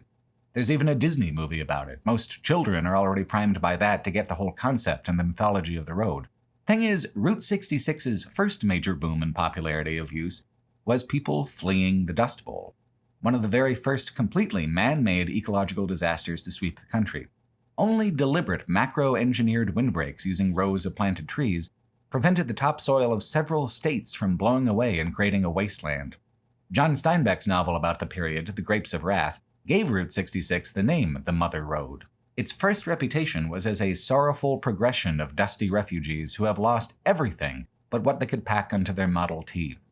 Only later did the songs and the romance of the road come, the get your kicks on 66 era. In the post-war prosperity following World War II, the most direct road out of the Dust Bowl also became the most direct road for people from the East and Midwest to visit the Grand Canyon or Los Angeles. Recreation became the road's reason for being. That's the era that people are nostalgic for. The boom years, the good times. Not the years of suffering and hardship that characterized the road in the 20s and 30s, which is where Route 66 and the Lincoln Highway intersect historically. Route 66 was the American reality at the time: desperation, poverty, disaster, uncertainty. The Lincoln Highway was, comparatively, removed from its present, financed by money from Packard, Goodyear, concrete manufacturers, a whole host of newly booming industries that were spurred on by the popularity and increasing necessity of the automobile. The Great Depression didn't touch the Lincoln Highway the same way it became so vividly intertwined with the history of Route 66. In Route 66's consumerist heyday, Packard itself was dead and gone, and the Lincoln Highway already largely forgotten. The Lincoln Highway and Route 66 don't even compete for nostalgia within the same basic historic categories. But they do intersect, both in time and on the streets of downtown Joliet, Illinois. The Lincoln Highway actually avoids Chicago and always has. Even back in 1913, the city was so large and busy that it was preferable to bypass it rather than add it to the list of main streets. So that's what I did too. There are some things that I wanted to see in the city, but the thing about the Midwest is that the monotony of it is mitigated by the scenery and the ability to make good progress in the warm sunshine of its lightly trafficked roads. To be stuck in traffic instead, with nothing to look at but stoplights and strip malls for actual hours at a time, ran down my patience with Illinois like nothing else, and Nate was struggling with it too. We decided we wanted to just punch through to the other side of the metro region, but there was some sort of major traffic snarl on the Indiana border and the weather started to turn. It was even getting dark. So we made the biggest compromise of the trip, one which I now really kind of have come to regret. I originally wanted to go to Detroit and pick back up right where I had left off, but Nate and I had lost a couple days to car repairs in Ely and Omaha, and he had to be back to work on the 23rd come hell or high water, so if we wanted to see the finish line together, something needed to be cut. We decided to abandon Indiana and go directly to Detroit, and then reconnect with the Lincoln Highway at Lima, Ohio, with the understanding that I would redo the miles backwards on my own solo return trip. My immediate punishment for this transgression against the route was having to be on Interstate 94. What I should have, but didn't anticipate, was being out of time and out of money on my return trip as well. I got back to Oregon with $38 to my name, and only because I abandoned my plans to do the 1913 route through Indiana. Instead, I drove the modern US 30, the final generation route, and it just wasn't scenic or satisfying. So my advice for your own travels is to leave as much slack as possible in your schedule, because if you have to pull in that slack from somewhere else in the trip, you might have to make some frustrating cuts. It was absolutely pissing rain the day that Nate and I drove into Michigan, and Indiana on my return trip was much the same. But I got very lucky with a break in the weather on the one Indiana stop that I absolutely refused to miss: Chicago's own local national park, Indiana Dunes National Park. If you've never heard of it, that's understandable because it's only been a national park since 2019. The Indiana Dunes have been a touchpoint for Midwestern ecological conservation movements since the time of the Lincoln Highway, though. The first attempt to establish the dunes as a national park was in 1916, and Indiana legislated a section of them to be protected as a state park when the national park thing failed. that now still operates as a separate park within a park to this day. Early on, it was the plants and the floral biodiversity that was the focus, but since then, the shoreline itself has been another major focus of conservation. It is a very strange landscape. There are parts of the park where the dunes are more bare, but in the eastern part of the park, the sandy landscape was covered with a surprising amount of trees and foliage, all of which was dead of winter in the November cold of my return trip. The combination is surreal: deep, soft sand to walk on, across trails through a stubby and crooked little forest. The first vista on the trail I took overlooked a kind of coastal bog environment. Indiana, for the most part, is the same kind of Midwest as Illinois is. Again, the distinction is mostly political and not natural, except for here at the Indiana Dunes. This is a fascinating, very unique place. Having grown up in Southern California, I'm used to beaches, but having a beach to visit hung between the coasts like this is kind of surreal. It's a narrow, stark little shoreline. It's not well visible in the footage, but to the far west, the eye can make out the tall skyscrapers of Chicago, and then, to the east, the raw coastline and occasional industry. Which is also disorienting to a coastal person, having the shoreline face north, looking up into the bowl of Lake Michigan. More of an inland sea than a lake, really.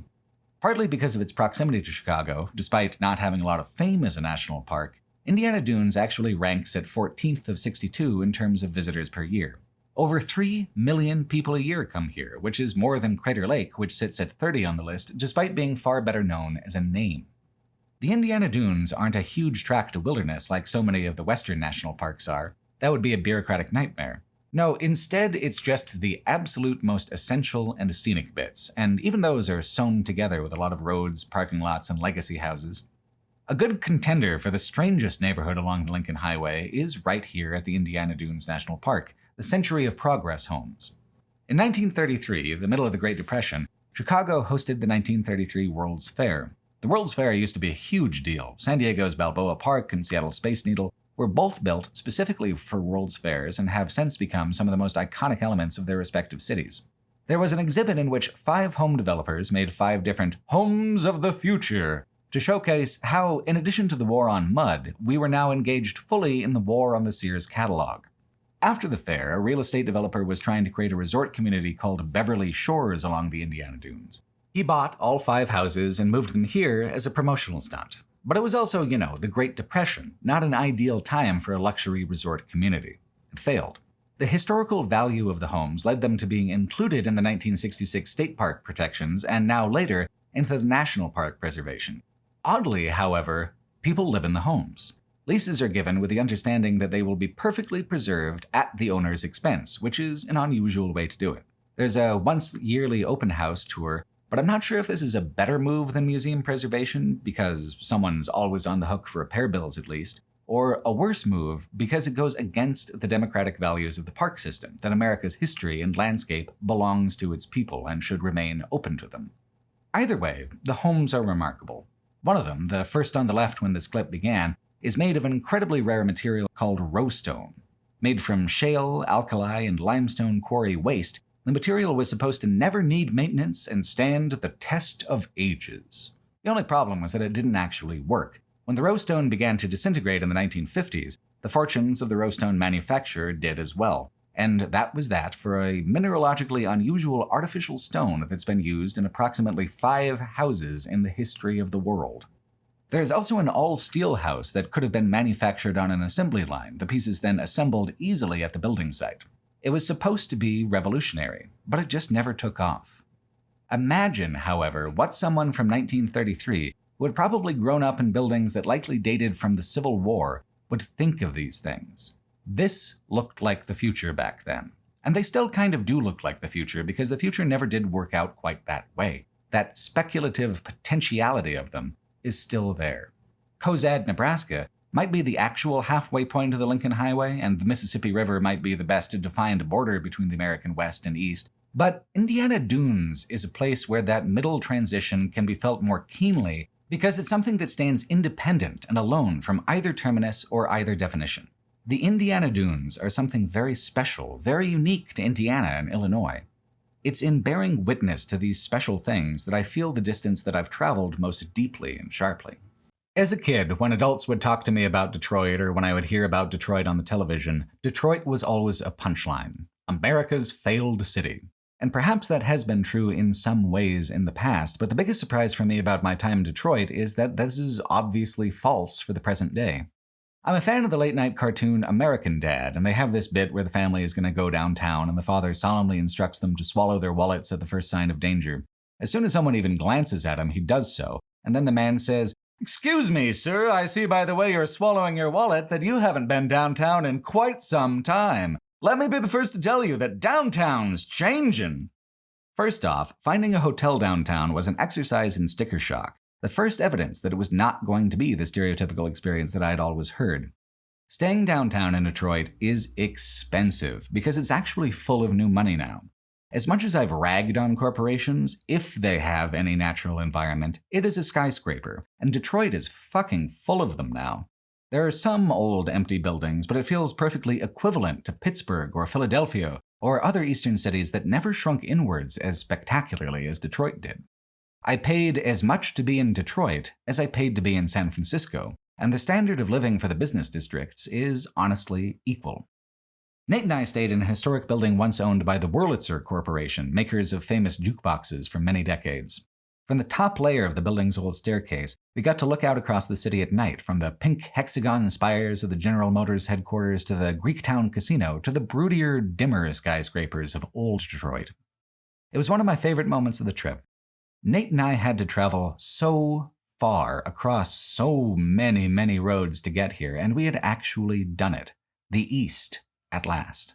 We had returned the Thunderbird to the city of its birth, an unlikely automotive pilgrimage that most old Fords never get the chance to make. In the morning, walking around downtown, and at night as we were bar hopping, I had this insatiable appetite for the sights and sounds of Detroit. Detroit is such an interesting, dynamic, layered place.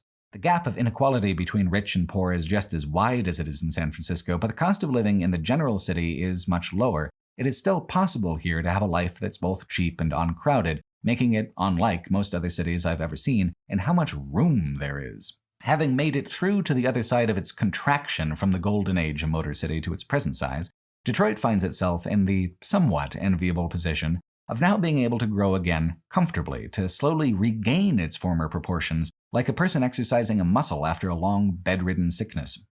The problem with these conditions is gentrification. Into that price vacuum floods all sorts of outside money, which then drives up property taxes, which even people who own homes have to pay based on assessed value. So people who have lived in Detroit for years and weathered the hard times suddenly find themselves unable to keep their homes because all the new money raises the cost of living so far above their heads that they economically drown in the boom times. It's not that it's rude in a social way to want to live in Detroit as an outsider. It's perfectly possible for anyone to be neighbors with anyone for the most part. It's that the way the system works, specifically the way the system assesses and taxes property value, means that the presence of new money residents causes personal harm to the original residents, even if the new residents don't intend to cause harm or are oblivious of the dynamic. Detroit is not on the actual path of the Lincoln Highway any more than Chicago is, but Nate and I came here for two of the central characters in the Lincoln Highway's story, and I couldn't imagine the trip without meeting them in the flesh. Ford and Packard were key players in Detroit's growth, among others in the many industries that all cooperated in the effort to dub Detroit the Motor City. Ford refused to fund the Lincoln Highway, yet the Model T accounted for well over 3/4 of its actual motor traffic. Packard was, comparatively, so invested in the Lincoln Highway that its own CEO hauled his cars out of the mud by ropes along the Lincoln Highway and put a great deal of his personal money into it. Ford and Packard still have relics from those early days in the city that you can visit, but one is a museum, and one is considered an embarrassing blight on the cityscape, about to be finally dismantled and swept away by the broom of history. Built in 1903, closed in 1958, demolition finally began in September of 2022 to tear down what has long been the largest abandoned factory in the world. The Packard plant is 3.5 million square feet of absolute concrete chaos. A Detroit Free Press article quotes Mayor Mike Duggan as saying, quote, "The abandoned Packard plant has been the source of national embarrassment for the city of Detroit for many years. It's been a source of personal pain for people in this community. We had an owner that gave us nothing but basically a decade of false and broken promises, and we did everything legally possible. Ultimately, the circuit court ordered him to demolish this building. Over the next 2 years, we are going to take down every section of this plant that isn't usable. My mother was in labor with me as I was being delivered at St. Joseph Mercy Hospital over at Grand Boulevard in Milwaukee, where the GM plant is now, and as my father drove my mother to the hospital, they drove past the closed Packard plant. Every time my mom reads a story in the paper about progress I'm making, she always says, "After 64 years, I'll be a lot more impressed when you do something about the abandoned plant." End quote. The remains of the Packard plant highlights a kind of inherent callousness in ruin-seeking behavior like I'm guilty of. That the death of these institutions caused real damage to real people's lives, and the inability to afford to even clean up the wreckage is not exactly something to be celebrated, even from an artistic standpoint. One of my personal favorite Travelogue series is one that Canadian skateboard legend Rick McCrank did for Vice, simply called Abandoned. McCrank started with the Packard plant right off the bat in his Detroit episode, but mostly as a lens into how the two ways people see the city of Detroit are usually the gleaming downtown or these colossal ruins of a bygone industrial age, and everyone usually ignores the actual stories of the residents. McCrank's episode does more justice to Detroit than I'm able to do because, in my planning, I accidentally set myself to see things through exactly those two perspectives he found limited in the 2 days that I was spending in the city. I have the excuse of the road shaping my interest in Detroit and the limited time I spent in it, but in rewatching McCrank's coverage, I feel like it's important to note that this is another area where I feel like I've fallen short of the whole story. But in light of the fact that in another year there will be no Packard plant, I feel kind of grateful nonetheless to have caught this footage of one of the last great monuments to that old vanished era, even if it is a bloated corpse that everyone's tired of the stink of. Perhaps that's selfish or misguided. Certainly my curiosity isn't worth anyone's suffering or discomfort. Maybe another part of it is the odd feeling of genuinely, truly showing up at the last possible minute. If my road trip had been delayed another year, this would be a giant empty lot, awaiting the future of New Detroit. This is the biggest concentration of industrial decay that I've ever seen in my life, and I admit that I find it aesthetically compelling. I'm fascinated by the ruin of the Packard plant, and I'm drawn to it in a way that is selfish. To me, it's beautiful in a certain way, but to the actual mayor of Detroit and other lifelong residents, the Packard plant is a symbol of how little progress has been made by the city in helping its neighborhoods, and it is a major symbolic barrier in the battle between Detroit's past and its future. It needs to come down for the city to move on. The power of its symbolism is just colossal, though, and I think that's the heart of what makes it compelling and dramatic beyond the reality of the situation. Packard was once considered the American answer to Rolls-Royce. It was once among the dominant automotive brands in the entire world, and then it collapsed under the weight of American prosperity in the post-World War II era. In a certain way, Packard existed because of the massive economic inequalities and hardships of the 20s and 30s. For many decades, the automobile was an exclusive club, with the exception of those who bought a Model T, and even then, the Model T provided a baseline from which all other cars could market upwards. In the 1950s, mid-budget auto brands like Mercury and Buick flourished. The Packard itself became an outdated symbol of a stodgy patrician era at the same moment that the youths were inventing rock and roll and its competitors were making future-forward design choices like decorative tail fins. Packard funded the Lincoln Highway, and like the Lincoln Highway, it was rendered obsolete by the world that it had created. In 1996, Thomas Segru published an academic history called The Origins of the Urban Crisis, and Segru does a far better job than I can of condensing the importance of the ruin we're looking at. He wrote, quote, "Detroit's post-war urban crisis emerged as a consequence of two of the most important, interrelated, and unresolved problems in American history: that capitalism generates economic inequality, and that African Americans have disproportionately borne the impact of that inequality. The patterns of race and class inequality are by no means fixed and unchanging in American history. Detroit's racial and economic crisis emerged in a particular context, mid-20th century America. Shifts at the national level in economics, race relations, and politics interacted with the local forces to cause the urban crisis. In the aftermath of World War II, the post-Reconstruction racial order was in flux. Newly resurgent racial liberals and radicals battled with deeply entrenched racial conservatives over fundamental questions of rights and equality. At the same time, the national economy underwent a period of extraordinary dynamism and growth, fueling unprecedented prosperity, but also unleashing what economist Joseph Schumpeter called the forces of creative destruction. Northern industrial cities like Detroit were overwhelmed by the combination of racial strife and economic restructuring. Their impact played out in urban streets and workplaces. The labor and housing markets of the post-war city became arenas where inequality was shaped and contested. As a major manufacturing center, the headquarters of the automobile industry, and a hub of union activism, Detroit offers a lens into the dynamics of the American industrial capitalist system. The economic fate of the automobile industry in Detroit was not simply a matter of local peculiarity or local interest. Automobile and related industries led the American industrial economy after World War II, accounting for about 1/6 of the country's employment at mid-century. In the 1940s and 1950s, the American auto industry was at its peak of profitability and power, still unchallenged by foreign imports and management crises that would plague Detroit in the 1970s and 1980s. Because of its dominance in auto production, Detroit was the center of a regional web of industries vital to the nation's economy. What befell Detroit directly affected other major manufacturing sectors: steel in Chicago, Pittsburgh, Youngstown, and Gary, rubber and tires in Akron, machine tools in Cincinnati, glass and electronics in Toledo and Dayton, and more autos in Cleveland, Milwaukee, and South Bend. When Detroit sneezed, the adage went, other cities caught pneumonia. By the late 1950s, this industrial landscape had become almost unrecognizable. The Milwaukee Junction area was hit hard by layoffs and plant closings. Murray Auto Body, Packard, and Studebaker shut down between 1953 and 1957. Dodge, Maine cut its workforce by several thousand in the late 1950s. The shells of several empty multi-story factories stood as cavernous hulks on the horizon, unobscured by smoke and haze on all but the foggiest days. Dozens of taverns and restaurants that had catered to workers were boarded up, and the neighborhoods surrounding the plants, which had housed thousands of industrial workers, had quickly become run down. Property values fell because plant closings deprived the small frame houses of the east side of their only real advantage, their proximity to the workplace. Their largely white residents followed the flight of jobs to suburban and ex-urban areas. Traffic on the new Chrysler and Ford freeways whisked past the former plants, the drivers oblivious to the blighted landscape around them.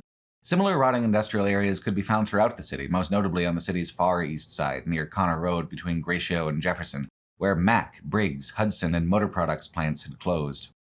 Even the area around the enormous Ford River Rouge plant lost some of its luster as whole sections of the plant were modernized and thousands of workers who had patronized local stores, bars, and restaurants were laid off or transferred. The 1950s marked a decisive turning point in the development of the city, a systematic restructuring of the local economy from which the city never fully recovered. Detroit's economy experienced enormous fluctuations in the 1950s. Between 1949 and 1960, the city suffered 4 major recessions. Because the auto industry was tremendously sensitive to shifts in consumer demand, it weathered recessions badly. The unpredictability of demand for automobiles, especially in times of economic uncertainty, had serious ramifications for Detroit's working class. A slight shift in the interest rates or a small drop in car sales resulted in immediate layoffs. That the auto industry was especially vulnerable to economic vagaries was, however, nothing new.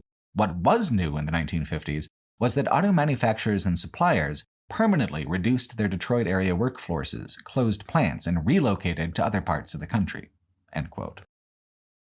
History is difficult in so many ways. I have been, and continue to feel, fascinated by Packard, Henry Joy, and what was done to build the Lincoln Highway, how it melded personal interest, civic interest, and business interest into one massively ambitious, continent-spanning project. Yet the life and death of the Packard Corporation caused a lot of misery too. A life of monotonous, thankless labor for its assembly line workers when the Packard plant existed, and then a terrible vacuum of poverty when the Packard plant died and nothing stood to replace it. Though, as a ruin, at least, it allows a person to question what it all meant and what it was all worth in the end. Less than 10 minutes away at Ford's Bequette Avenue Plant Museum, I was already falling back into rah-rah automotive boosterism for no other reason than that my easily distracted brain thinks antique cars are pretty. They really are beautiful, though, in a way I find almost fantastical. The Bequette Avenue plant was the first property ever owned by the Ford Motor Company, and they operated here until the invention of the Model T and the move to the Highland Park plant where the assembly line was not only born, but largely perfected. The Bequette plant made the hand-built models, the Model A's, the really old stock, before it was a fully industrialized process and when there was still an element of artisan blacksmithing to the procedure of making an automobile. For example, I have never in my life before heard of a Ford Model K, but I mean, god damn, what an elegant machine. What an absolutely beautiful piece of industrial art it is. In 1906, the Model K was popular enough to account for 85% of Ford's annual profits, but that says more about what a small volume of vehicles Ford used to make before the assembly line days than it does about the true popularity of the Model K. It was a top-of-the-line luxury model. Ford only had to sell a few dozen of them to account for a massive slice of yearly profit. The Packard Avenue plant is one of the only car museums dedicated almost entirely to the period in automotive history before the Lincoln Highway existed, those hectic first 15 years, as brutal and weird a competition of startups as the dawn of the digital age. They were doing some stuff with the design of these earliest Fords that are much more artistic and elegant than later Fords, and a lot of that has to do with what a specialty, niche object cars used to be. This is a gallery of cars from before there were decent roads to even drive them on. The Lincoln Highway was built aspirationally to be a kind of playground where these new and remarkable machines could reach their full potential. And they did. The Packard Avenue plant is tucked away in the industrial part of Detroit, quite nearby the Packard plant, but it's a secondary museum for die-hard enthusiasts. The real Ford Museum is farther out in the suburb of Fairlane. It's a two-parter, the enormous Museum of American Innovation and Greenfield Village. To my extreme disappointment, Greenfield Village was closed when Nate and I was there. The idea behind it is intoxicating. It's a collection of buildings, both historical and replica, that mimic a neighborhood in the pre-automotive era of the late 1800s. It's like a love letter from Henry Ford to a way of life that his assembly lines completely obliterated. Missing it is a blow. But the Museum of American Innovation was full of more surprises than nearly any other museum I've ever been to. It's not just cars, it's that enormous train from earlier, and it's industrial equipment as well, and a selection of some knockout artifacts that I'll discuss in a moment. To transition away from the Packard Avenue plant, I want to first show you this disassembly display of a Model T. The Model T is so simple. There are tens of thousands of parts in a modern car. There are tens of thousands of parts to the 1978 Thunderbird I had driven into the city. But this exploded demonstration shows just how simple the concept of the automobile is and how little is needed to actually execute the concept. If there are 1,000 parts total to the Model T, I would be surprised. The Model T's genius isn't just in its utility or replicability, it's in the absolute mechanical minimalism of the thing. They work well, and they work with an absolute minimum of what the task requires. Modern Fords, or any modern cars really, have drifted far from that simplicity. In return, they've gained power and efficiency absolutely unheard of in the Model T's day, which is positive, but doesn't detract from the gulf of difference in intention and design between the early era and the modern era of automotive design. Much more impressive than the Model T itself is the machines used to power the assembly line that built them. The museum is anchored, in a somewhat literal sense, by one of 9 enormous power plants that ran the machinery that built this modern automotive world. It is 2 stories tall, and the pistons are larger than an actual human being. It is engineering on an inhuman, titanic scale. There are other antique industrial generators too, simple scientific concepts engineered to an extreme scale to power systems larger than any single human could possibly control. The digital age doesn't feel real in a lot of ways. The actual work of the world around us is hidden behind a veneer of frivolous content. I think what impresses so much about these objects in the modern day is their naked utility and industrial presence. They are objects designed to change the world, and they did in their time. They look durable enough to actually do the job. I could honestly go on and on about the Ford Museum. I spent nearly a whole day there, jumping up and down and pointing at things around just about every corner. The automotive oddities are all interesting. Experimental models, experimental engines, famous race cars, and iconic models from throughout Ford history. But it's the way the Ford Museum approaches American history in general that's the most impressive thing. The first thing I saw when I entered the museum was the hall of presidential limousines, starting with Ronald Reagan's long, angular Lincoln and going back in time through to the carriage buggy that once hauled William Taft around with what was, at the time, literal horsepower, probably like 2 to 4 actual horses. Reagan's Lincoln is interesting to me personally because I actually owned a '78 Continental once upon a time, the basic sedan model version of Reagan's limo, except that mine was stolen and set on fire when I was 19.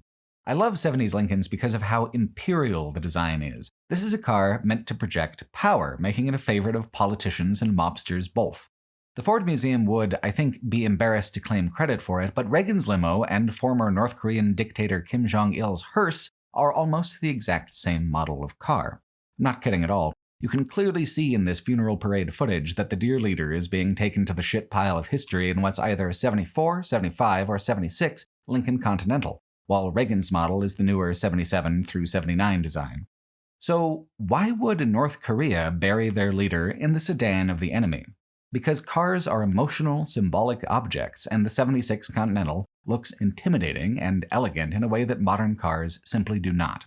The fact that it's almost the epitome of American capitalist car design doesn't actually matter to the dramatic construction of the moment in the pageantry of the North Korean funeral. The Lincoln Continental was a car designed to make a business executive feel like an actual king, so when the dictator died and wished to be buried as royalty, nothing actually conveyed the impression better than this extremely displaced luxury car. The next Lincoln in line at the Ford Museum is even more shocking: the Kennedy Presidential Limo. Seeing the car that Reagan farted in just doesn't have the same impact as the car that Kennedy died in, right there, parked in front of me. A moment that changed the world forever, and it all transpired in the backseat of this particular limousine. It's hard to know what to think in the presence of a car that's more of a relic in the medieval sense, something so stained by history that it seems more supernatural than actual. And even the Kennedy death car doesn't quite compare to the most singularly shocking object in the collection: the chair that Abraham Lincoln was sitting in when he was fatally shot at, oddly enough, Ford's Theater in Washington, D.C. Now, here's an object quite literally stained with history. Lincoln died later in a bed from his wounds, but this is the chair in which history changed, another moment of extreme historical inflection that can be traced back to a singular, actual object. The bloodstains are the most remarkable thing for me, not because of how macabre they are, but for how incontrovertibly true and tangible they make that moment in history. This is not history on the page. This is history read in tooth and claw, a stain on which the entire nation's history pivots. And following the highway named in his honor, I honestly never expected to come so genuinely close to the history of the man himself. What's most remarkable about the Ford Museum's collection is how it is curated in direct contrast to some of the values of Henry Ford himself, which is to say the museum is inclusive, thoughtful, and has an entire wing dedicated to articulating the complex truth that freedom in America means less for some than it does for others. It's an amazingly considered position for the museum to take. If the car is the symbol of American freedom, it is ahistorical to say that freedom was available to anyone, and a reckoning with the inequality of basic freedoms in America is necessary to say anything meaningful about freedom as a concept. Henry Ford himself applied it unequally. On the one hand, he was more progressive than some on race issues. His assembly line paid equal wages to white and black workers. On the other, Henry Ford was distributing anti-Semitic materials in a newspaper he began running as early as 1918, including the papers with some of the new cars that he sold. Henry Ford's hatred of Judaism was so staggeringly public that in 1938, Hitler's Germany bestowed upon him the Grand Cross of the German Eagle. In an interview for PBS's American Experience, Professor Hazia Diner explains the award like this, quote, "The Germans honor Ford, we could say, for a couple reasons. For one thing, they're very taken with the whole assembly line technological modernization. The Model T and the Volkswagen are sort of similar cars. The idea of the Volkswagen, the people's car, was to be affordable to the average German. It's kind of like the Model T of its day, that the automobile shouldn't just be something for the elite, but it should be a car that the ordinary German could afford. So the Model T and the Volkswagen we might think of as sort of in a similar category. From the point of view of anti-Semitism, Hitler could look at Ford as somebody who was, let's call him an age mate. They were both in the 1920s beginning to write and disseminate information about what they both considered to be this great, powerful threat, the Jew. And Hitler was very much inspired by Ford's writing. And the idea that this could happen in the United States, I think, was very important to Hitler as well, because as people in the United States were speaking out against Nazism and were using a kind of rhetoric like, well, it could never happen here, and we are the bastions of democracy, I think Hitler would have derived a great deal of satisfaction to be able to point to Ford as, in a way, just as good of an anti-Semite as he was." End quote. This is the truth of Henry Ford that future generations who have inherited the empire that he built have to reckon with and contend with, and the Ford Museum is admirable for confronting the legacy head-on and trying to grapple with it in a meaningful way. The exhibit ends with a restored city bus from Montgomery, Alabama, the very bus on which Rosa Parks refused to give up her seat, igniting the modern war for African American civil rights. To see these things together, a limousine, an old armchair, a city bus, they would be more or less everyday objects. It's human life that gives objects meaning. To see the Rosa Parks bus is a stunning moment because it is so mundane of an object. It's just another bus, one of many. But one woman transformed it into a flashpoint for meaningful change on a national level. African American history is more complexly intertwined with Detroit than many other major American cities. In the 19-teens and 1920s, there was a mass movement of black populations from the south to the north called the Great Migration. Detroit was a major destination for those making the journey, and just as they were arriving, the automotive industry was beginning to really hit its stride.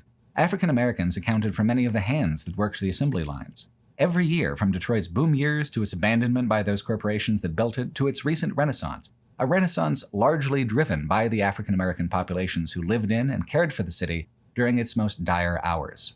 This is the Charles Wright Museum of African American History in Detroit's more downtown Museum Row near the university. The museum is unique because of its curation and its educational frame. This is not a place to learn general history. This is a story tracked, instead, across 3 very specific areas of focus: history of the African continent and its peoples, history of African culture as it arrived in America and how it shifted, and finally, the history of Detroit as a city and how the centuries of movement by African American cultures shaped the city itself, as well as how the city in turn left its specific imprint on local Black culture. The main exhibit uses a lot of life-size figures in a way that I found very moving, but it doesn't translate well to YouTube. It's something that a person just has to see in person. It can be uncomfortable as a white American in the same way that visiting Hiroshima as an American at all would be uncomfortable, but the Charles Wright Museum's pride and skill in telling the story of African migration through a purely African lens makes the museum an indispensable addition to the more general perspectives of other museums, or the many, many, many statues of good old Honest Abe we've seen or are yet to see. The way a person looks at individual aspects of history changes how a person sees the whole thing. The best museums are the ones who can weave those new perspectives out of nothing more than signboards, dioramas, and the irreplaceable relics of history that prove the past truly happened. Driving south out of Detroit to reconnect with the Lincoln Highway at Lima, I wanted to overshoot the connection slightly to hit just one more museum and see just one more artifact. This artifact, however, is a bit more exotic than an old generator wheel or a shiny Model T. 2 years after the Lincoln Highway Association was disbanded in 1928, a baby was born in Wapakoneta, Ohio, with an unusual destiny ahead of him.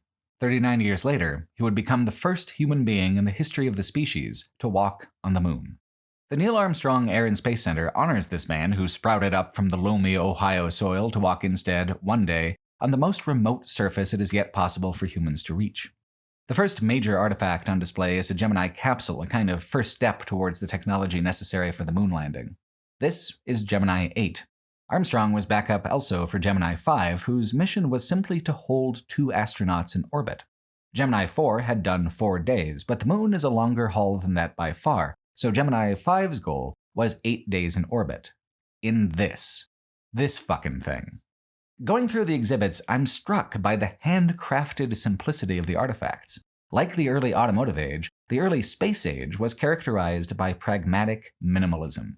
Figure out what is strictly necessary to accomplish your goals, build that thing only, no extra bullshit. What I find most remarkable is the courage that it took men like Armstrong to put any trust in this stuff at all.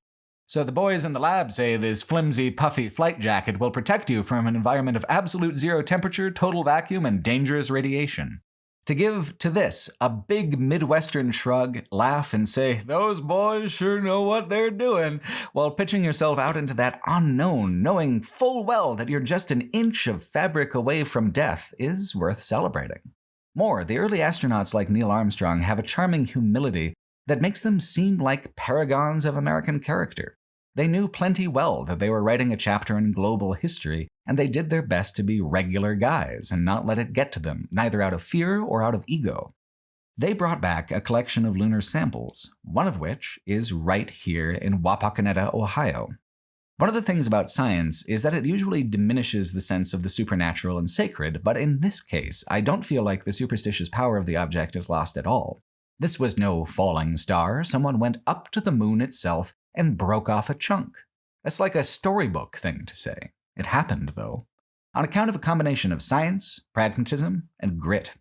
Neil Armstrong's story really is the best kind of American story, one where the country's traditional stated values of curiosity and courage actually mean something true and amount to something amazing. Moving on into the Ohio countryside, another aspect of the Neil Armstrong story becomes clear: the tantalizing possibility that greatness could strike anyone, anywhere, anytime. That Neil Armstrong was not the son of a senator from blue-blooded Washington stock, but just an adventurous young pilot from western Ohio. Ohio is technically the east as far as just gauging it looking at the map, but the landscape is functionally an extension of the same kind of features as other Midwestern Great Plains states. If you took a snapshot of Iowa, Illinois, Indiana, and Ohio and asked a random person to match up the picture to the states, it would be an almost impossible task. Almost. Although all 4 states are composed of the same kind of features and can blend together from time to time, the ratios of the features change. Ohio has more forests and more hills than the other states, but in western Ohio it's like a mashup of the Great Plains' greatest hits. It looks, curve by curve, like every other one of those states in a random order. I do mean it when I say greatest hits, though. Ohio is very naturally beautiful. It's just very beautiful in a slightly anonymous way. It's kind of like an Anywhere USA, which I suppose is a large part of what makes it so difficult to picture if you haven't been there before. This is a huge element of what makes Neil Armstrong a mythic figure, even as a true story. He's a regular person from a regular place whose name will be part of the human story in space for all time. The American dream, in a more general way, is that this kind of thing could happen to anyone. It could happen to you. And in a purely statistical way, it could, like winning the lottery or getting to be on reality television. Sometimes in American life, though, one person is served up an outrageous opportunity if they can simply live up to the challenge presented to them, and 1 million more people spend their life waiting for that moment to come. The fixation on what's possible can often blind people to what is and what ought to be done, when what ought to be done is boring and thankless. When Neil Armstrong was given his moment, he met it with a grace and distinction that makes him a timeless figure. The tricky thing with the mythology of the man is that it is actually true that there are people of all stripes all across the hills of Ohio who would be just as brave, just as intrepid, if only given the opportunity. The complication is that not everyone gets the opportunity to even make it across the county line, let alone into space. It is a fine line in America between meritocracy and lottery. Your waitress might make an incredible astronaut, but this is predicated on living a life larger than Ohio itself will allow. She has to reach escape velocity from her debts first. In a slightly more subversive way, this also makes Neil Armstrong a folk hero. Out of all the people who ever tried to escape Ohio, Neil Armstrong made it the farthest distance away. It took one particular town to break me of my own enchantment with Ohio. This is so gorgeous, I thought. Surely people are exaggerating when they call Ohio a surreal hellscape, and admittedly there's a little hyperbole involved in that, except that, as Sartre wrote, hell is other people, and in that way Mansfield, Ohio is indeed surreal and hellish both. Mansfield has 3 closely grouped attractions, features, that together serve as a kind of survey of the weirdest cultural corners of Ohio. Let's start with the biggest and most impressive. The Ohio State Reformatory. It looks like a castle with a kind of hodgepodge of European styles on the outside. This is because, by the standards of the 1800s, this was supposed to be a gentle prison. The reformatory movement was one of those 19th century quarter steps towards progressive policy where it was put forth that since poverty is the motivating factor in so many crimes and not true sociopathy, that instead of focusing on punishment, the reformatory should reform a person's soul through discipline and a heaping helping of that old-time religion. This particular reformatory is famous in a modern way for being the filming location of 1994's The Shawshank Redemption, a harrowing prison epic about the inhumanity of prison life with Tim Robbins and Morgan Freeman. It's hard to know exactly where to start with the Ohio State Reformatory, so I might as well start there. The museum's first of many failings is that it is fundamentally unwilling to actually criticize the prison system or admit to its abuses, and as a result, it prefers to focus on the Hollywood history of the Shawshank Redemption and the paranormal history of all the bad vibes that are still lingering around every corner. YouTubers particularly have flocked to the Ohio State Reformatory to make ghost hunting content, even though the real story is the unspoken root of all the ghost bullshit. What makes a good ghost story? Some kind of spectacularly violent, melancholy, or miserable death paired with a sense of injustice or unfinished business. It's a variation on the reason Tim Robbins is so compelling in the movie. It is dramatic to watch good people survive deplorable conditions, and if they do not survive, then the genre is probably horror. What is so spectacularly oblivious about the Reformatory Museum's approach is that it doesn't even seem to understand the implication. That the root of what makes the place so effective as a dramatic backdrop for suffering is that it's so obviously an inhumane place to force people to live. There's a fascinating transition that takes place as you walk up the stairs to the 3rd floor, where the museum's restoration work is still unfinished. It no longer looks like a movie set here. It looks like an actual prison. Claustrophobic, miserable, thick of walls, thicker of atmosphere. As you walk down the hall, the museum takes advantage of this by creating a paranormal space with the usual symbols and suggestions. A sign advises you to never close the door because of the spooky things this command implies. A single chair sits alone under moody gray light in an otherwise undecorated room.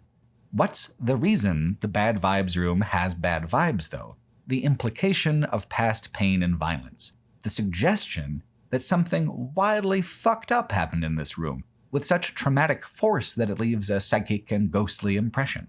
The layer of paranormal storytelling sanitizes the Ohio State Reformatory in a way that really isn't deserved. All it takes to understand the reality of the place is to step out onto the cell block. When the place was shut down in 1985, it was because overcrowding conditions had made it absolutely unlivable. 200 people died here, not because of a criminal sentence, but because it was a hellhole of human misery. Consider what overcrowding must mean to a prison that assigns 2 men to less physical space than the inside of a minivan as a matter of standard occupancy. There would be no privacy. There would be no safety. There would be nothing but 3 solid walls and a 4th made of bars. Over and over in the museum, it avoids conversations about the fundamental inhumanity of the system with creative refocusing. The questions are framed not as how much is taken away from the prisoners or how soul-destroying the conditions would be for anyone, but instead how the reformatory housed dangerous characters who deserve to not only be behind bars but confined to conditions akin to a factory farm. Some of the only relief from the cells was time in the yard or time in church, and church is one of the grandest rooms in the entire prison. The reformatory was geared entirely to producing one kind of outcome, transforming convicts into church-going taxpayers. In the museum's framing, this was a fine service to have done to these otherwise useless criminals. It is unabashedly pro-incarceration and pro-Christian, which is how a lot of people in Ohio apparently like it. This is especially ironic considering the dual focus on law enforcement boosterism and the characters of the Shawshank Redemption. The movie's most famous line, image, and moment are about how Tim Robbins' character crawled a half-mile through a river of shit to stand in the blowing wind and rain of sweet, sweet freedom. His escape is itself a felony from a legalistic standpoint. If Tim Robbins' character's innocence of the original crime was the whole issue, he is now actually guilty of something anyway, so that's clearly not the point. It's his character's endurance of the injustices that he suffered at the hands of the justice system and his eventual claiming of the freedom that he was never supposed to have that is the triumph of his character and the point of the movie. Shawshank Prison, its administration, and its guards are the obvious and inarguable villains of the film, and yet the prison itself never even addresses it. To the museum, it's all movie magic in a historic prison where everything went the way it was supposed to and turned out just fine. The fact that the yearly haunted house is named Blood Prison is purely colorful language, which is, I think, the heart of my frustration. The prison is perfectly willing to be macabre, even sensationalist within the context of the paranormal, but within the context of history, it is stubbornly defensive. A fine example is their electric chair exhibit. Over 200 people were put to death in this actual chair, but not, the museum is careful to point out, at this exact prison. So rather than address the weight of meaning that this thing has, it's represented here as Ol' Sparky, a movie set kind of thing entirely devoid of moral complexity. Bad guys go zap, like an electric rat trap. That's all the nuance you really need, right? Even though The Shawshank Redemption itself is literally about how morally complex incarceration is and how legitimate the inner lives of the prisoners are. Of course, there's a fascinating, uncomfortable wrinkle in the Ohio reformatory tour experience that may explain its reluctance to embrace any kind of self-criticism. There is still an active prison out back behind the historic prison. Photography is strictly prohibited, but it's made up of a bunch of temporary buildings and a series of basketball courts, like some kind of underfunded rural elementary school with barbed wire all around it. As Nate and I were there, the haunted house was being constructed below the cell block and the Oktoberfest beer garden was being set up out front. In Mansfield, the Oktober festivities are held 400 yards away from people who have no freedoms whatsoever. You'd think that would put a damper on things, but apparently it does not. After the Ford Museum's conscious choice to confront the past and hold it to account, the Ohio State Reformatory's approach struck me as alternately oblivious and cowardly. Perhaps the most beautifully ironic moment of the tour happened on our way out of the Common Hall, where movies would have occasionally been played for prisoners and guards. I didn't see them at all on the way in, but on the way out we noticed 2 giant murals of Stalin and Lenin, What the fuck, right? Well, what happened is obvious. Someone needed a film set that resembled a Soviet gulag, someplace so truly awful and institutionalized and devoid of hope that it could only be part of Stalin's Russia. And this was the most perfectly hopeless place they could find, a perfect image to illustrate the kind of hellhole that could only exist in deepest Siberia. Except, of course, it's just regular old Ohio in the heartland of regular old America. If prison abuse is just Hollywood exaggerations or ghost stories, then sure, why not? America is a land of freedom and not gulags, but the statistics tell a different story. The Soviet Union may be gone, but China still stands in its place in the conservative worldview as a contrasting authoritarian state where freedoms are scarce. And there is an accuracy to that in terms of human rights violation against populations like the Uyghur Muslims, but in terms of raw numbers of citizens incarcerated, the United States and China are essentially equivalent at 16.8 and 16.9 million citizens incarcerated, respectively. In terms of rates of incarceration, however, the United States not only ranks as the world number one, but a dataset put together by prisonpolicy.org shows that if each individual state were added to the global ranking, you would go through 36 individual states before you reached Cuba, the country in the world with the second highest incarceration rate. A couple more states make the list, then Rwanda and the contemporary Russian Federation make the list. It is very startling to think of things in those terms. It's tempting to construct a worldview in which prisons keep dangerous bad guys away from innocent good guys, but the fact is that you don't get numbers like that unless you're taking away freedoms for some really petty shit. On that world ranking of incarceration rates, Ohio ranks at number 26, which means for every 100,000 citizens, Ohio incarcerates an average of 664. Rwanda's average is 492, and Russia's is 475. So it's not that the numbers for Ohio are a little above the world average for authoritarian regimes, it's that they are significantly higher by proportion. This is the problem with viewing the justice system as itself inherently just. No one else in the world criminalizes people the way America does, not even the places we culturally view as cruel, unjust, and backwards. The genre movie aesthetics say that the Ohio State Reformatory is some hellhole attributable to somewhere else and some other regime. The Haunted House says that this suffering is just a ghost story, but both are obfuscations of the fact that this is the true face of Ohio should you find yourself on the wrong side of its myriad laws. In fairness, though, one thing I guess it does have over Wyoming is that no one made shoes out of anyone at this particular institution. Across the street from the Ohio State Reformatory is the largest creationist wax museum in the nation, the Bible Walk. And I do mean across the street. I'm going to speed this footage up a little bit to show just how short the parking lot to parking lot jump really is. I expected something kinda small and quick, like the weird wood and wax figures on the self-guided tour at The Thing in Arizona. What I got instead was a full-body submersion in Bible Belt fundamentalism. When we arrived, I expected a basic tickets please kind of experience, and boy did I sure get one. There are 7 individual tours, all taking roughly 90 minutes or more. How could this be? Like, are we going to go through an entire airplane hangar's worth of wax figures for every book of the Bible? The answer is both more and less than that. The exhibit halls are impressively large, but what takes 90 minutes is that each individual diorama is dramatized with an audio recording. The lights only turn on and off as the Bible story is related and certain characters are speaking or things are happening. Shit. Nate and I were completely unprepared to spend the morning listening to the entirety of the Old Testament retold by what sounds like a Chevy dealership owner and his bored family. Before you think I'm being mean for the sake of being mean, here's a little taste of Adam and Eve with a little David and Goliath thrown in for good measure. Now the serpent was more cunning than any beast that God had made.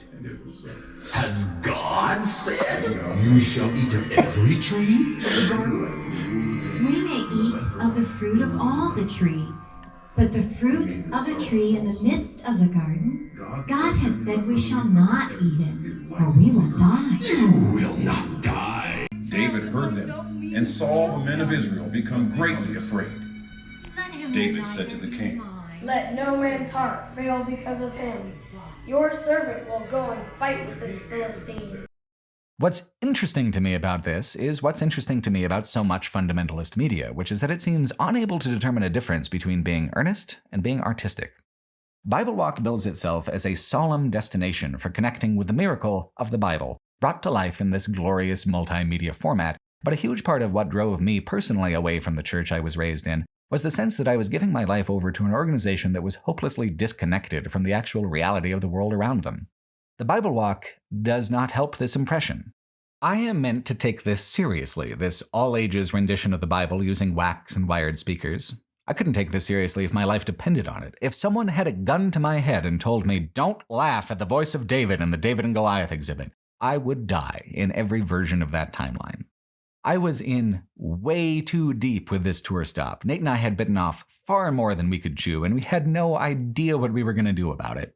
People drive hundreds of miles to walk very slowly down these hallways, exhibit by exhibit, to be told poor renditions of stories they already know by heart. I mean it when I say that I really just don't get it. At the conclusion of the tour is a little chapel with a box of tissues to pray and to cry. I related to the idea of being spiritually moved by what I had just seen about as much as I can relate to the sensation of having gills to breathe underwater. On Google, the Bible Walk has 5-star review after 5-star review from satisfied Christians.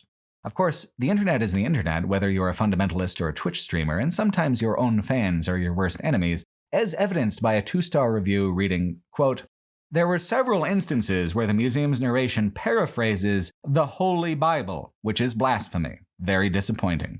Furthermore, it was never addressed how the museum breaks the Lord's commandment not to make any images in the form of anything in heaven above, or on earth beneath, or in the waters below. The museum has all 3 forms of these images. Concerning. For this reason, I fear a 5-star rating would be sinful." End quote. Tough crowd, man. A look at the Bible Walk website reveals something that even the agonizingly slow retelling of the Old Testament can't about the owner of Bible Walk's dramatic sensibilities and the American fundamentalist worldview. An uncredited piece called "Where Could I Go?" on their website reads as follows. Quote, "The world's landscape and this country's landscape are rapidly changing beyond recognition. In 2012 and 2013, we featured a play in our dinner theater entitled Revelation 2020.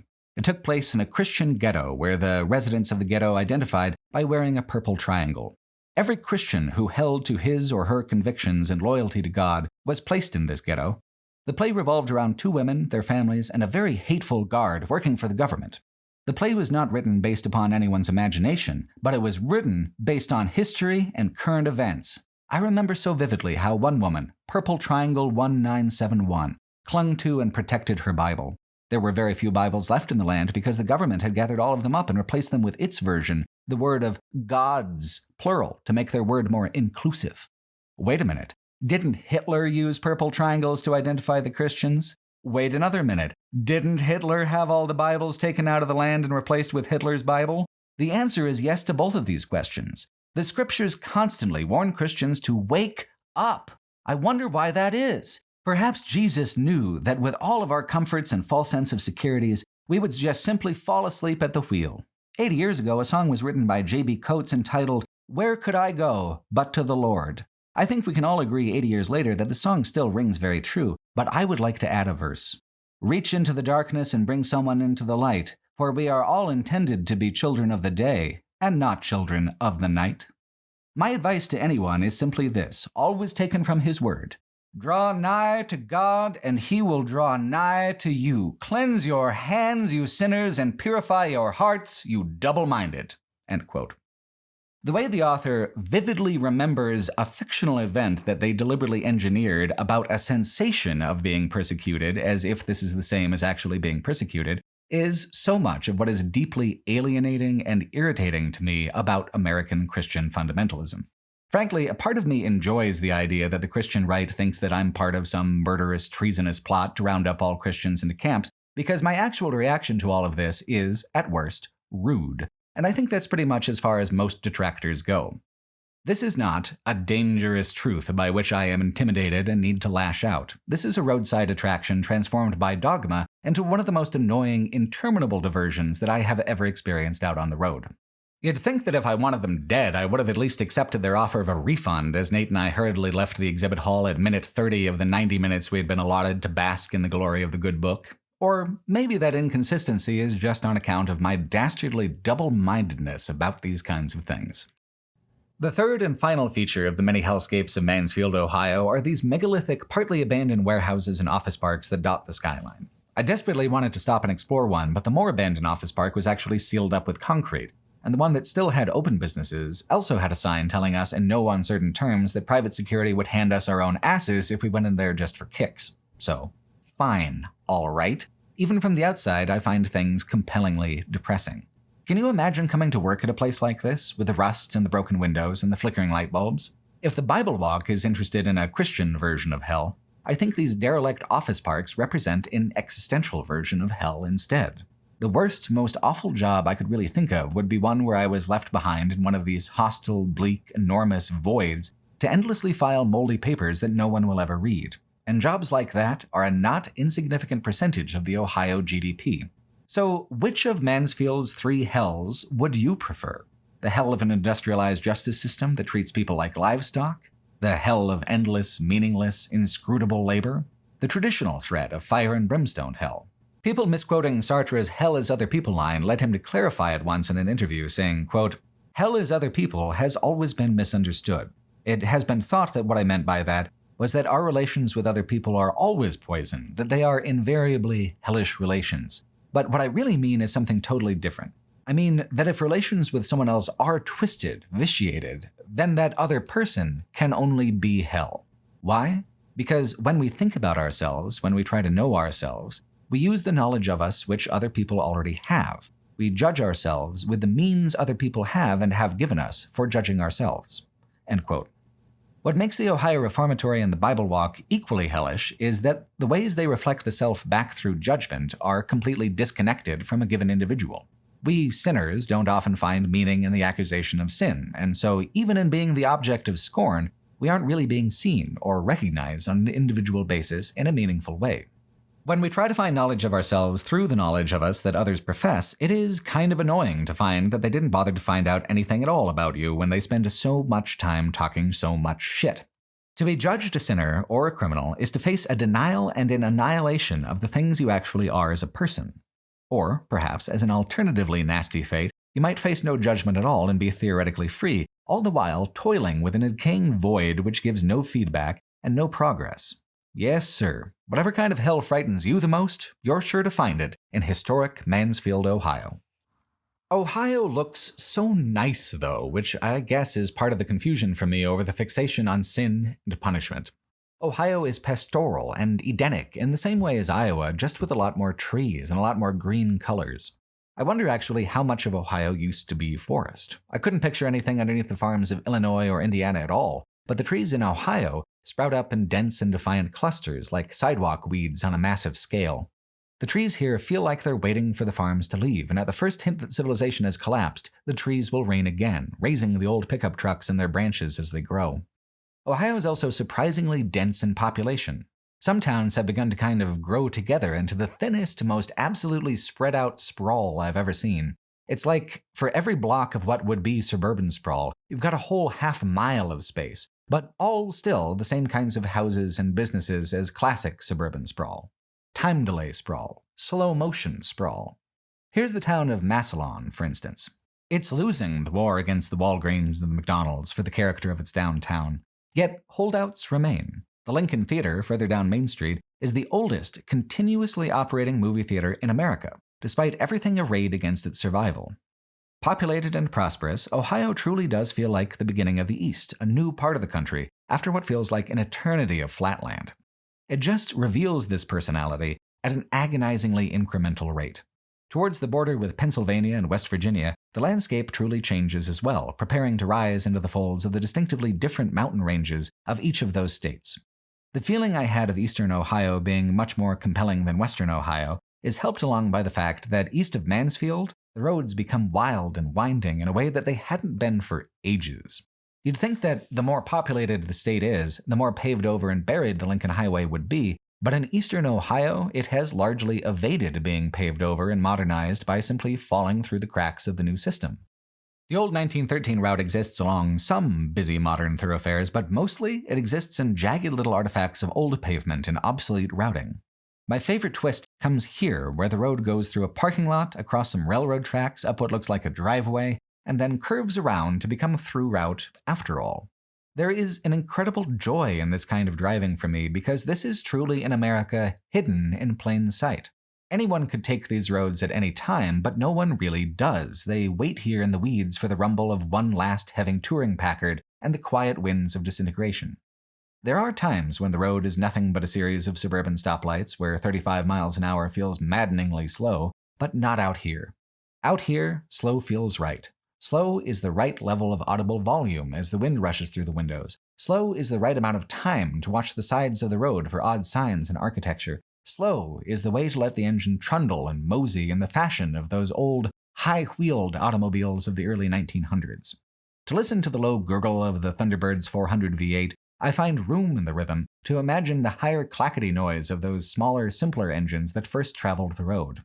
While I've tried to leave room in this travelogue for anti-car sentiment and pedestrian-forward politics, I think it's obvious by now that regardless of what intellectual arguments there are against such an object as a 1978 Ford Thunderbird, I am hopelessly, emotionally attached to the thing. Not only the thing alone, but the experience, the symbolic associations, the whole damn myth and mystique. Across thousands of miles now, the Thunderbird has not only been a faithful companion, it has been a lens through which to better experience the physical sensations of how travel used to be. No computers, no air conditioning, just a furnace of rust, fire, and dirt, with a comfortable seat up front and a storage trunk strapped to the rear. Road historian Drake Hokanson tries to grapple with the early automotive obsession quite beautifully in this passage. Quote, "By 1915, the automobile had become the newest vehicle for American restlessness, the newest outlet for a national wanderlust. To a people who listened with longing to trains in the night, who tossed sticks in rivers and watched them carried downstream out of sight and wondered about places downriver, to a people who relished the wind of travel on their faces and preferred it without the concomitant cinders of railway travel, the automobile was the perfect machine. The breeze rushing through the open windshield of an automobile was stronger than that on a boat or in a buggy, and the hiss of moving air blended smoothly with the sound of a powerful motor. It carried the perfume of motoring, the smells of rubber, oil, and gasoline, the scents of woodland, river, prairie, and sage. It was this wind, with a smell of someplace else in it, that urged the traveler on, that made it clear that you were on the road for somewhere. Americans bought and drove open cars long after the much quieter and cleaner enclosed cars were available. It wasn't the extra cost of an enclosed car, it was the wind. Americans have always been a restless lot. In 1847, the South American statesman D.F. Sarmiento said, "If God were to suddenly call the world to judgment, he would surprise 2/3 of the American population on the roads like ants." Our national monuments have been the Conestoga wagon and the steam locomotive, the automobile and the airplane. Built of wood, built of iron, steel, glass, and rubber, American icons of travel replaced the architectural wonders of our European roots. Instead of perfecting a national style of building, we perfected the engines of travel, the machines that nibbled at the frontier until we stood at the Western Sea. Although the free land that fueled the westward expansion was gone by 1890, the idea of the frontier lived on in the American mind. Americans were still restless. We were still eager for more, wanting to go on. The frontier hadn't ended. It still lay in the roadless wastes of Nevada, in the undiscovered little towns of Iowa, and in the wind that tugged on your hat when the speedometer hit 30. End quote. This portion of the Lincoln Highway is locally named the Roller Coaster Road. It's not a road for going much faster than 30, even if you can, and that is the joy of it. A lot of people enjoy classic cars for the sheer power that can be wrung from them, and the subculture has a tendency to fixate on hot-rodded power builds. But if you're driving something old and stock like the Thunderbird, there isn't a huge amount of power unless you really ask for it. The physical sensation of a large carbureted engine presents itself differently from modern cars, not so much in terms of power. Modern cars are generally going to have better acceleration across the board, or top speed when all you have is a 3-speed automatic transmission with no freeway overdrive, but instead, in terms of mechanical strength and determination. The joy of cruising in an old car is in the unused horsepower, the potential horsepower, the sound of an engine that could roar like a tornado, instead trundling along with a gentle gurgle like a dog rooting in the exciting smells of an overturned trash can. You can rest your foot on the pedal with the slightest of pressure and it'll go 35 or 55 without doing anything besides rumble in agreement, engine speed rising and falling with the elevation of the landscape. There is a depth of power waiting if you simply apply more pressure, but instead, at cruising speed, the car floats on top of its potentiality like a boat on a placid lake, taking the dips and flaws in the road with the rolling maritime action of its gigantic suspension springs. There is no sensation in the world quite like that of a heavy American touring car on a winding rural road. I've driven a number of modern cars and even taken cross-country trips in a Volkswagen bus, but none of them feel at all remotely like a giant American touring car. Not even the giant American trucks that make up such a huge percentage of modern rural traffic. The passing of the land yacht into the dustbin of automotive history isn't something many people mourn. Certainly the planet is grateful for their demise. But it's interesting to think of what it means for this particular sensation to no longer be widely known or accessible. It's like the flavor of a fruit that's gone extinct. You can guess, you can make comparisons and substitutions, but when older generations remember what a road trip feels like, there is actually a gap in experience and understanding between them and the memories of a newer generation making the trip, even on the same road, which creates a subtle, cumulative change over time in how people interpret what the experience meant to them.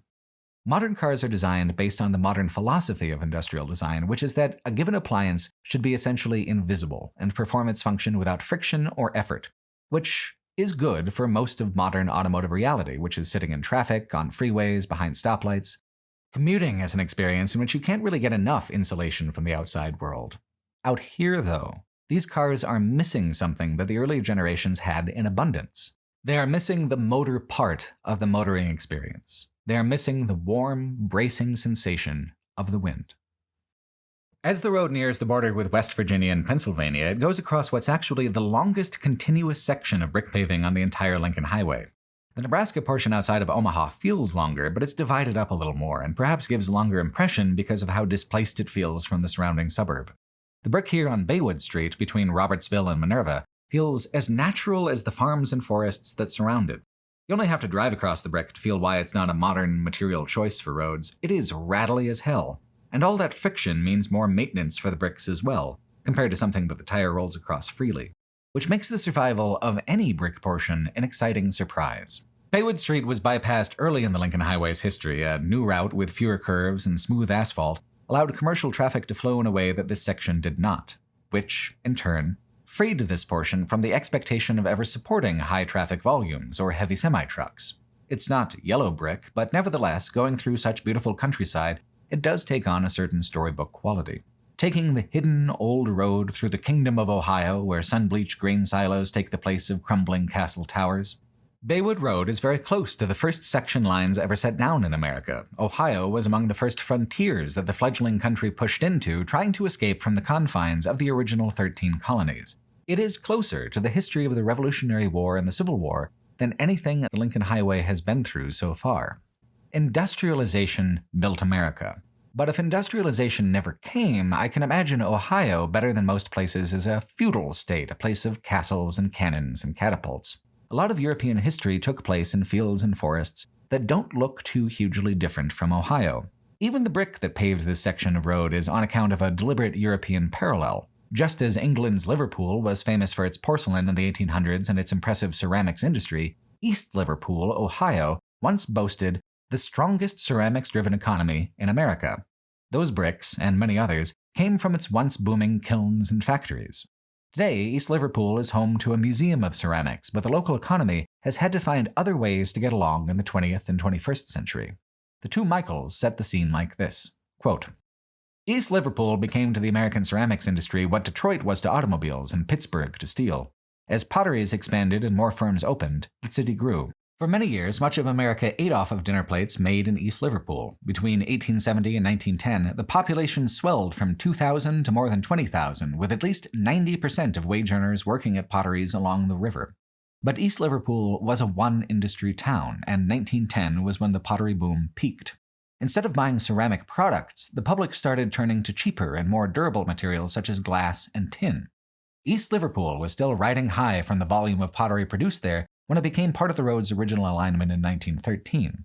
Following World War I and through the 1920s, there was little to cheer about. The Depression delivered another hard blow, and East Liverpool's importance steadily declined, along with the local economy.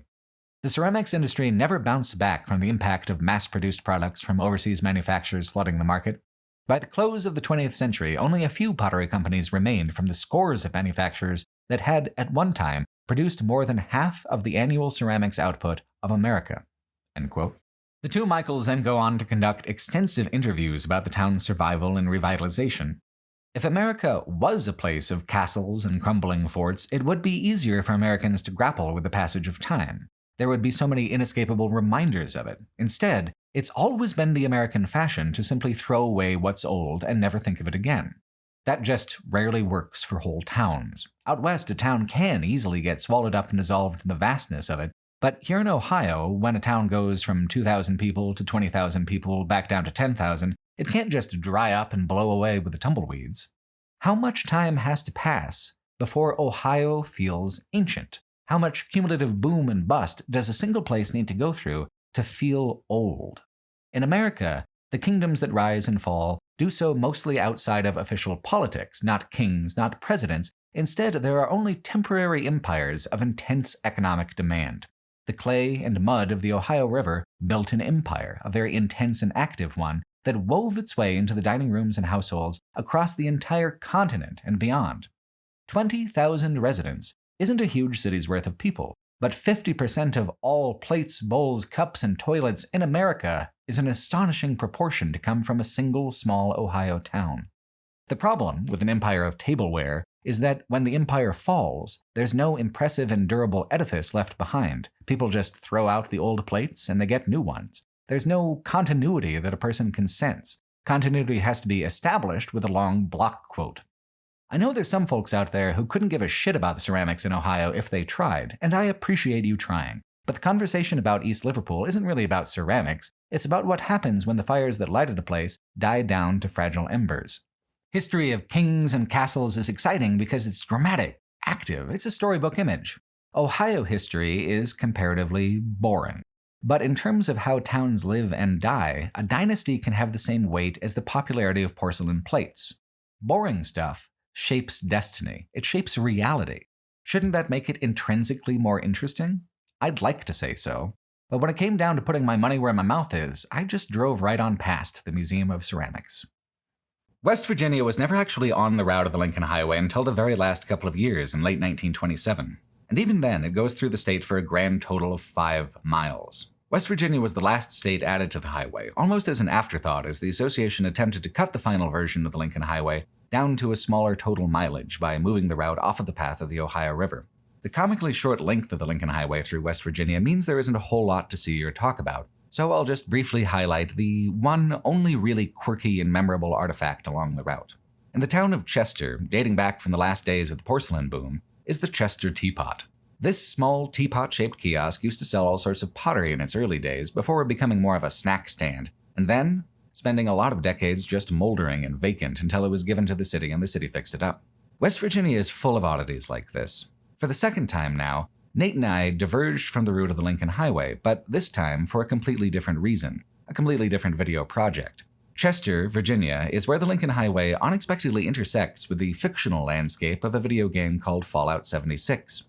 I'm a big fan of the Fallout series and wanted to use this opportunity of being on the East Coast to travel to some of the locations that the games are set in.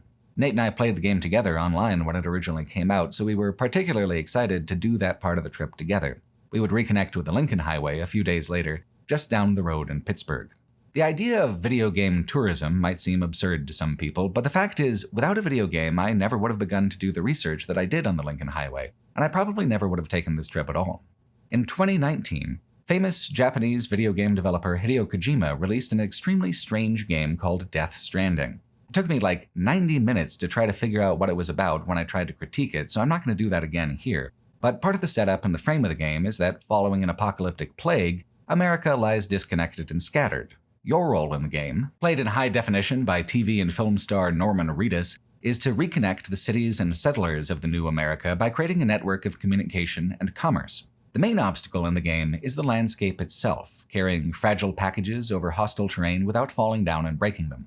The greatest, most important, most expensive, most time-consuming thing you can build in the game is the highway network. Once you've built the highway network, you have essentially brought civilization back to the wilderness.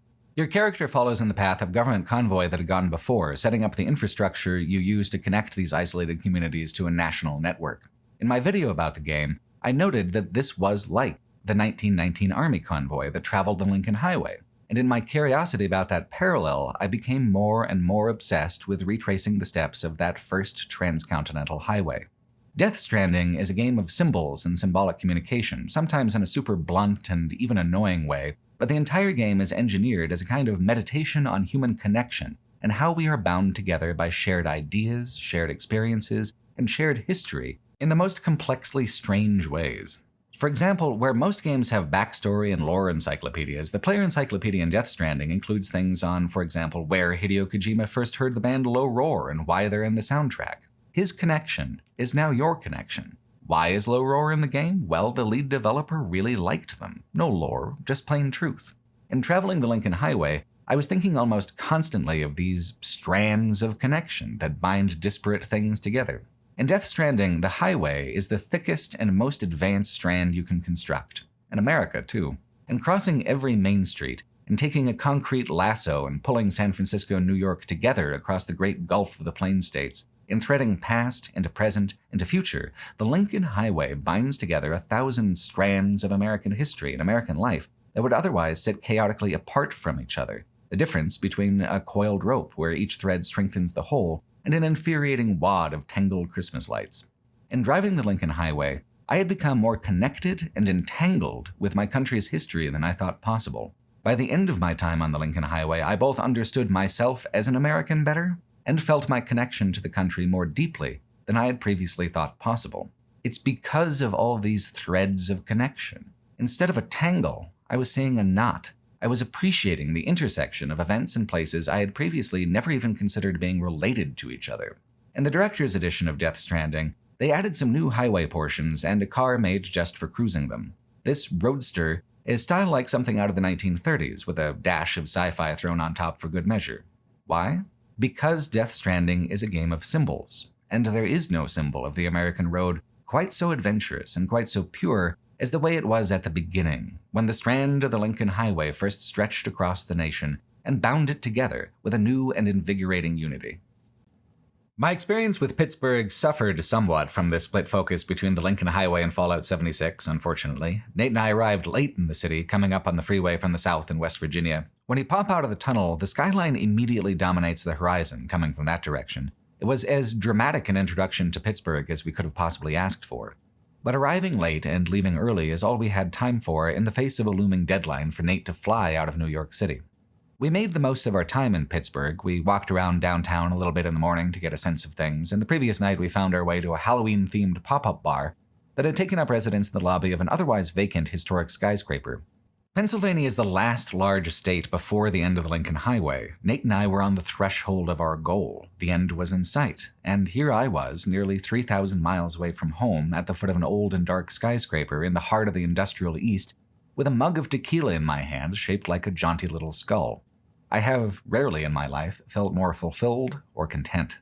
We had been on the road for over 2 weeks at this point, 2 weeks of non-stop adventure, every day different, challenging, unforgettable. As the Lincoln Highway leaves downtown, it continues to exist as its own separate minor freeway within the city, Bigelow Boulevard or Pennsylvania 380. Unless you had a very particular point-to-point commute in mind, it's not the kind of road Google is likely to really recommend.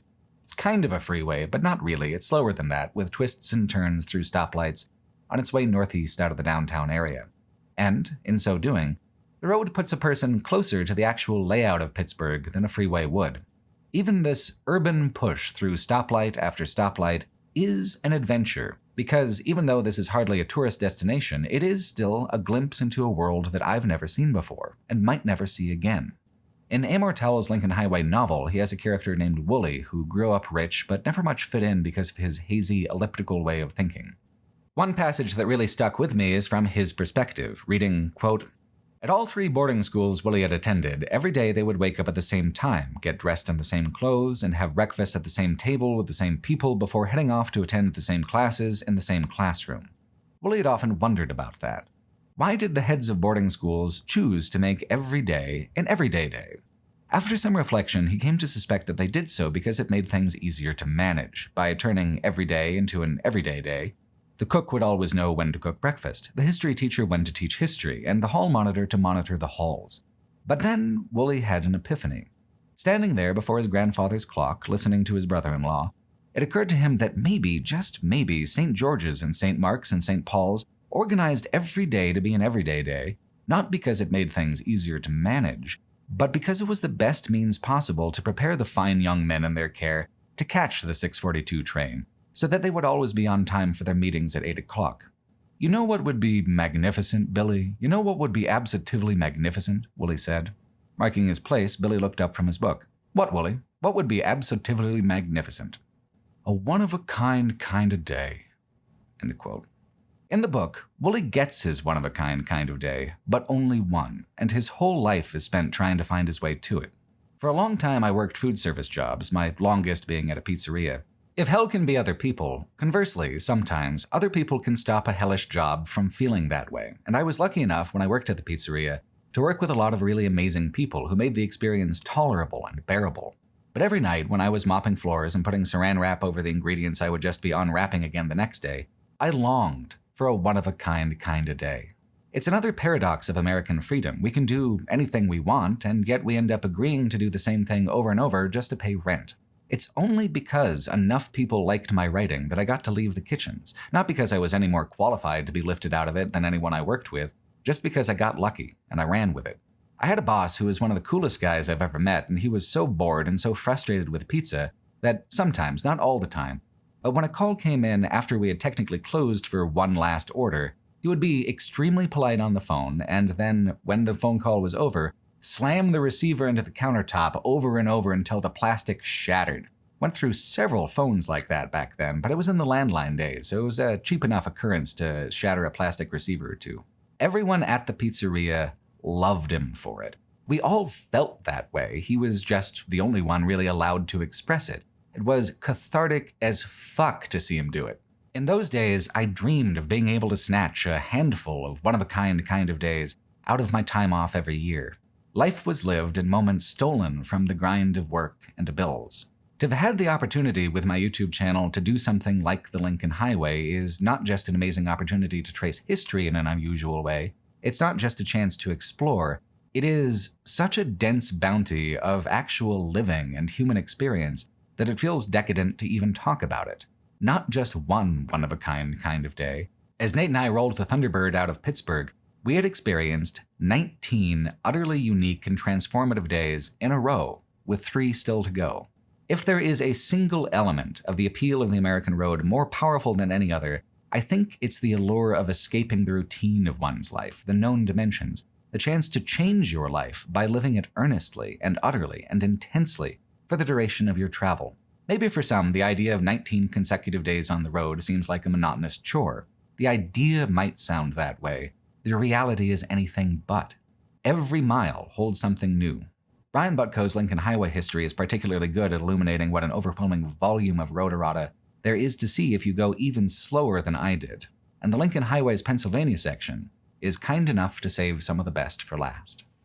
Getting out of Pittsburgh takes a while. There are a lot of suburbs and satellite communities, yet it doesn't feel as dense or as corporate as it does outside of Chicago. The old route of the Lincoln Highway follows the current US 30 in most places through Pennsylvania, deviating from time to time to cut through an old neighborhood or to take a main street that the US 30 would later prefer to bypass.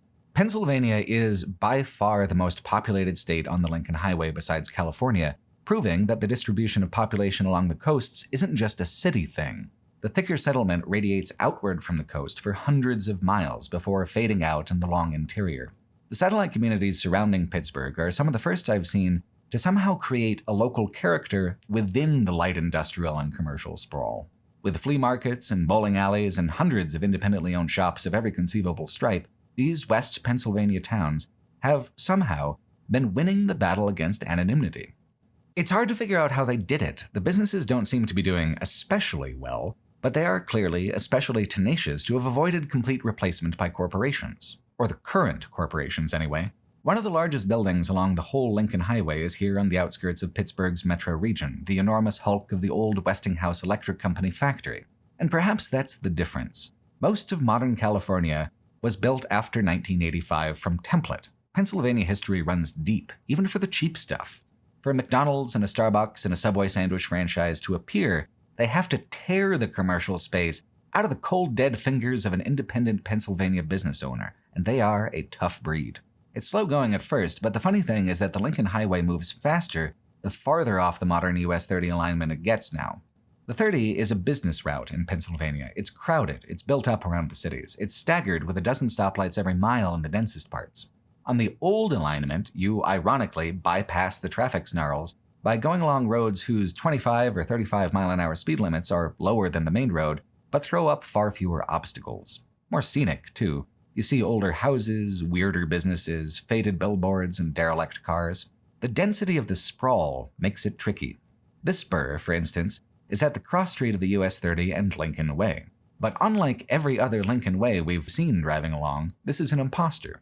Neither obvious answer at this intersection is correct. The correct route is to go in between both roads diagonally on this weird little feeder ramp. And this detour lasts less than half a mile before it just rejoins the US 30 again anyway. The more modern a place is, the harder the Lincoln Highway is to see. Out in Nebraska, the Lincoln Highway is obvious. Even on its most obscure portions, there are only so many options for transit. The reputation sticks better in the absence of overwhelming competition. Outside of Pittsburgh and later Philadelphia and New York, we've returned to the style of highway where it's just another forgotten name for a local street. Slowly, the sprawl thins. After passing through Greensburg, the highway pivots away from the US 30 to pierce back into actual countryside, a much different countryside than we had left off with in Ohio. These are the foothills of the Allegheny Mountains, and we were lucky enough to see it in the full colors of late fall. Ohio didn't look like this at all. Nothing had so far. Pennsylvania knocked me out completely with how scenic and inviting it is across its entire length. Even the cities appealed to me. With the golden leaves falling and pooling around the old gray stones of the Alleghenies, I had found that sense of ancient continuity I was looking for in Ohio. Here was the land of Rip Van Winkle, and I immediately understood the story better than I had before. Pennsylvania forests have an edge to them that feels primordial, slightly sinister even. These mountains are that older thing I wanted to anchor the landscape and provide some context for the civilization around it. If Iowa is a domesticated landscape, Pennsylvania is admirable for being both so populous and so wild at the same time. The mountains are why. You cannot plow them flat. You can either go over or through, and the history of Pennsylvania roads is the engineering it took to swap from one approach to the other. Past the satellites of Pittsburgh, the Lincoln Highway loses its anonymity and becomes, essentially, a museum route. Deliberately preserved in contrast with the modern Pennsylvania Turnpike that covers roughly the same terrain, both the town and the roads are shaped by the rising elevation of the Allegheny Plateau. Sometimes those two things come together to shape a person's fate. In what's now an outer neighborhood of Jennerstown, another early automotive pioneer met his end. If there was any car manufacturer to rival Packard in power, luxury, and price, it was surely Duesenberg. Two brothers founded the company that essentially introduced the 8-cylinder engine to common usage, and one of them, Fred Duesenberg, rolled his car after taking a turn badly on this very stretch of road. Today the road seems tame enough, and to modern cars it is. Back then, though, there was nothing so much as an airbag in between a driver and the crushing metal of an overturned car. There is a contrast between the elegance of the machines and their fatal potential to dismember their own drivers. The fatal danger that early automotive pioneers often put themselves in is something that you can really only picture on a road. In a museum, it's harder, even when that museum is dedicated entirely to the glory and the story of the Lincoln Highway itself. The Lincoln Highway experience is a wonderful museum on its own merits, but as something to arrive at on one of our last days on the road, having almost completed the actual Lincoln Highway experience, it meant something even more important to Nate and I. To go over what the museum has to tell is slightly redundant because it's the same story that I've been trying to tell for hours now. The Lincoln Highway Experience Museum uses a video and audio guide to give context for the many photographs and road artifacts that line the walls. The section of road to come between here and Gettysburg is protected as the Lincoln Highway Heritage Corridor, and the museum has a particular focus on that, setting up travelers to see all the large and small roadside attractions along the way. Doing a deep dive for a particular state, as opposed to trying to cover the entire coast-to-coast expanse of the highway, is what a lot of scholarship about the road ends up doing.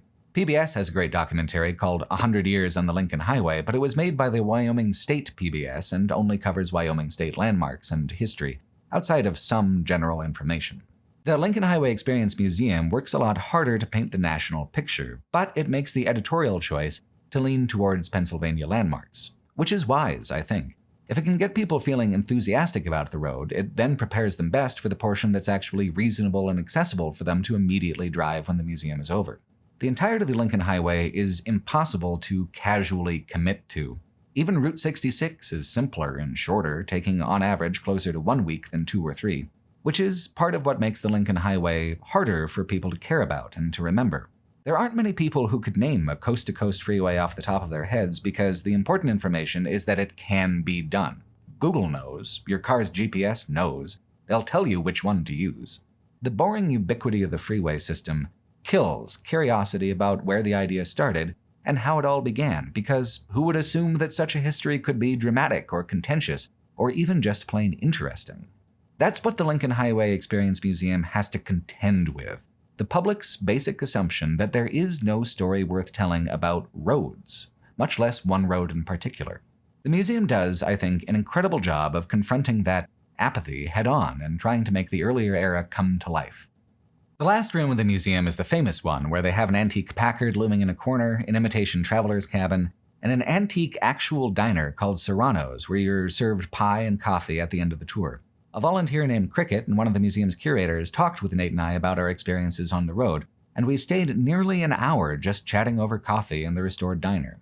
It wasn't just the chance to tell our stories that was thrilling, some of them for the first time. It was the audience, people as familiar with the road as we were. Theoretical, contextual knowledge of the road is what the museum is built on and what fired my curiosity in the long months planning the trip and saving up money for it. First-hand navigational experience with not only the whole highway but many of its older, obscure sections? There's not a lot of people who could claim that anymore. If I had begun in New York and hit the museum on like the third day of the trip, I couldn't have claimed it then either. As it was, Nate and I were made to feel like minor celebrities by the museum, one of very few traveling parties who make the full coast-to-coast journey. When we met him, the curator said, "When I heard we had someone in the museum doing the whole route, I expected you guys to be a lot older." He explained that most of the museum's visitors are local, curious about the museum more for the sake of it being a museum than for it being about the Lincoln Highway in particular. Sometimes you'll have road enthusiasts and amateur scholars who travel from a larger distance for the content of the museum itself. Of the actual coast-to-coast travelers, retirees make up the most of it. They're usually the most familiar with the road and the likeliest to find a meaning in the journey. The museum is excellent for any visitor. You don't have to have driven much of any of the Lincoln Highway at all to appreciate the story of the road and the museum as it presents it, especially with the coffee and pie to set the scene at the end. Having driven it, though, doesn't make the information redundant so much as it makes it triumphant.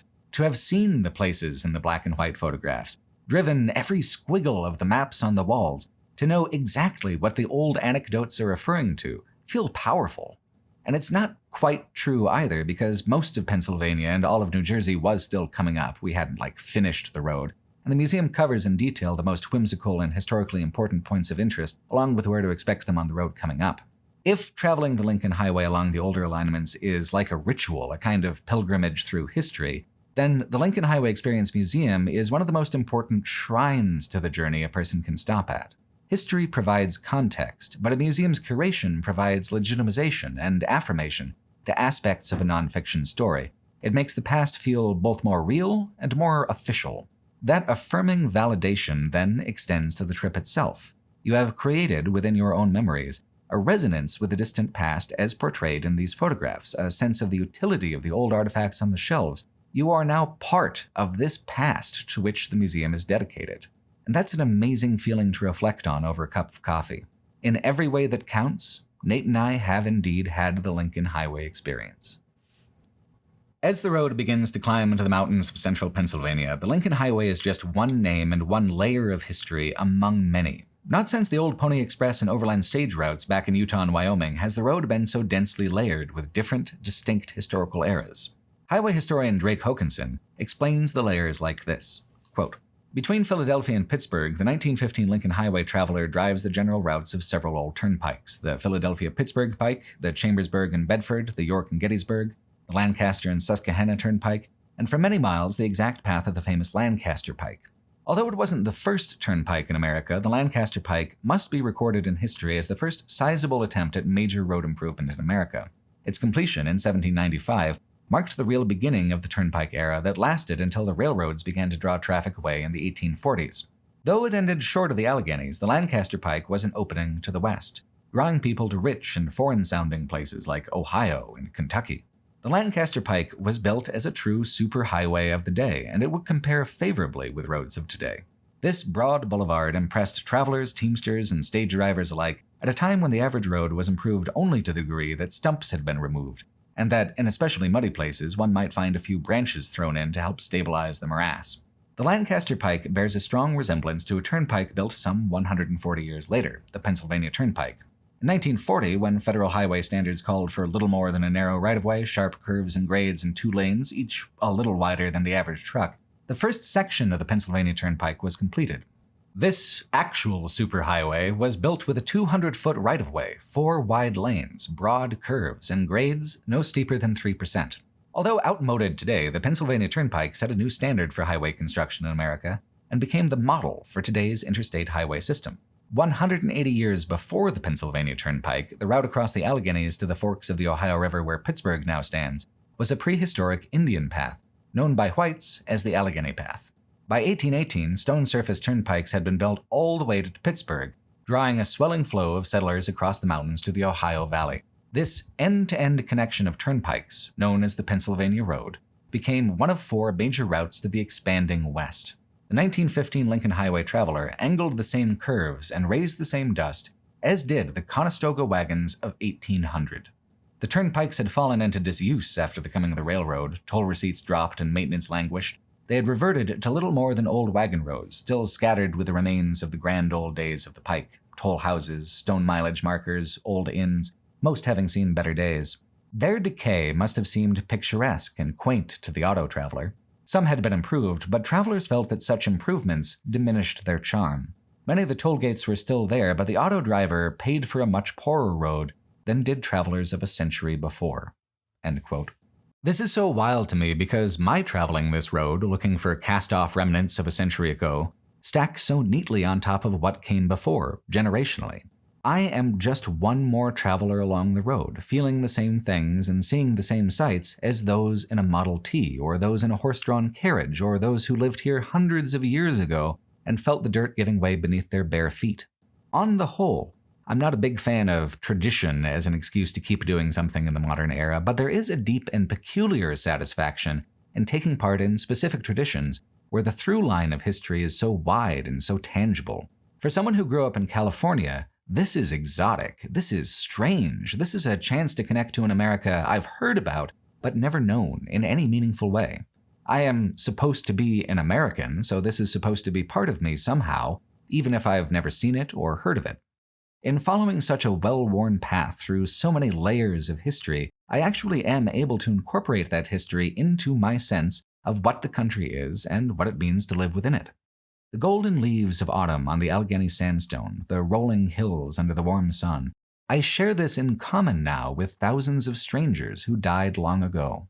It doesn't make the past any more truly knowable, it's just easier to picture something when, at least, you're able to fill in the background. It helps make the past more real. Even though the countryside is more beautiful than it's been in over 1,000 miles, the history buried under the fields outside the window is often as violent as it was world-shaking. Not just the battlefields of the Revolutionary War or the Civil War, the route of the Lincoln Highway in Pennsylvania was where the war that has dominated my entire adult lifetime began as well, the War on Terror. It began here at 10:03 in the morning on September 11th, 2001, when United Flight 93 spiraled out of the sky and into the ground just outside of Stoystown at 563 miles an hour. It's strange to me to think that a portion of this video's viewers may not have been born yet or have memories from 9/11 because it was such a truly shocking and world-changing moment for those who can recall. All civic life in America stopped to watch what was happening on the television. When the second plane impacted the second World Trade Center tower at 9:03 that morning, and it became clear that we weren't watching an accident, we were watching mass murder instead, that was the dividing line between the world I grew up in as a child and the world that I've always known as an adult. That morning, United 93 was delayed for a little less than half an hour, and was only in the air for 4 minutes when the first plane hit the World Trade Center. Terrorists seized the cockpit of United 93 at 9:28 in the morning. At 9:37, another plane hit the Pentagon. Word reached the passengers of what was happening, so they made, collectively, a tougher choice than anyone should ever have to make. They fought back, broke open the cockpit, and in the struggle, the plane spiraled down to impact a field in rural Pennsylvania, instead of the intended target, which was the U.S. Capitol building. Because of the passengers' and crew's willingness to risk this outcome and fight back anyway, hundreds more lives were saved. It is the very definition of heroic. What happened later during the War on Terror, its political aspects, its self-perpetuating cruelties, are things that happened in the wake of 9/11. But the thing to remember about 9/11 itself is that it was a human tragedy above all other things. We remember the images of those who chose to leap from the buildings instead of burn, the ash-covered firefighters who would later become gravely ill from the atomized skyscraper they were inhaling, and we remember the voices of struggle captured on the black box of United 93. The United 93 memorial here along the Lincoln Highway is designed in a very abstract, symbolic way, meant to provoke reflection of the weight of the sacrifice that the passengers made. From the visitor center, the road you drive on spirals along the exact descent path of the plane. After parking, you walk along the last seconds of the approach, right before the moment of impact. That point of impact is marked in the far field by a boulder. It's not the kind of thing they want people lining up to take pictures of like a regular tourist attraction, let alone something exposed to vandalism. On the far side of the approach is a marble wall with the names of the dead written in memorial. From one angle, it appears a solid wall, but each panel is angled to symbolize that it was not one single sacrifice, but the choice of many individuals. The architecture up at the visitor center is equally abstract. The museum is contained inside the main building, but the high walls direct attention instead to an overlook that peers out on the field and its marking boulder. The abstraction really works for me. It draws attention to the moment itself, as opposed to marking it with something more decorative or representational that might create its own spectacle. The designer included a dedication poem of sorts that serves as an explanation of the sentiment behind this tall cement. It reads, quote, "Timeless in simplicity and beauty, like its landscape, both stark and serene, the memorial should be quiet in reverence, yet powerful in form, a place both solemn and uplifting. It should instill pride and humility. The memorial should offer intimate experience, yet be heroic in scale. Its strong framework should be open to natural change and allow freedom of personal interpretation. We want to restore life here, to heal the land, to nourish our souls. In this place, a scrapyard will become a gateway, and a strip mine will grow into a flowering meadow. But more than restoring health, the memorial should be radiant in loving memory of the passengers and crew who gave their lives on Flight 93." End quote. On the way out of the memorial back to US 30 and the Lincoln Highway, there is one last art installation.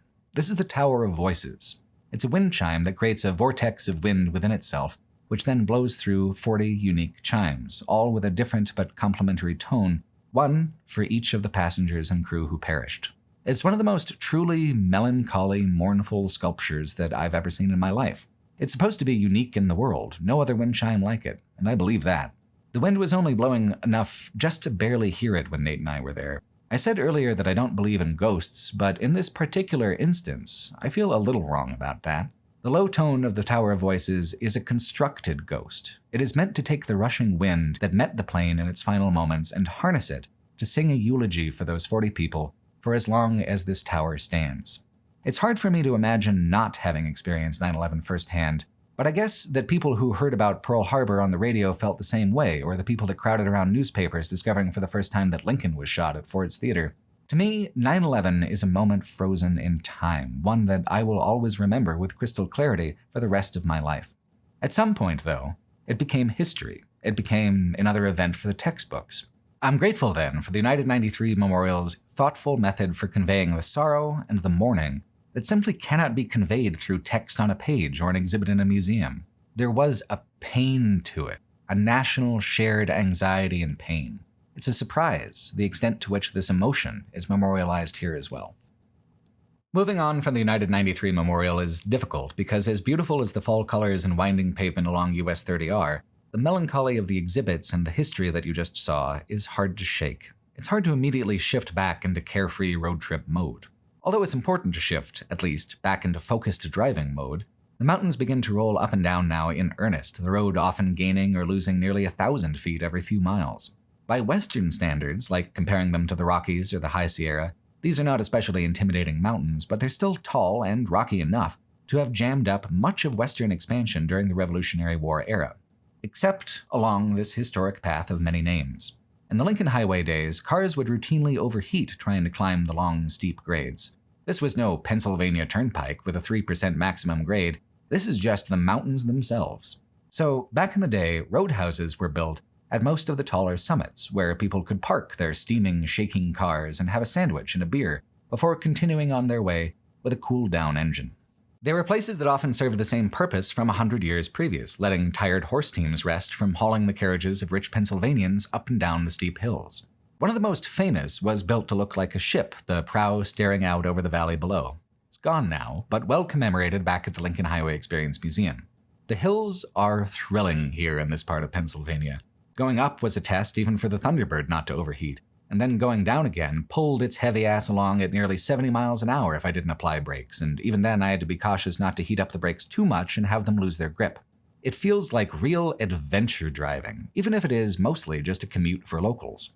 Way back at the beginning of the automotive age, not everyone agreed that the car was such a spectacular modern invention. Some people hated the car beyond both reason and understanding, producing documents that are hilarious to read today. Pete Davies excavated a doozy by tracking down the local rules of a now long-defunct Farmers Anti-Automobile Association. The rules are as follows. Quote, 1. Automobiles traveling on country roads at night must send up a rocket every mile, then wait 10 minutes for the road to clear. The driver may then proceed, with caution, blowing his horn and lighting off more Roman candles as before. 2. If a driver of an automobile sees a team of horses approaching, he is to stop, pulling over to one side of the road, and cover his machine with a blanket or dust cover which is painted or colored to blend in with the scenery, and thus render the machine less noticeable. 3. In case a horse is unwilling to pass an automobile on the road, the driver of the car must take the machine apart as rapidly as possible and conceal the parts in the bushes. End quote. I can't imagine many people complying with the rules of this anti-AAA, even when the group was active.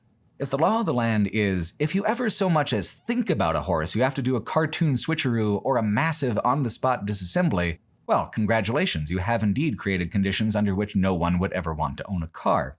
Lucky thing, it was never the law of the land, just the preferences of the neighbors, and it would take far more than a few scattered NIMBYs to hold back the tide of the automotive revolution. The state came to truly rally around the automobile with the coming of the Lincoln Highway along the path of the old dilapidated pikes. It took some doing, but the Lincoln Highway Association lobbied to have the tolls removed entirely, and to this day, the Lincoln Highway is one of the only major east-west routes without any kind of tolls along it at all. Businesses began to cater to the tastes of the motor tourist, and part of that is catching someone's eye at 40 miles an hour. The town of Bedford has two fantastic old artifacts, the first of which is this coffee pot-shaped coffee stand, now just an occasional gift shop and visitor center. The structure was actually relocated and restored by the same museum organization that runs the Lincoln Highway Experience Museum. Another of their accomplishments is a little farther on, where they managed to save from destruction one of the big sculptures of a long-disappeared storybook-themed children's park. It's a blink-and-you'll-miss-it kind of deal, but it's nice to see this kind of Americana outside the traditional confines of Route 66 nostalgia. The real star of the show in Bedford, though, is Dunkel's Gulf Service. Originally opened by Gulf Gasoline, it was meant to be the most modern and progressively designed gas station along the entire Lincoln Highway when it first opened in 1933. It remains the only one with such tremendous, gorgeous Art Deco styling. It has remained in the Dunkel family in continuous operation this entire time, becoming a kind of rural Pennsylvania landmark for decades of drivers who might not have even heard of the Lincoln Highway itself. Dunkel's Gulf Service is an incredible sight, and actually gassing up there connects a person down through a whole 90 years worth of makes and models and drivers who have come this way through Bedford in ages past. Car design has changed more than I can possibly even express in 90 years' time, but the one constant is their fuel. They have always needed that precious liquid gold to ignite and explode, sending the cylinder rocketing downwards and translating the fire into complex movement. Even Bedford itself seems largely unchanged over the past 90 years, at least in terms of the buildings downtown and the character they project. Pennsylvania's style of rural is a little confusing to me because no town is truly lost or separate from the greater bulk of civilization. The cities on both ends of the state hold the whole countryside suspended between suburbs, sprawl, and skyscrapers, and yet, somehow, it is isolated enough for things to slip through the cracks anyway and survive, unnoticed and unchanged, safe in a temporal pocket from the onward march of time. One of the more remarkable hidden objects on the Pennsylvania part of the Lincoln Highway is the Colvin-covered bridge. Built in 1880, it is a small representational piece of the kind of rural infrastructure the automotive road networks replaced. Built for horses, built for wagons, built of wood, and built to suit the landscape in the most pleasing of ways, these sorts of covered bridges are iconic of a whole lost way of life. In the 1980s, the bridge was given structural refurbishment and modernization, making small amendments to it so that it could continue to allow modern traffic. It's one thing to drive that heavy-ass Thunderbird across a 100-year-old road. A 140-year-old bridge is another kind of sensation and anxiety altogether. Felt great though, perfectly sturdy, only moderately surreal. I suppose that a team of horses in a wagon laden down with goods, or a large carriage for four built of dense wood and blacksmith metal, were pretty heavy themselves. It's just so far back in history to connect with as a driving experience.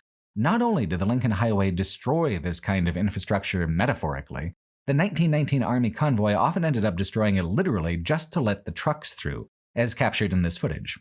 A member of the convoy, Lieutenant Howard Shockley, told the Gettysburg Times about a different but similar bridge, saying, quote, "That bridge we just passed was entirely incapable of withstanding heavy traffic or of allowing our cars to pass. These old wooden bridges are a thing of the past, and it wouldn't be too bad an idea to run them over and break them down just to show how poorly they are constructed."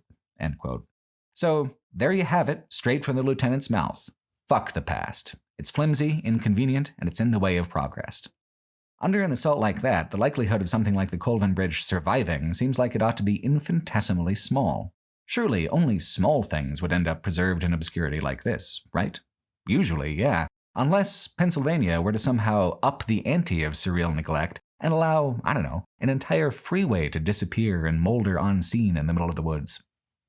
The Lincoln Highway crosses paths with the Pennsylvania Turnpike in Breezewood, but the turnpike didn't always come through town quite the same way. From 1940 to 1968, the road came through on the north side of town. Now it runs through the west center.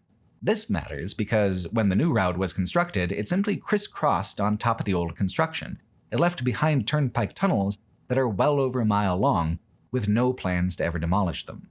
Long abandoned now in complete obscurity, this discontinued section of the Pennsylvania Turnpike is now a bike path and has enjoyed a kind of renaissance of popularity as a graffiti destination and as a backdrop for YouTubing.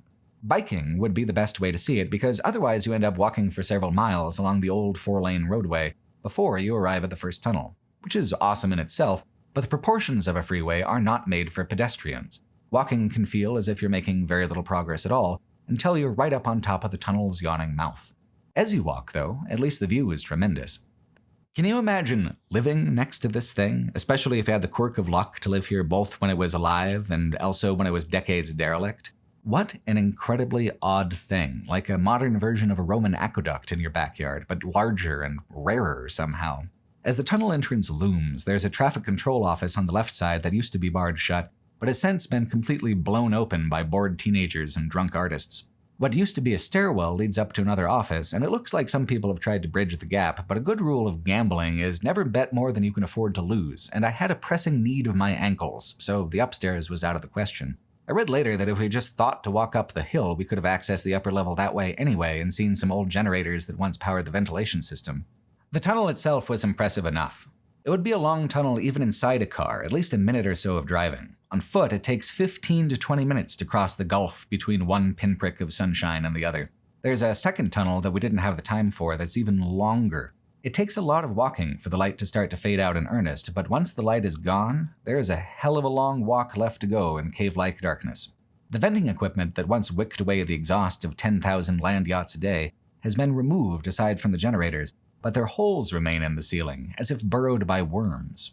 Parts of the ceiling tile have fallen, and every single surface is covered by some kind of name or phrase or obscenity. Every single way to create an image of someone's genitals known to man is artistically represented. Baroque boners, cubist clits, abstract anuses, everywhere that can be reached without a ladder, and a few intrepid attempts where you can't, are covered in glorious, multicolor obscenity.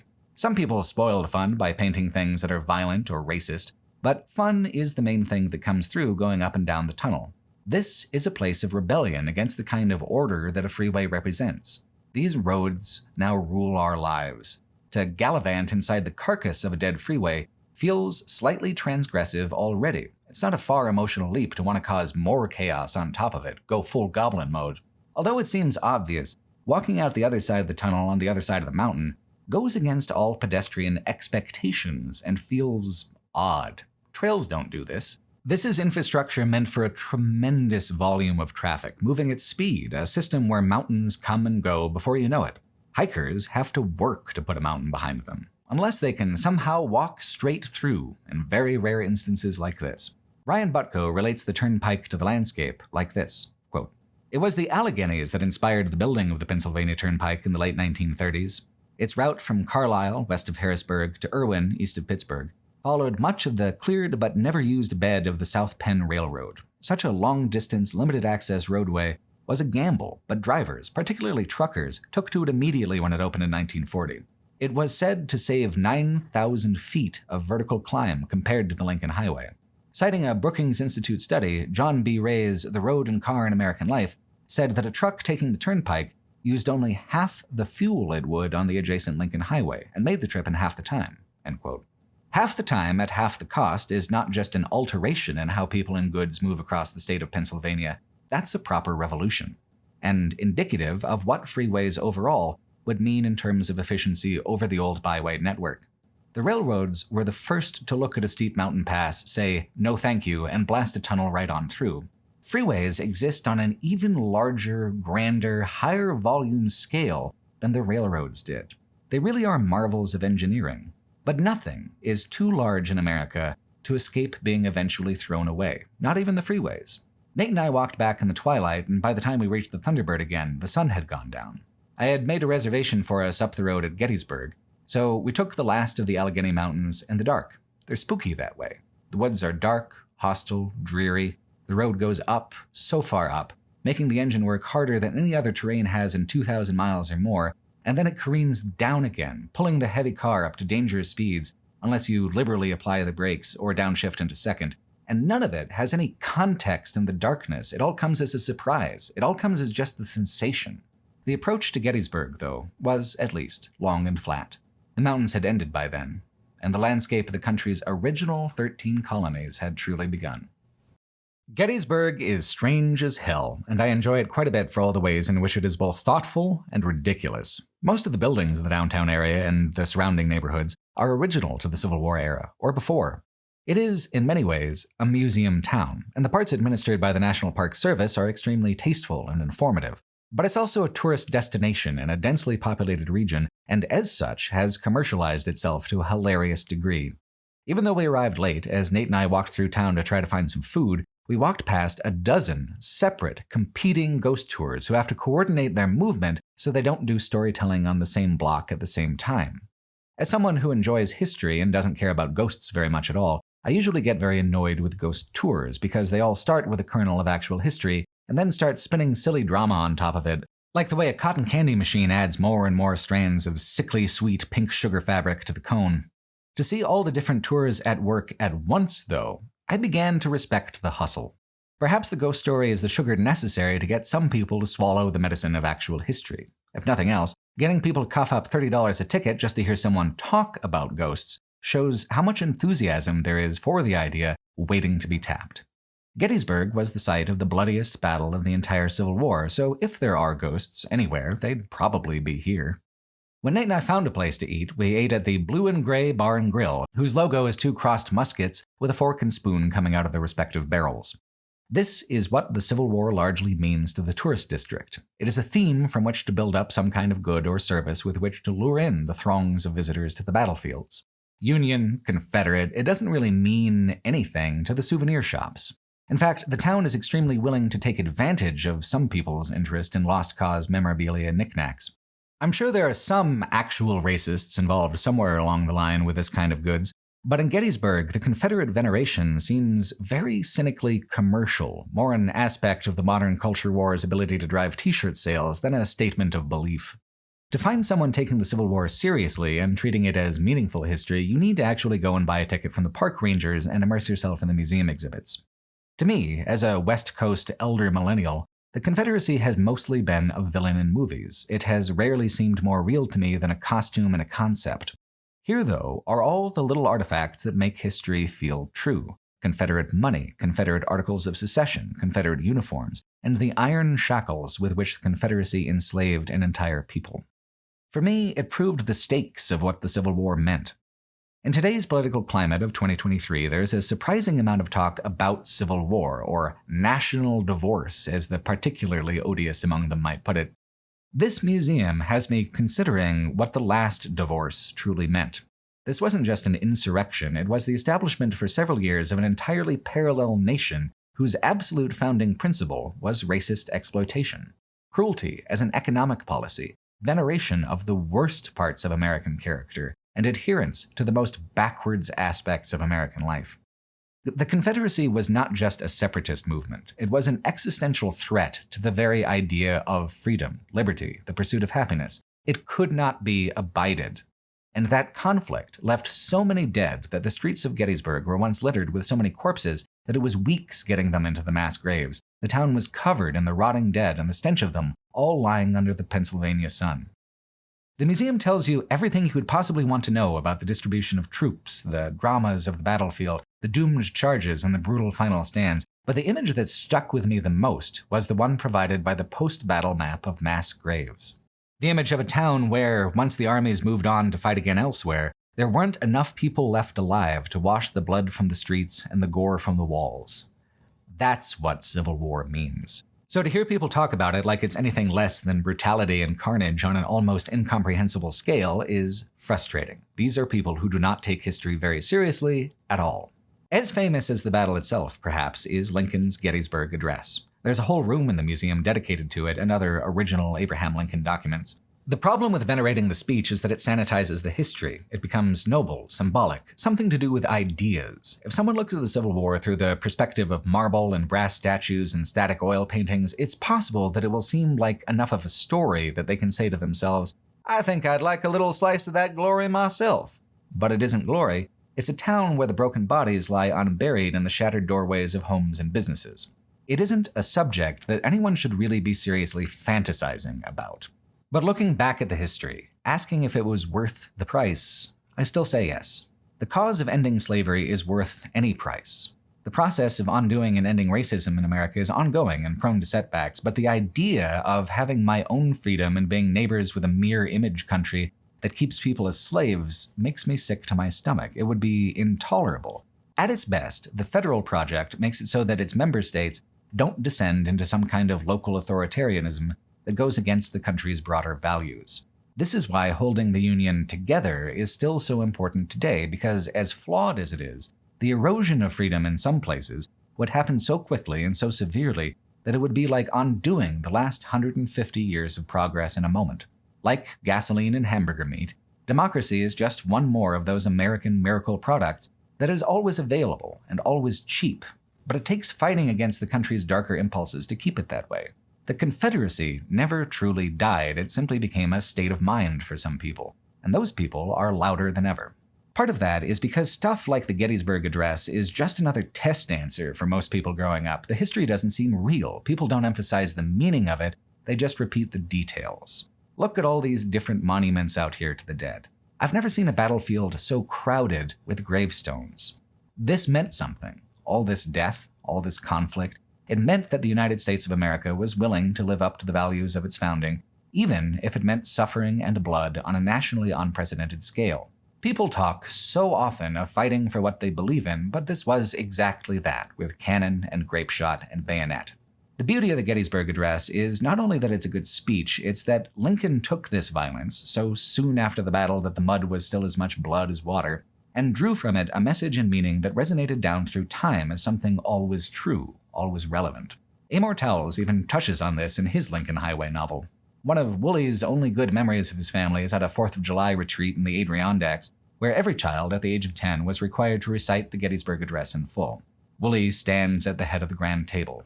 Quote, 407 years ago, he began again, our father brought forth... Sarah softly prompted, our fathers brought forth. Wooley said, looking up at his sister, our father brought forth on this continent, a new nation, conceived in liberty, said a friendly voice, only it wasn't Sarah's voice. It was the voice of James, who had graduated from Princeton a few weeks before. And this time, when Wooley resumed his recital, Sarah and James joined in. Conceived in liberty, the three of them said together, and dedicated to the proposition that all men are created equal. The other relatives, who in their time had been tasked with reciting Mr. Lincoln's address, added their voices. Then, joining the chorus were members of the family who had never been required to recite the address, but who had heard it so many times that they knew it by heart anyway. Soon, everyone at the table, including Great-Grandpa, was reciting, and when all together they said those grand and hopeful words, that the government of the people, by the people, and for the people shall not perish from the earth, the family burst into a round of cheering like the room had never heard. Surely, this was the way Abraham Lincoln had meant his address to be recited, not as a little boy standing alone at the head of a table in an itchy coat, but as 4 generations of a family speaking together in unison." End quote. One of the most offensive post-war victories of the Confederate mindset is that it has largely succeeded in redefining patriotism to mean rejecting pluralism and inclusivity. But we would not hold Abraham Lincoln up to be one of the best of all Americans if this was actually the case. Lincoln fought a war to bring the Union back together, not under the definitions of freedom that the slaveholders wanted, but under definitions of freedom that were rooted in some way within actual equality. Somehow, in recent years, the American right has managed to paint the fight towards that equality as un-American, as hating the country, when the plain reality is that if I want to honor what my ancestors fought for and died for, then I am obligated within my own generation to push back against the dark impulses that once drowned the field of Gettysburg in fire and blood. Freedom is meaningless without equality. This isn't some Sunday school lesson or pithy truism. It is something that Americans should be able to declare in unison, in joy even, because if we can have that freedom and that equality, then the American experiment will have at last succeeded. True, meaningful freedom is the destination that American civic life should strive towards.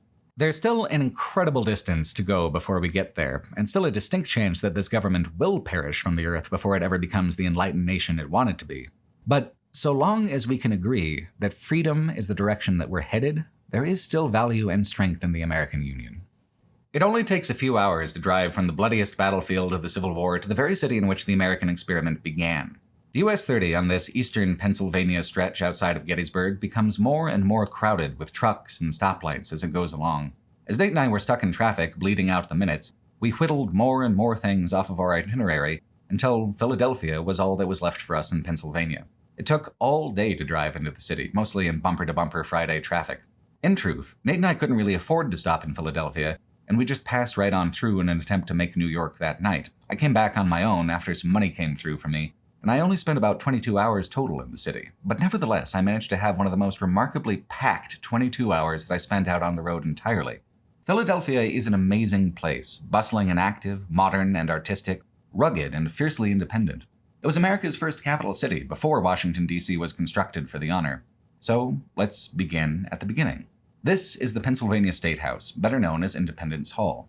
Not simply a beautiful building, it is essentially a shrine to American history and an important place of pilgrimage for anyone who cares deeply about the American story.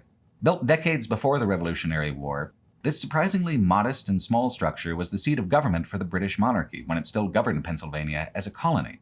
In this room, the Supreme Court chambers, law was practiced under the crest of the monarchy. American law had yet to be written or invented. Of course, the real star of the show is this room, the Assembly Chambers.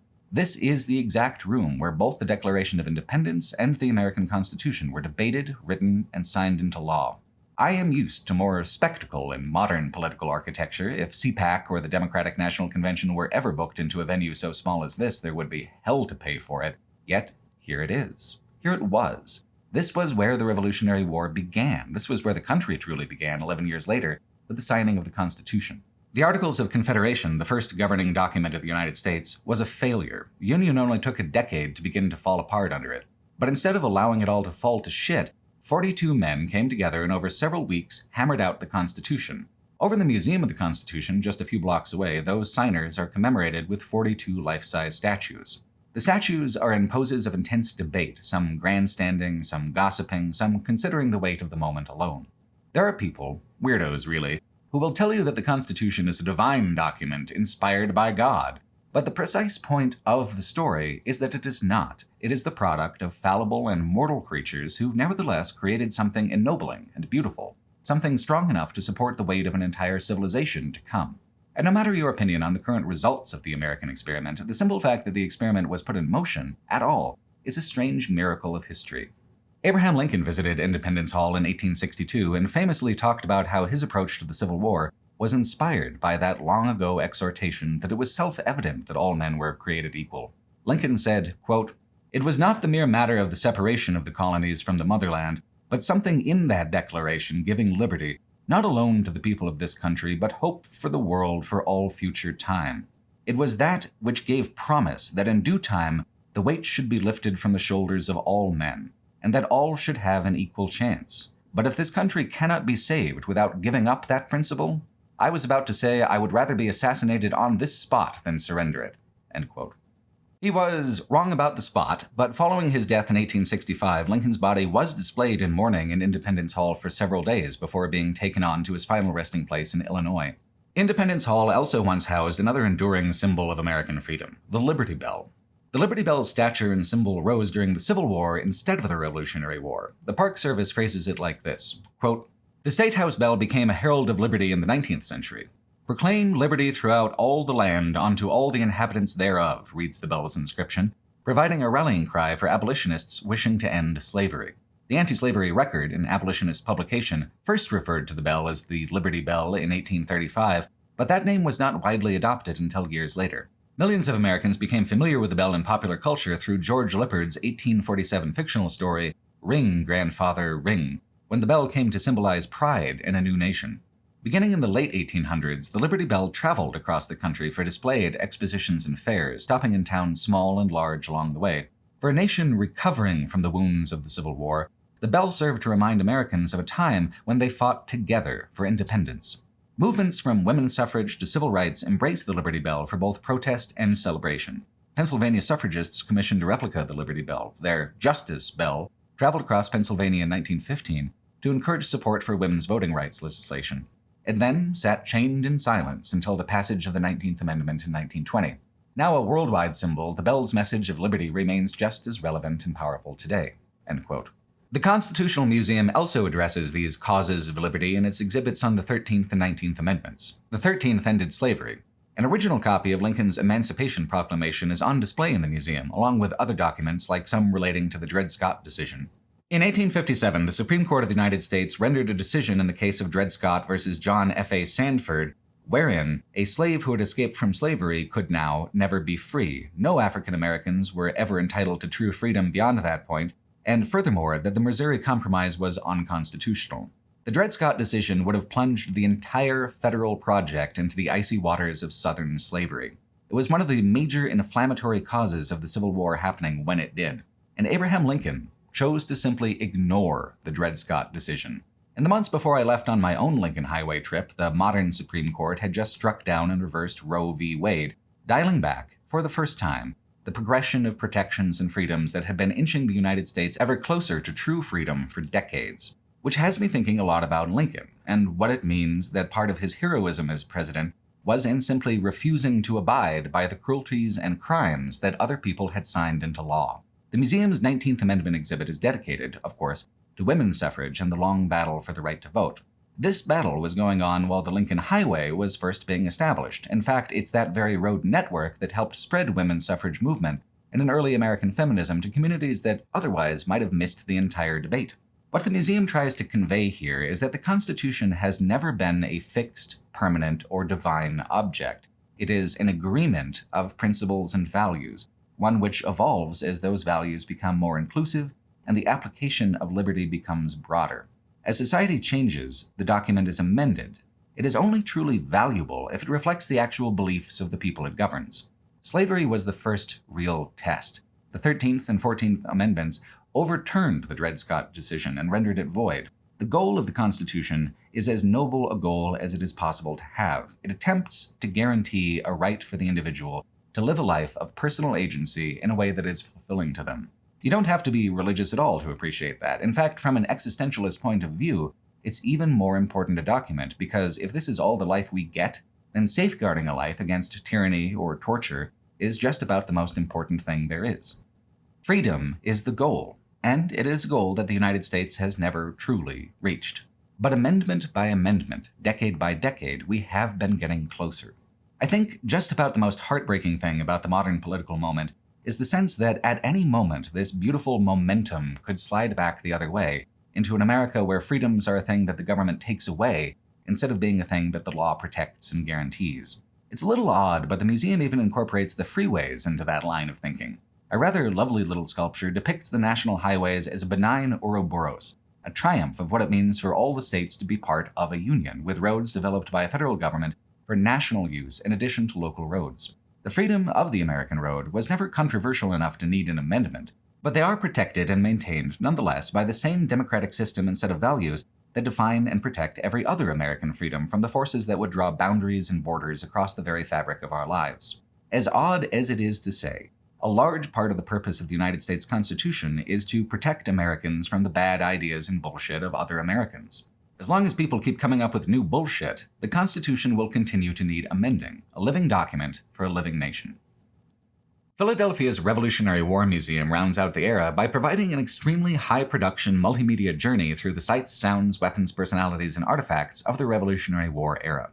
It's true that the museum starts off with kind of a triumphant tone, but then again, so did I. The mythology of the nation is very appealing when that mythology is based on something real. As the museum goes on, it becomes more complex, telling smaller stories and contradictory stories about the Revolutionary War era, illuminating where the Revolutionary era failed to live up to its own goals. Like with how, in abiding by slavery for the first time, the British actually had the moral upper hand over America on that issue, and used it as a recruiting tactic both for black soldiers and also for undecided colonists with anti-slavery views. It was quite easy for the British to point out the hypocrisy of freedom inherent there. Although photography is not allowed for this particular artifact, the highlight of the museum is Washington's tent, the actual tent that he campaigned in during the war. It's just a fragile fabric, but it endured, and there is such a tremendous symbolic power in that. I think what makes American history so deeply fascinating across so many eras is that people here don't seem interested in waiting around for history to happen to them. They changed their own present. They sent ripples into the future with what they've done. They've shaped my own present in the process of living their lives. It's just such a large pond with so many thrown rocks. You'll get quite a different pattern of ripple when you toss handfuls of rocks at a time instead of just one.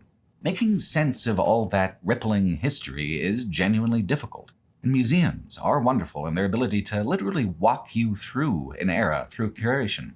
More than anything, though, they show that history is cumulative. One generation's choices subtly rearrange the next generation's opportunities. The revolutionary generation presented their descendants with an opportunity to create something truly aspirational, purposeful, and great. There are ways in which America rose to the opportunity, and ways in which it squandered the opportunity with petty self-interest and greed. In considering the revolutionary period, though, this is what I'm struck by. Not what they built for themselves, but what they left for future generations to build on and continue. The age of photography was just dawning as the revolutionary generation was passing away, but for a brief moment, they overlapped. The final exhibit in the museum is a hall of photographs showing the faces of the men and some of the women who lived through that time. And what a hard time it was. You can see it written in their faces, the pain and the sacrifice of those years. There's not a Mel Gibson among them. These are hard folks. History doesn't just happen. People cumulatively create history. These people did. And so does my generation, even as we enjoy the fruits that previous generations paid so dearly for. During my one night in Philadelphia, I was having a cheap hamburger at a bar, and I was seated next to a couple guys looking at a photo of a friend of theirs dressed for Halloween as both Cheech and Chong, split down the middle like Two-Face. I laughed at the picture, and we got to talking, and they told me that they were with a band called Iron Roses and were doing a show just down the way later on that evening. They were surprised that I actually showed up. Drunk people make all kinds of stupid promises. Keeping them is a lot rarer. The Iron Roses put on a hell of a show. The venue wouldn't even turn off the baseball for them, but they didn't give any kind of shit. They absolutely rocked it. Punk music is about self-expression and rebellion and truth, the exact values that Philadelphia was essentially founded on. Punk music is, at its heart, about freedom. Freedom to be yourself. Freedom to do what you feel and play what you feel. Freedom even to abandon the idea of staying on key if it gets your emotions across better.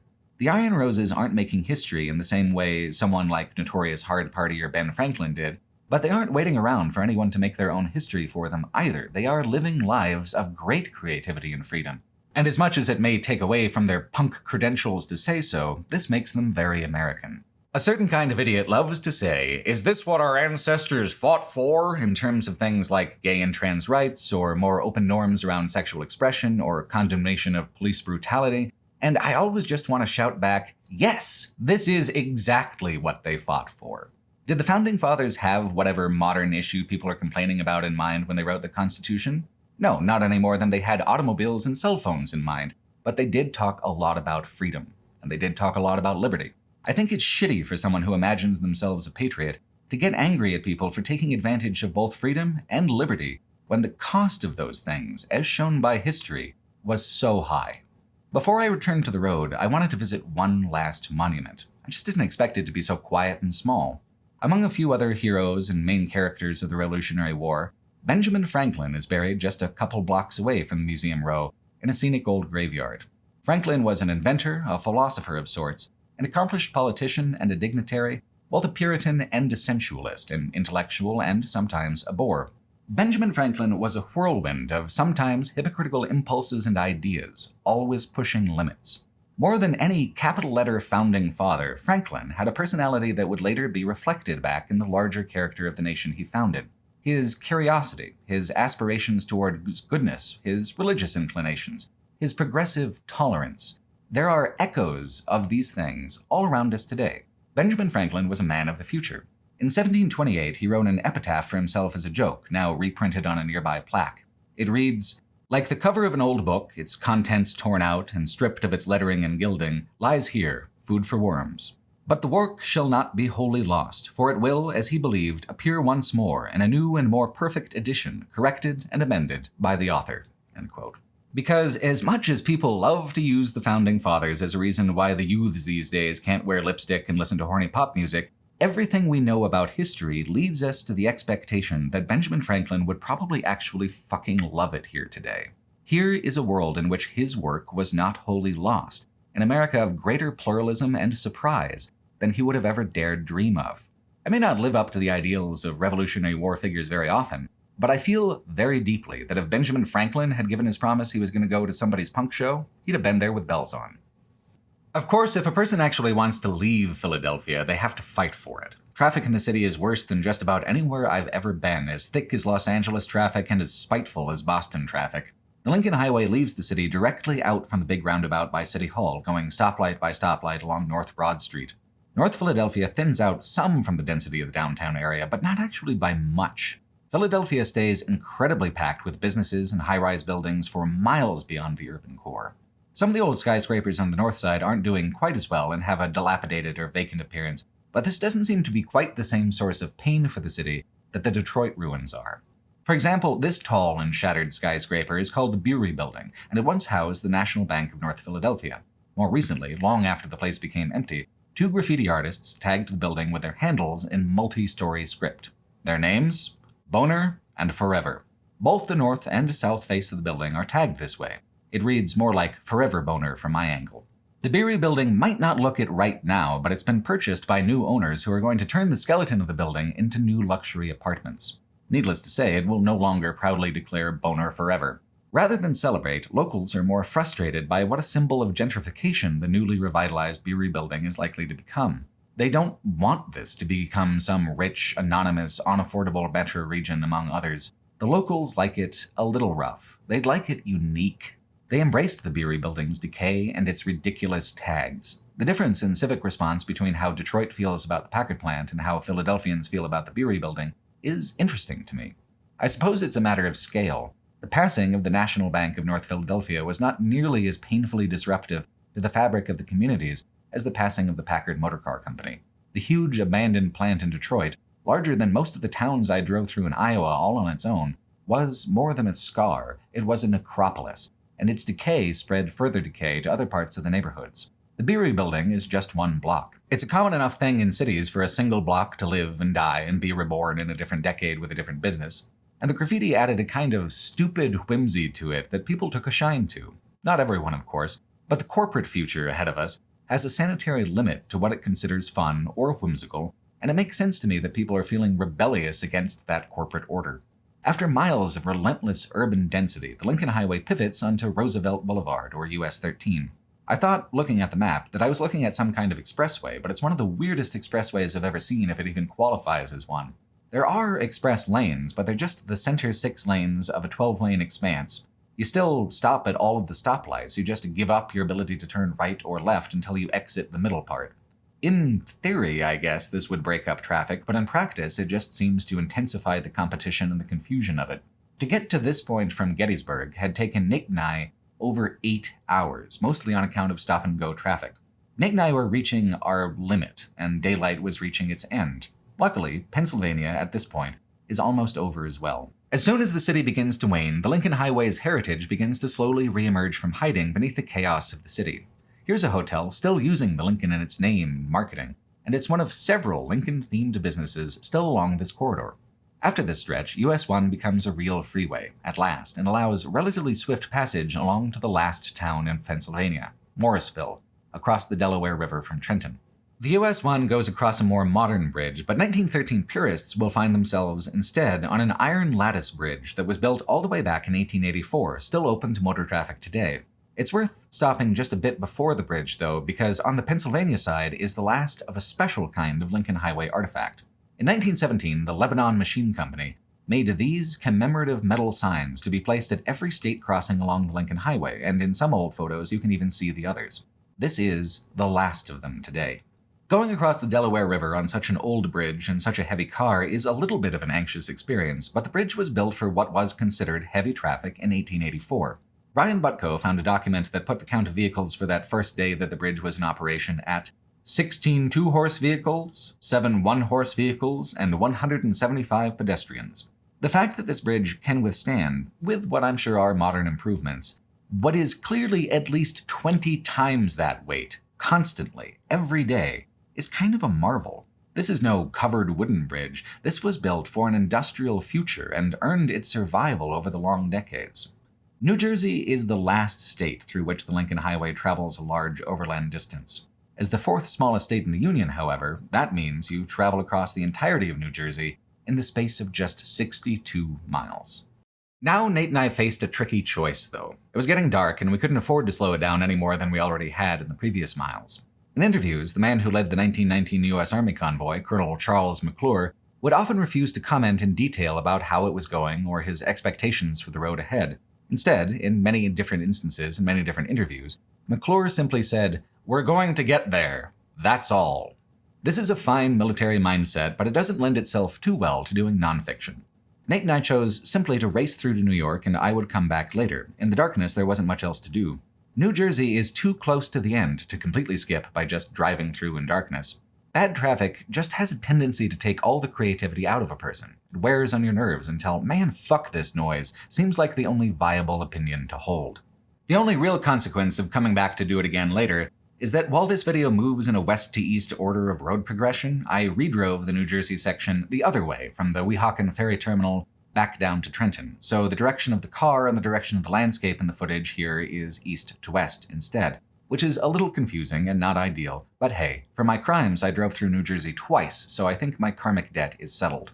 All kidding aside, the modern jokes about New Jersey only look at New Jersey from a modern post-industrial perspective. They obscure the fact that this landscape was once at the very center of the conflict of the Revolutionary War.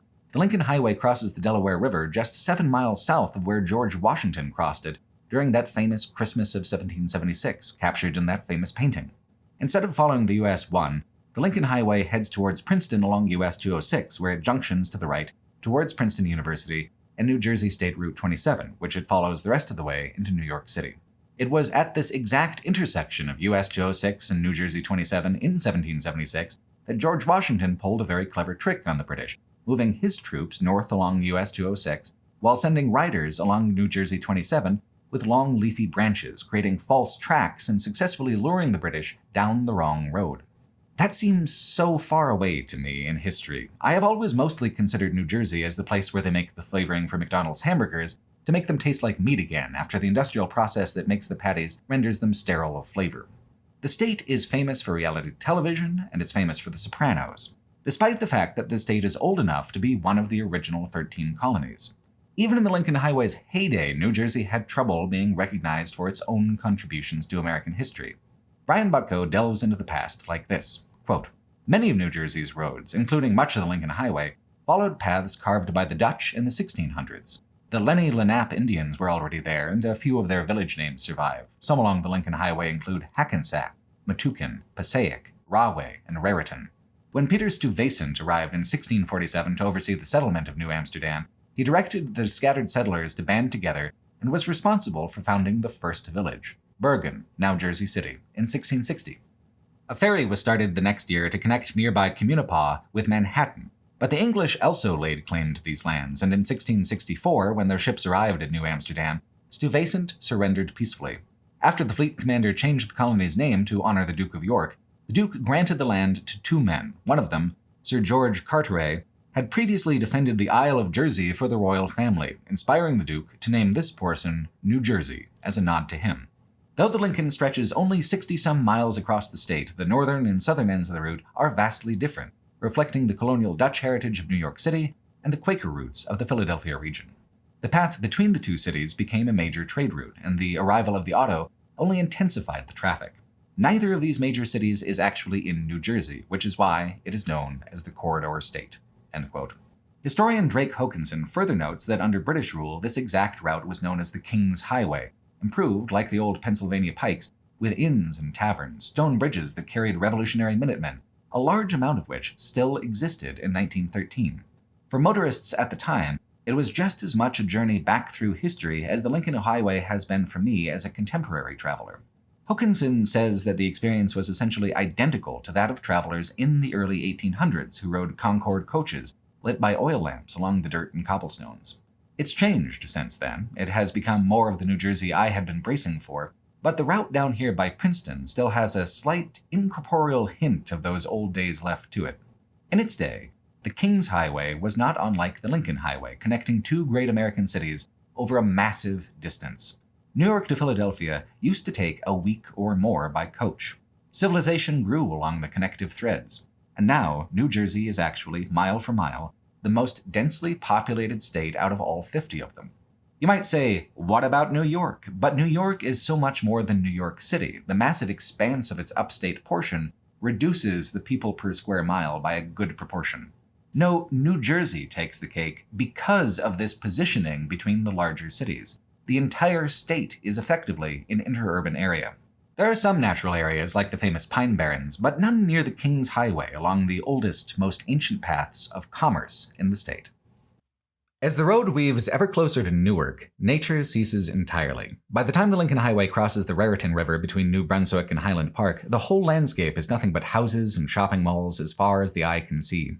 Even the character of these common repeating commercial patterns begins to shift and become denser as you creep closer and closer to the New York City skyline. 62 miles doesn't sound like a lot, but when you factor in the density of the settled landscape and the fact that you're going block by block on surface streets, it's about a 3 to 5 hour process to actually get from one state line to the next. A lot more if you're actually trying to stop at all the little mid-century diners and 19th century theaters that the other Lincoln Highway guides take so much time pointing out.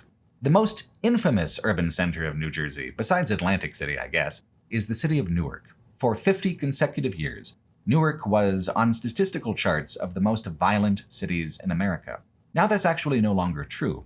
Newark's homicide rate has decreased 50%, a whole half since 1990, and continues to decline every year. Driving through Newark, it seems like any number of small, struggling cities in America, like Spokane, Washington. The way people talk about New Jersey makes it seem like some kind of John Carpenter's Escape from New York hellhole, with burning cars in the streets and leather-clad cannibals jumping out of alleyways. Life isn't so dramatic as that. It's just a regular city without a lot of money to go around. If Newark was a lot more gentrified, people might even call it quaint. One thing I wasn't really prepared for is that the reputations of some East Coast cities and neighborhoods are based less on reality and more on the fact that people retell these horror stories without reflecting on whether the horror stories are true or whether these horror stories might just be a made-up grievance to justify how some speaker feels uncomfortable around difference. I'm not saying Newark didn't used to be awful. There used to be a whole lot of murder going around. But people don't actually enjoy living in those conditions, and over time, those conditions have improved, thanks to years of effort from the people who actually live in Newark. Newark is the threshold of the greater New York metro sprawl. There are a series of massive drawbridges that separate Newark from it. It's a kind of weird feeling driving over them. Thousands of people use them every day, but they still feel like a secret back entrance into the city somehow. The bridges transition from Newark over to Jersey City, that very first Dutch settlement which began all the way back in 1660. Well, it sure has grown up now. Progress is even more slow as the road allows meager staccato advancement up the agonizingly long length of John F. Kennedy Boulevard. The Lincoln Highway crosses 3 last New Jersey neighborhoods: Hoboken, Union City, and Weehawken. There is an unmistakable old city density to everything. Cities don't look like this on the West Coast. The sprawl on the West Coast is always so corporate and so new. But this is like a concentrated snarl of small houses and small businesses that I'm surprised didn't take 3 hours to pass through all on its own. From Weehawken, there is a final descent down the Palisades Cliffs toward the Weehawken Ferry Terminal, and there, in 1913, you would have a boat take you and your tired motor car across the Hudson River. You still can, but it's not the modern way to do it. Today, the Weehawken Ferry Terminal is comparatively quiet for this close to Manhattan. Besides functioning as essentially the launching point of most Lincoln Highway trips going west out of New York, it is famous for two important moments in American history. The first is when founding father Alexander Hamilton lost his duel with the known scoundrel and vice president at the time, Aaron Burr. Fatally wounded, Hamilton was carried back across the river from this very spot to meet his end. The second moment happened on 9/11. The Weehawken Terminal became the primary evacuation point for Manhattanites fleeing the destruction and the debris. A sculpture made to resemble the lattice of the Twin Towers stands on the banks of the river there today to memorialize that occasion. It's next to an incredible spot from which to view the city. In all 3,300 plus miles of the Lincoln Highway, I had not yet encountered a landscape like this. Skyscrapers from horizon to horizon, not just a few, but dozens, maybe hundreds of every style and shape. I have seen a lot of artificial places and skylines, but none compared to this. It's like the Grand Canyon. Yeah, it's very basic to be impressed, according to some people, but so what? It is incredible. Video can't convey it. To witness the whole span of Manhattan laid out like this is to witness a genuine wonder, a city unlike any in the history of the world. Which sounds like hyperbole. Maybe some other world-class cities like London or Moscow rival it in size and stature, but I haven't seen those cities. I've just seen this one, and it defies my ability to describe it or understand it or even summarize it adequately. No wonder some people live their whole lives without leaving Manhattan. It's a world unto itself. Remember, though, that Nate and I are not witnessing it on this bright November morning. I came back for this footage. Nate and I are still in October, at 9 o'clock on a Friday night, trying to enter this forest of skyscrapers through the triumphantly named Lincoln Tunnel. And it is not going well. The Lincoln Tunnel itself is a bit of a technological wonder. It's a series of 3 tubes, all more or less a mile and a half long, the first opening in 1937, the second opening in 1945, and the third opening all the way in 1957, that go directly from Midtown Manhattan under the Hudson River to Weehawken, New Jersey. Every single day, these tubes carry 120,000 cars, trucks, and buses in and out from Manhattan. Not only that, the tunnels wick away the automobile's toxic fumes and keep 120,000 drivers a day from dying of carbon monoxide poisoning halfway underneath the riverbed. Getting up to the toll booths to get into the tunnel is the hard part. I have never seen such nasty, cutthroat traffic in my life. After 40 minutes just approaching the toll plaza, Nate and I were third in line at an outer toll booth. Then, this booth just closed. No warning, no recourse. We were stranded on the edge of a solid chain of traffic miles long. It took Nate hanging his body halfway out the passenger side window and actively pleading with other drivers before we were allowed back into the flow of traffic. It was only through that kindness of other drivers that we didn't spend all night on the shoulder of the Hudson River toll plaza. Once through that madness, it was smooth sailing through the tunnel itself, and what a hell of a thing it is. I couldn't have asked for a grander or more dramatic entrance to the city. The gleaming tile, the bright lights, the tunnel builds anticipation for the skyline to come, even more anticipation than the 3 consecutive weeks of travel it took to reach this moment. Following the left lane exit, you are, suddenly, across the state line. You have arrived in New York City and New York State simultaneously. Not only that, but you simply have to drive straight 2 blocks and make a right to get onto 42nd Street. After such a distance, such a journey, it was difficult to conceive that we were at the last turn of the trip. But here it is, the final step of a 28-page list of directions. Make a right from Dyer onto 42nd Street, drive 3 long blocks through the heart of Times Square, and arrive at 42nd and Broadway, eastern terminus of the Lincoln Highway. I struggle to imagine how San Francisco's Lincoln Park could compare as a terminus to this. It's nice, certainly, but a bit of an anticlimax. With Times Square as the final terminus, the final mile was about as symbolically and visually satisfying as it's possible to get. Nate and I had never driven anywhere like this. And at just before 10 on a Friday night, we had picked the most chaotic and crowded time that we could possibly arrive in the city. It was wonderful, though. Horatio Nelson Jackson got a parade when he had last arrived in town in 1903. None of these people were here for us, of course, but here they all are, anyway, cheering throngs of revelers lining the streets, their faces changing color under the relentless onslaught of digital and neon lights. Crossing the threshold didn't feel real at the time when we were in the car. The entire endeavor had been absurd from the very beginning, and these last few days especially, we were kind of holding our breath for something to go terribly awry.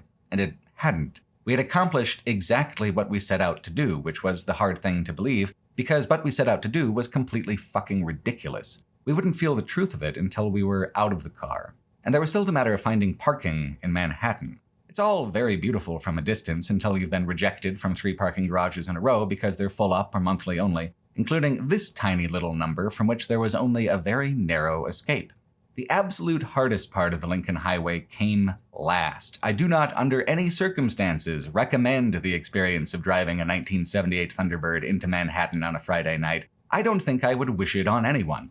Nate was reminded of the classic Futurama quote where Fry angrily protests, "Nobody drives in New York, there's too much traffic." But we did it. From coast to coast, we had driven across mountains, deserts, forests, dirt roads, highways, byways, freeways, driveways, cities, towns, hamlets, drive-thrus, alleyways, cornfields. There was not a single mode or method of driving which we did not have to eventually perform in the long crossing of the Lincoln Highway.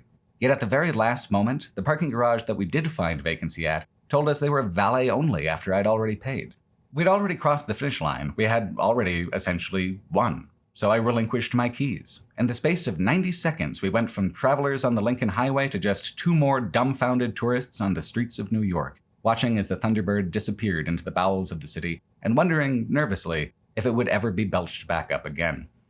Nate and I celebrated by getting a hotel close to Times Square, an expensive proposition where I don't think either of us have ever paid so much for so little. It was worth it, though, to walk out into the thick of the city with no extra steps. Times Square is one of the most absolutely overwhelming sensory experiences that I've ever had in any city. It's like an incrementally more sanitized, noticeably brighter Las Vegas. People make a lot of how Times Square was seedier back in the day, but that was before my time. The corporations have run this part of New York for just about as long as I've been alive.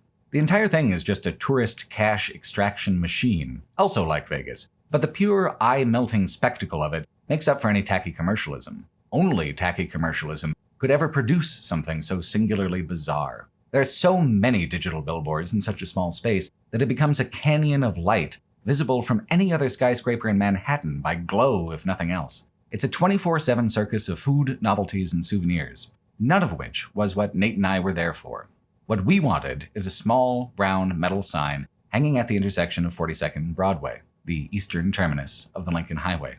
We had driven past this exact spot in the car a few hours earlier, but now it took on a deeper weight of meaning, for me anyway. A car is a bubble, and now I was outside the bubble with the sights and smells and ceaseless commotion of Times Square all around me. It was real. I was here. Out of all the many drunkards, hooligans, and fools in Times Square that night, I was surely the happiest. I had crossed a continent just to stand here in front of this overlooked obscure metal sign.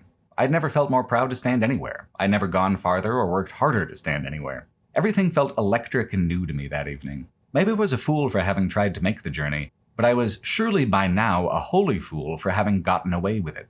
Nate and I spent the morning and afternoon exploring the city before he caught a cab to the airport, leaving me and the Thunderbird to our own devices, figuring out how the hell I was going to get back to Oregon. There's a lot of hipster one-upsmanship a person can get into talking about New York, but I've already burst my bubble of cool long ago, so I won't even bother. The Lincoln Highway enabled the birth of the modern American tourist. I would be behaving in an absolutely ahistorical way if I didn't just make a beeline to the Empire State Building and take in the view from the top like everybody else.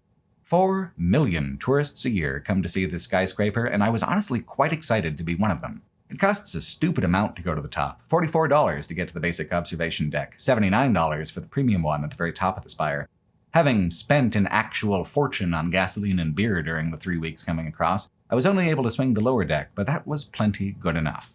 The genius of the Empire State Building is less in storytelling and more in crowd control. It has gotten the movement of tourists down to a very exact science. There are certain thresholds in the line for the first elevator, the security checkpoint, the line for the second elevator, but there's no helping the fact that people get jammed up and a line forms. The Empire State Building has built its museum portions as a method of thinning that line out. After each line threshold is some sort of very expensive multimedia exhibit detailing some aspect of the building's construction.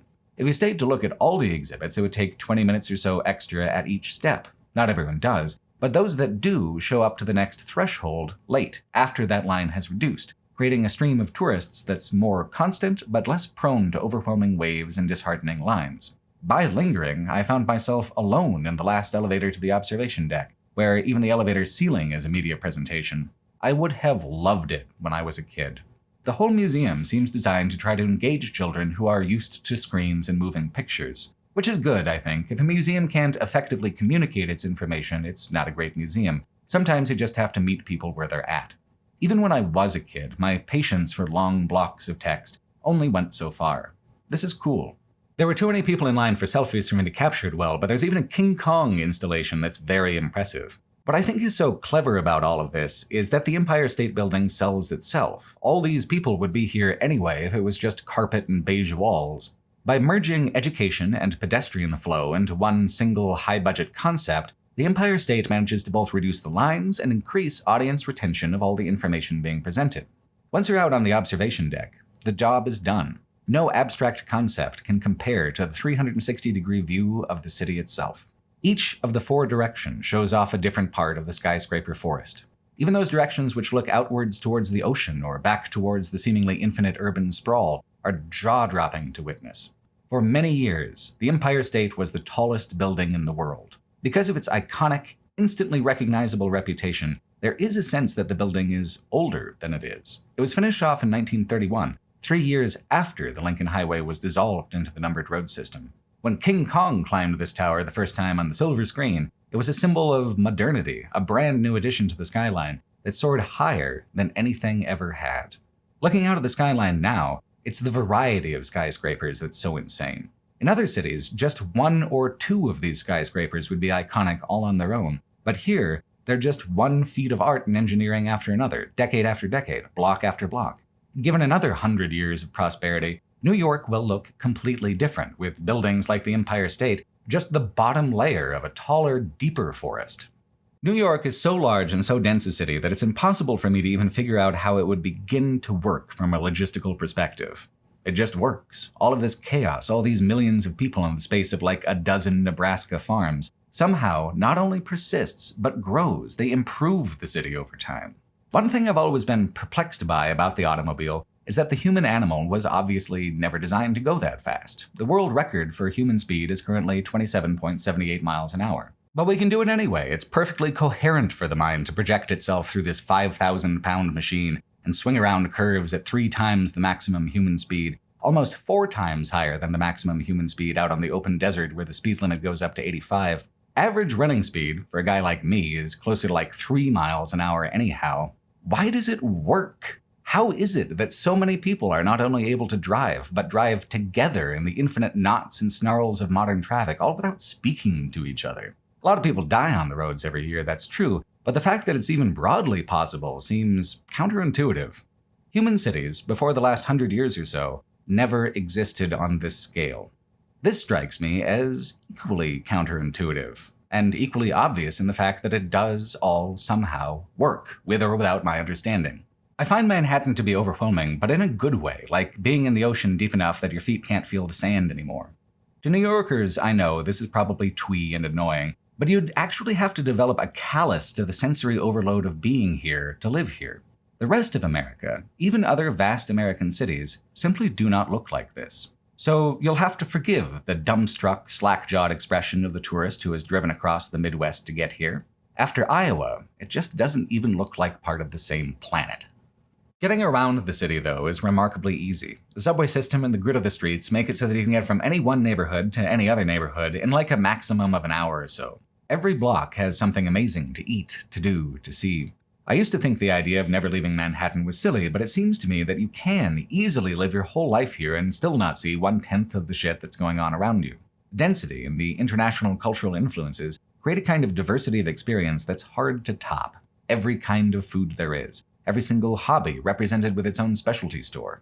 This is The Strand, a world-famous bookstore that spans 3 active floors and warehousing floors that go on even farther. To me, the density of the shelves here and the knowledge and opinions that they represent are very much like the impression that Manhattan gives. Stacks and stacks and stacks of human stories and human experience, more than any one person could ever read.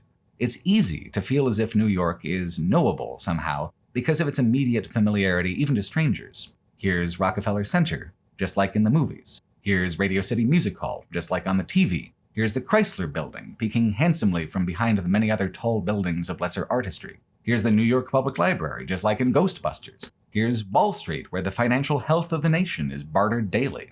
It's like something I saw in a dream, and it kind of is, if you'll give poetic license to the idea that movies are the constructed dreams of other people. I can't claim any kind of real knowledge or insight into New York at all. I arrived here as a tourist, I did the tourist things, and I leave as a tourist. In the modern media age, it's easy to think of yourself as the main character of your life. All social media is geared toward rewarding that perspective. New York is so invigorating and beautiful in how it dispels that notion. Even as the only one with agency over my own life, my agency is a small thing in the broader ocean of human existence. An ocean so deep here in New York that you can see it slosh side to side along with the going and coming of the tides. It's equally as strong a sensation here as looking up at the night sky in the middle of the desert where no artificial lights at all cloud your view of the universe beyond. It is nice to feel insignificant from time to time, or at least I find a lot of value in it. In Union Square, Nate and I crossed paths with President Lincoln again. It's wild how ubiquitous he is as a statue in parks and in front of civic buildings across the nation, even here in the heart of New York. The final thing I wanted to do in the city was continue another thread of continuity I'd begun following while out on the Lincoln Highway.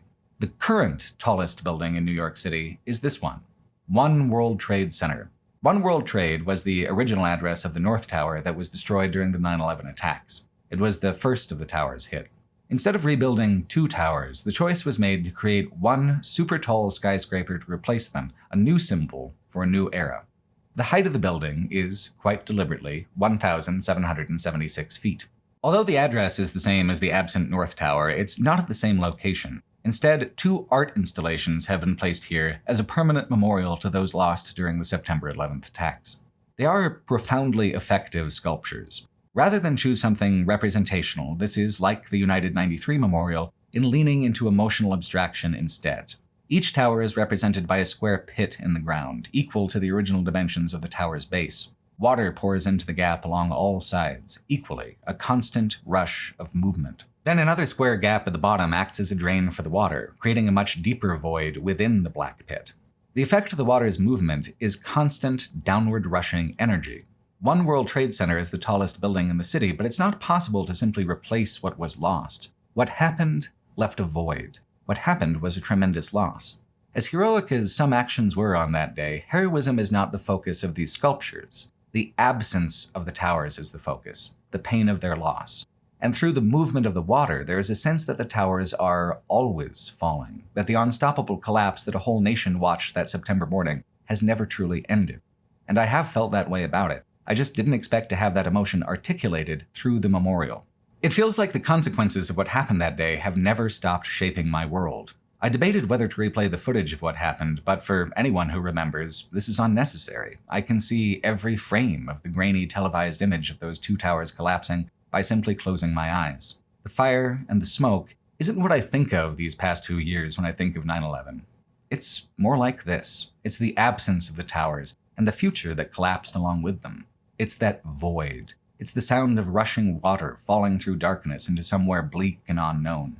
New York City is a place I know mostly through television, both its best moments and its hardest moments. To begin or end the Lincoln Highway here in Manhattan makes perfect sense for me that way.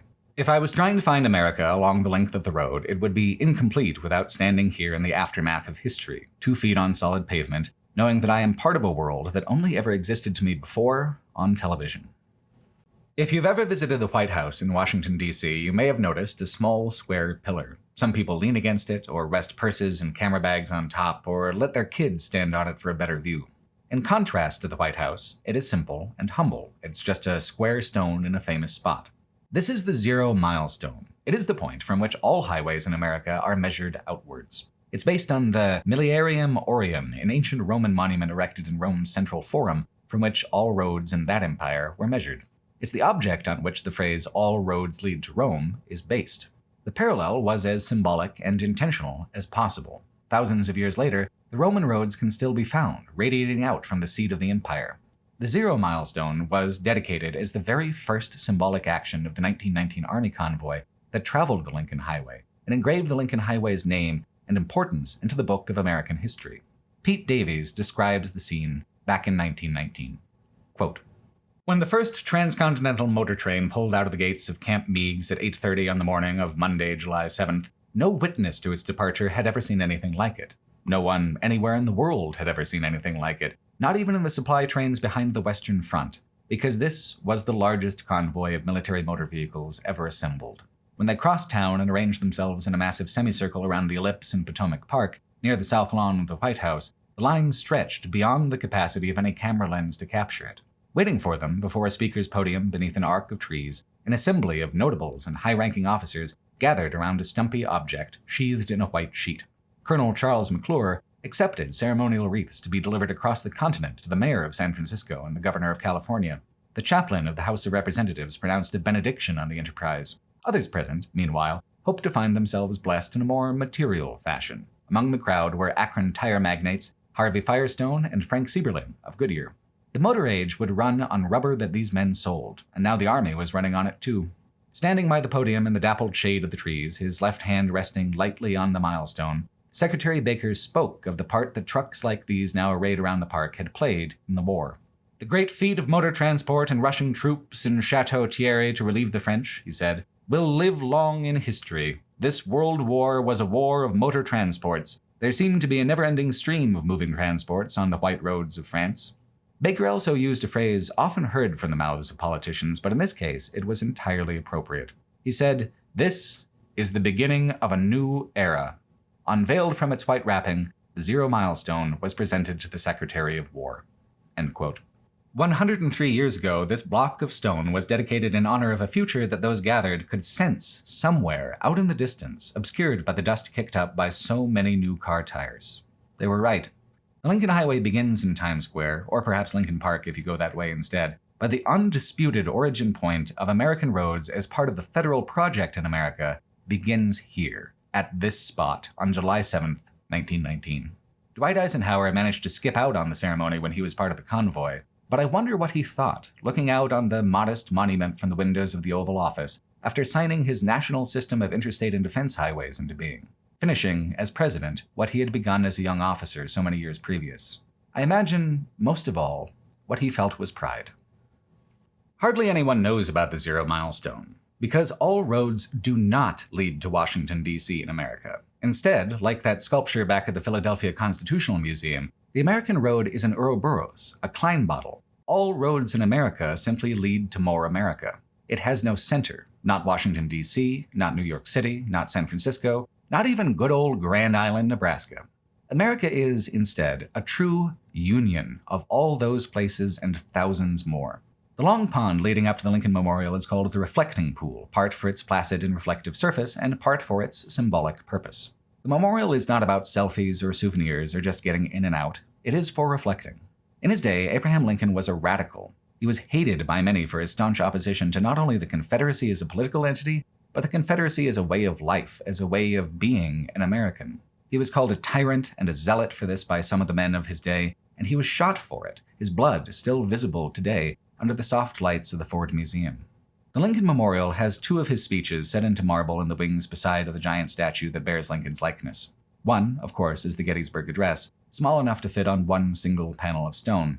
Across 3 panels is his second inaugural address, given after he was elected the second time during the years when the Civil War was already raging. In this one, he grapples with the Civil War as a spiritual issue, wondering if the Civil War was in some way divine judgment for slavery. If perhaps the war would have to continue, quote, "until every drop of blood drawn with the lash shall be paid by another drawn with the sword," end quote. The Confederacy was a system of violence that could only be undone by meeting it with equal violence, and the essential existential unavoidability of this conflict is one of the most painful parts of it. The blood of the lash was paid for by the blood of the sword. In his Gettysburg Address, Lincoln looks to the future that, in speaking the words, he was unsure would actually arrive. Lincoln said, quote, "The world will little note nor long remember what we say here, but it can never forget what they did here. It is for us, the living rather, to be dedicated here to the unfinished work which they who fought here have thus far so nobly advanced. It is rather for us to be here, dedicated to the great task remaining before us, that from these honored dead we take increased devotion to that cause for which they gave the last full measure of devotion. That we here highly resolve that these dead shall not have died in vain, that this nation, under God, shall have a new birth of freedom, and that government of the people, by the people, for the people, shall not perish from the earth." End quote. These words, spoken by Lincoln, now seem to me to be words about Lincoln also. He is among our most honored dead for the measure of devotion that he gave, and he tells us, flatly, that looking backwards is not enough. It is rather for us to be dedicated, in our own time, in our own ways, to a new birth of freedom. Lincoln is not the revered man he is because his message is that the United States got it right the first time in 1776. The Founding Fathers threw out the Articles of Confederation and began again. The Constitution was not perfect when it was ratified in 1788. It had to be amended. Lincoln's later years were entirely dedicated to that process of amending it for the better. And Lincoln himself was not perfect when his life was taken from him on April 14, 1865. We do not honor Abraham Lincoln as a myth. We honor him as a man of dedication whose unfinished work we as modern Americans can continue. To have named the Lincoln Highway in his honor was the best possible choice for the first transcontinental motor route. It was, itself, a new birth of freedom, the liberty of travel, the freedom of the open road. To drive across the surface of the Lincoln Highway is to see the strength of the American Union in all its glory, in every expression of itself. And it is also to see that the work is unfinished. Equality is yet to be achieved. Freedom has not become universal. The Lincoln Highway drives past cruelty and injustice just the same way it rolls past rivers and streams. Lincoln said that the goal of the United States Constitution was to create a more perfect union. This work remains unfinished as well. Henry Joy noted that in creating a national network of paved roads, there would be no final victory, no end that could ever be reached. What was paved would have to be repaved. What the highways began instead was a new system and a new way of life that would have to be rebuilt and maintained in perpetuity. The Lincoln Highway will never be finished. It will always be under construction. So too is the work of American democracy.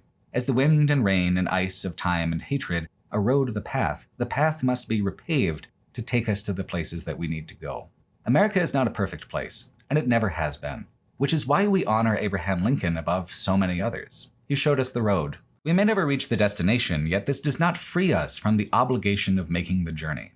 Freedom is a difficult thing to grasp, but if this life is the only one that we have, freedom is the highest virtue to which any people can strive. Our more perfect union is still waiting for us out there, somewhere, at the end of the asphalt, just beyond the highway's final curve. Thanks for watching.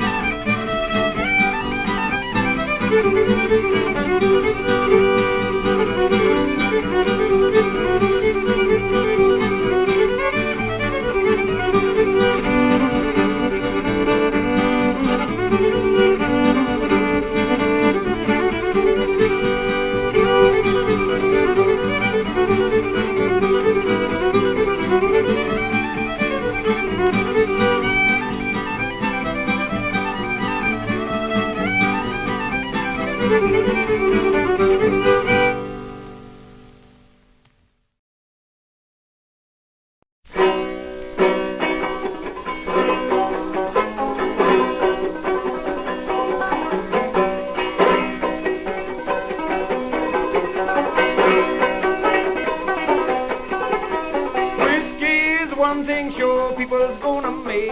But when they get you on the chain gang, you done seen your mistake.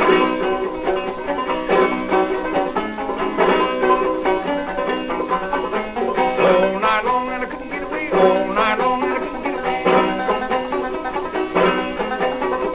Break my neck and I couldn't get away. Couldn't get away and I couldn't get away. Oh, guano,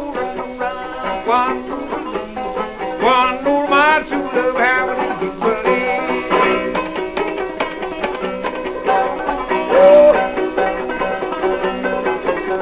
way up on the mountainside when nobody's been around. Just that time you make it run, you caught and brought it down.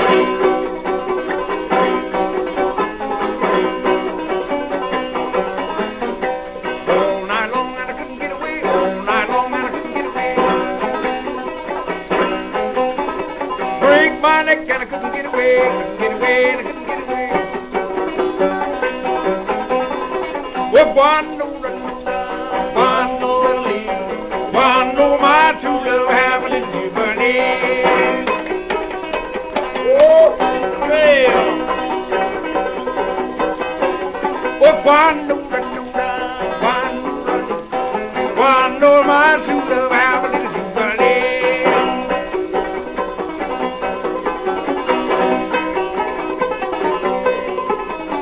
Never thought when a young man the Lord gets it tight. My father made it day and night and everything's alright.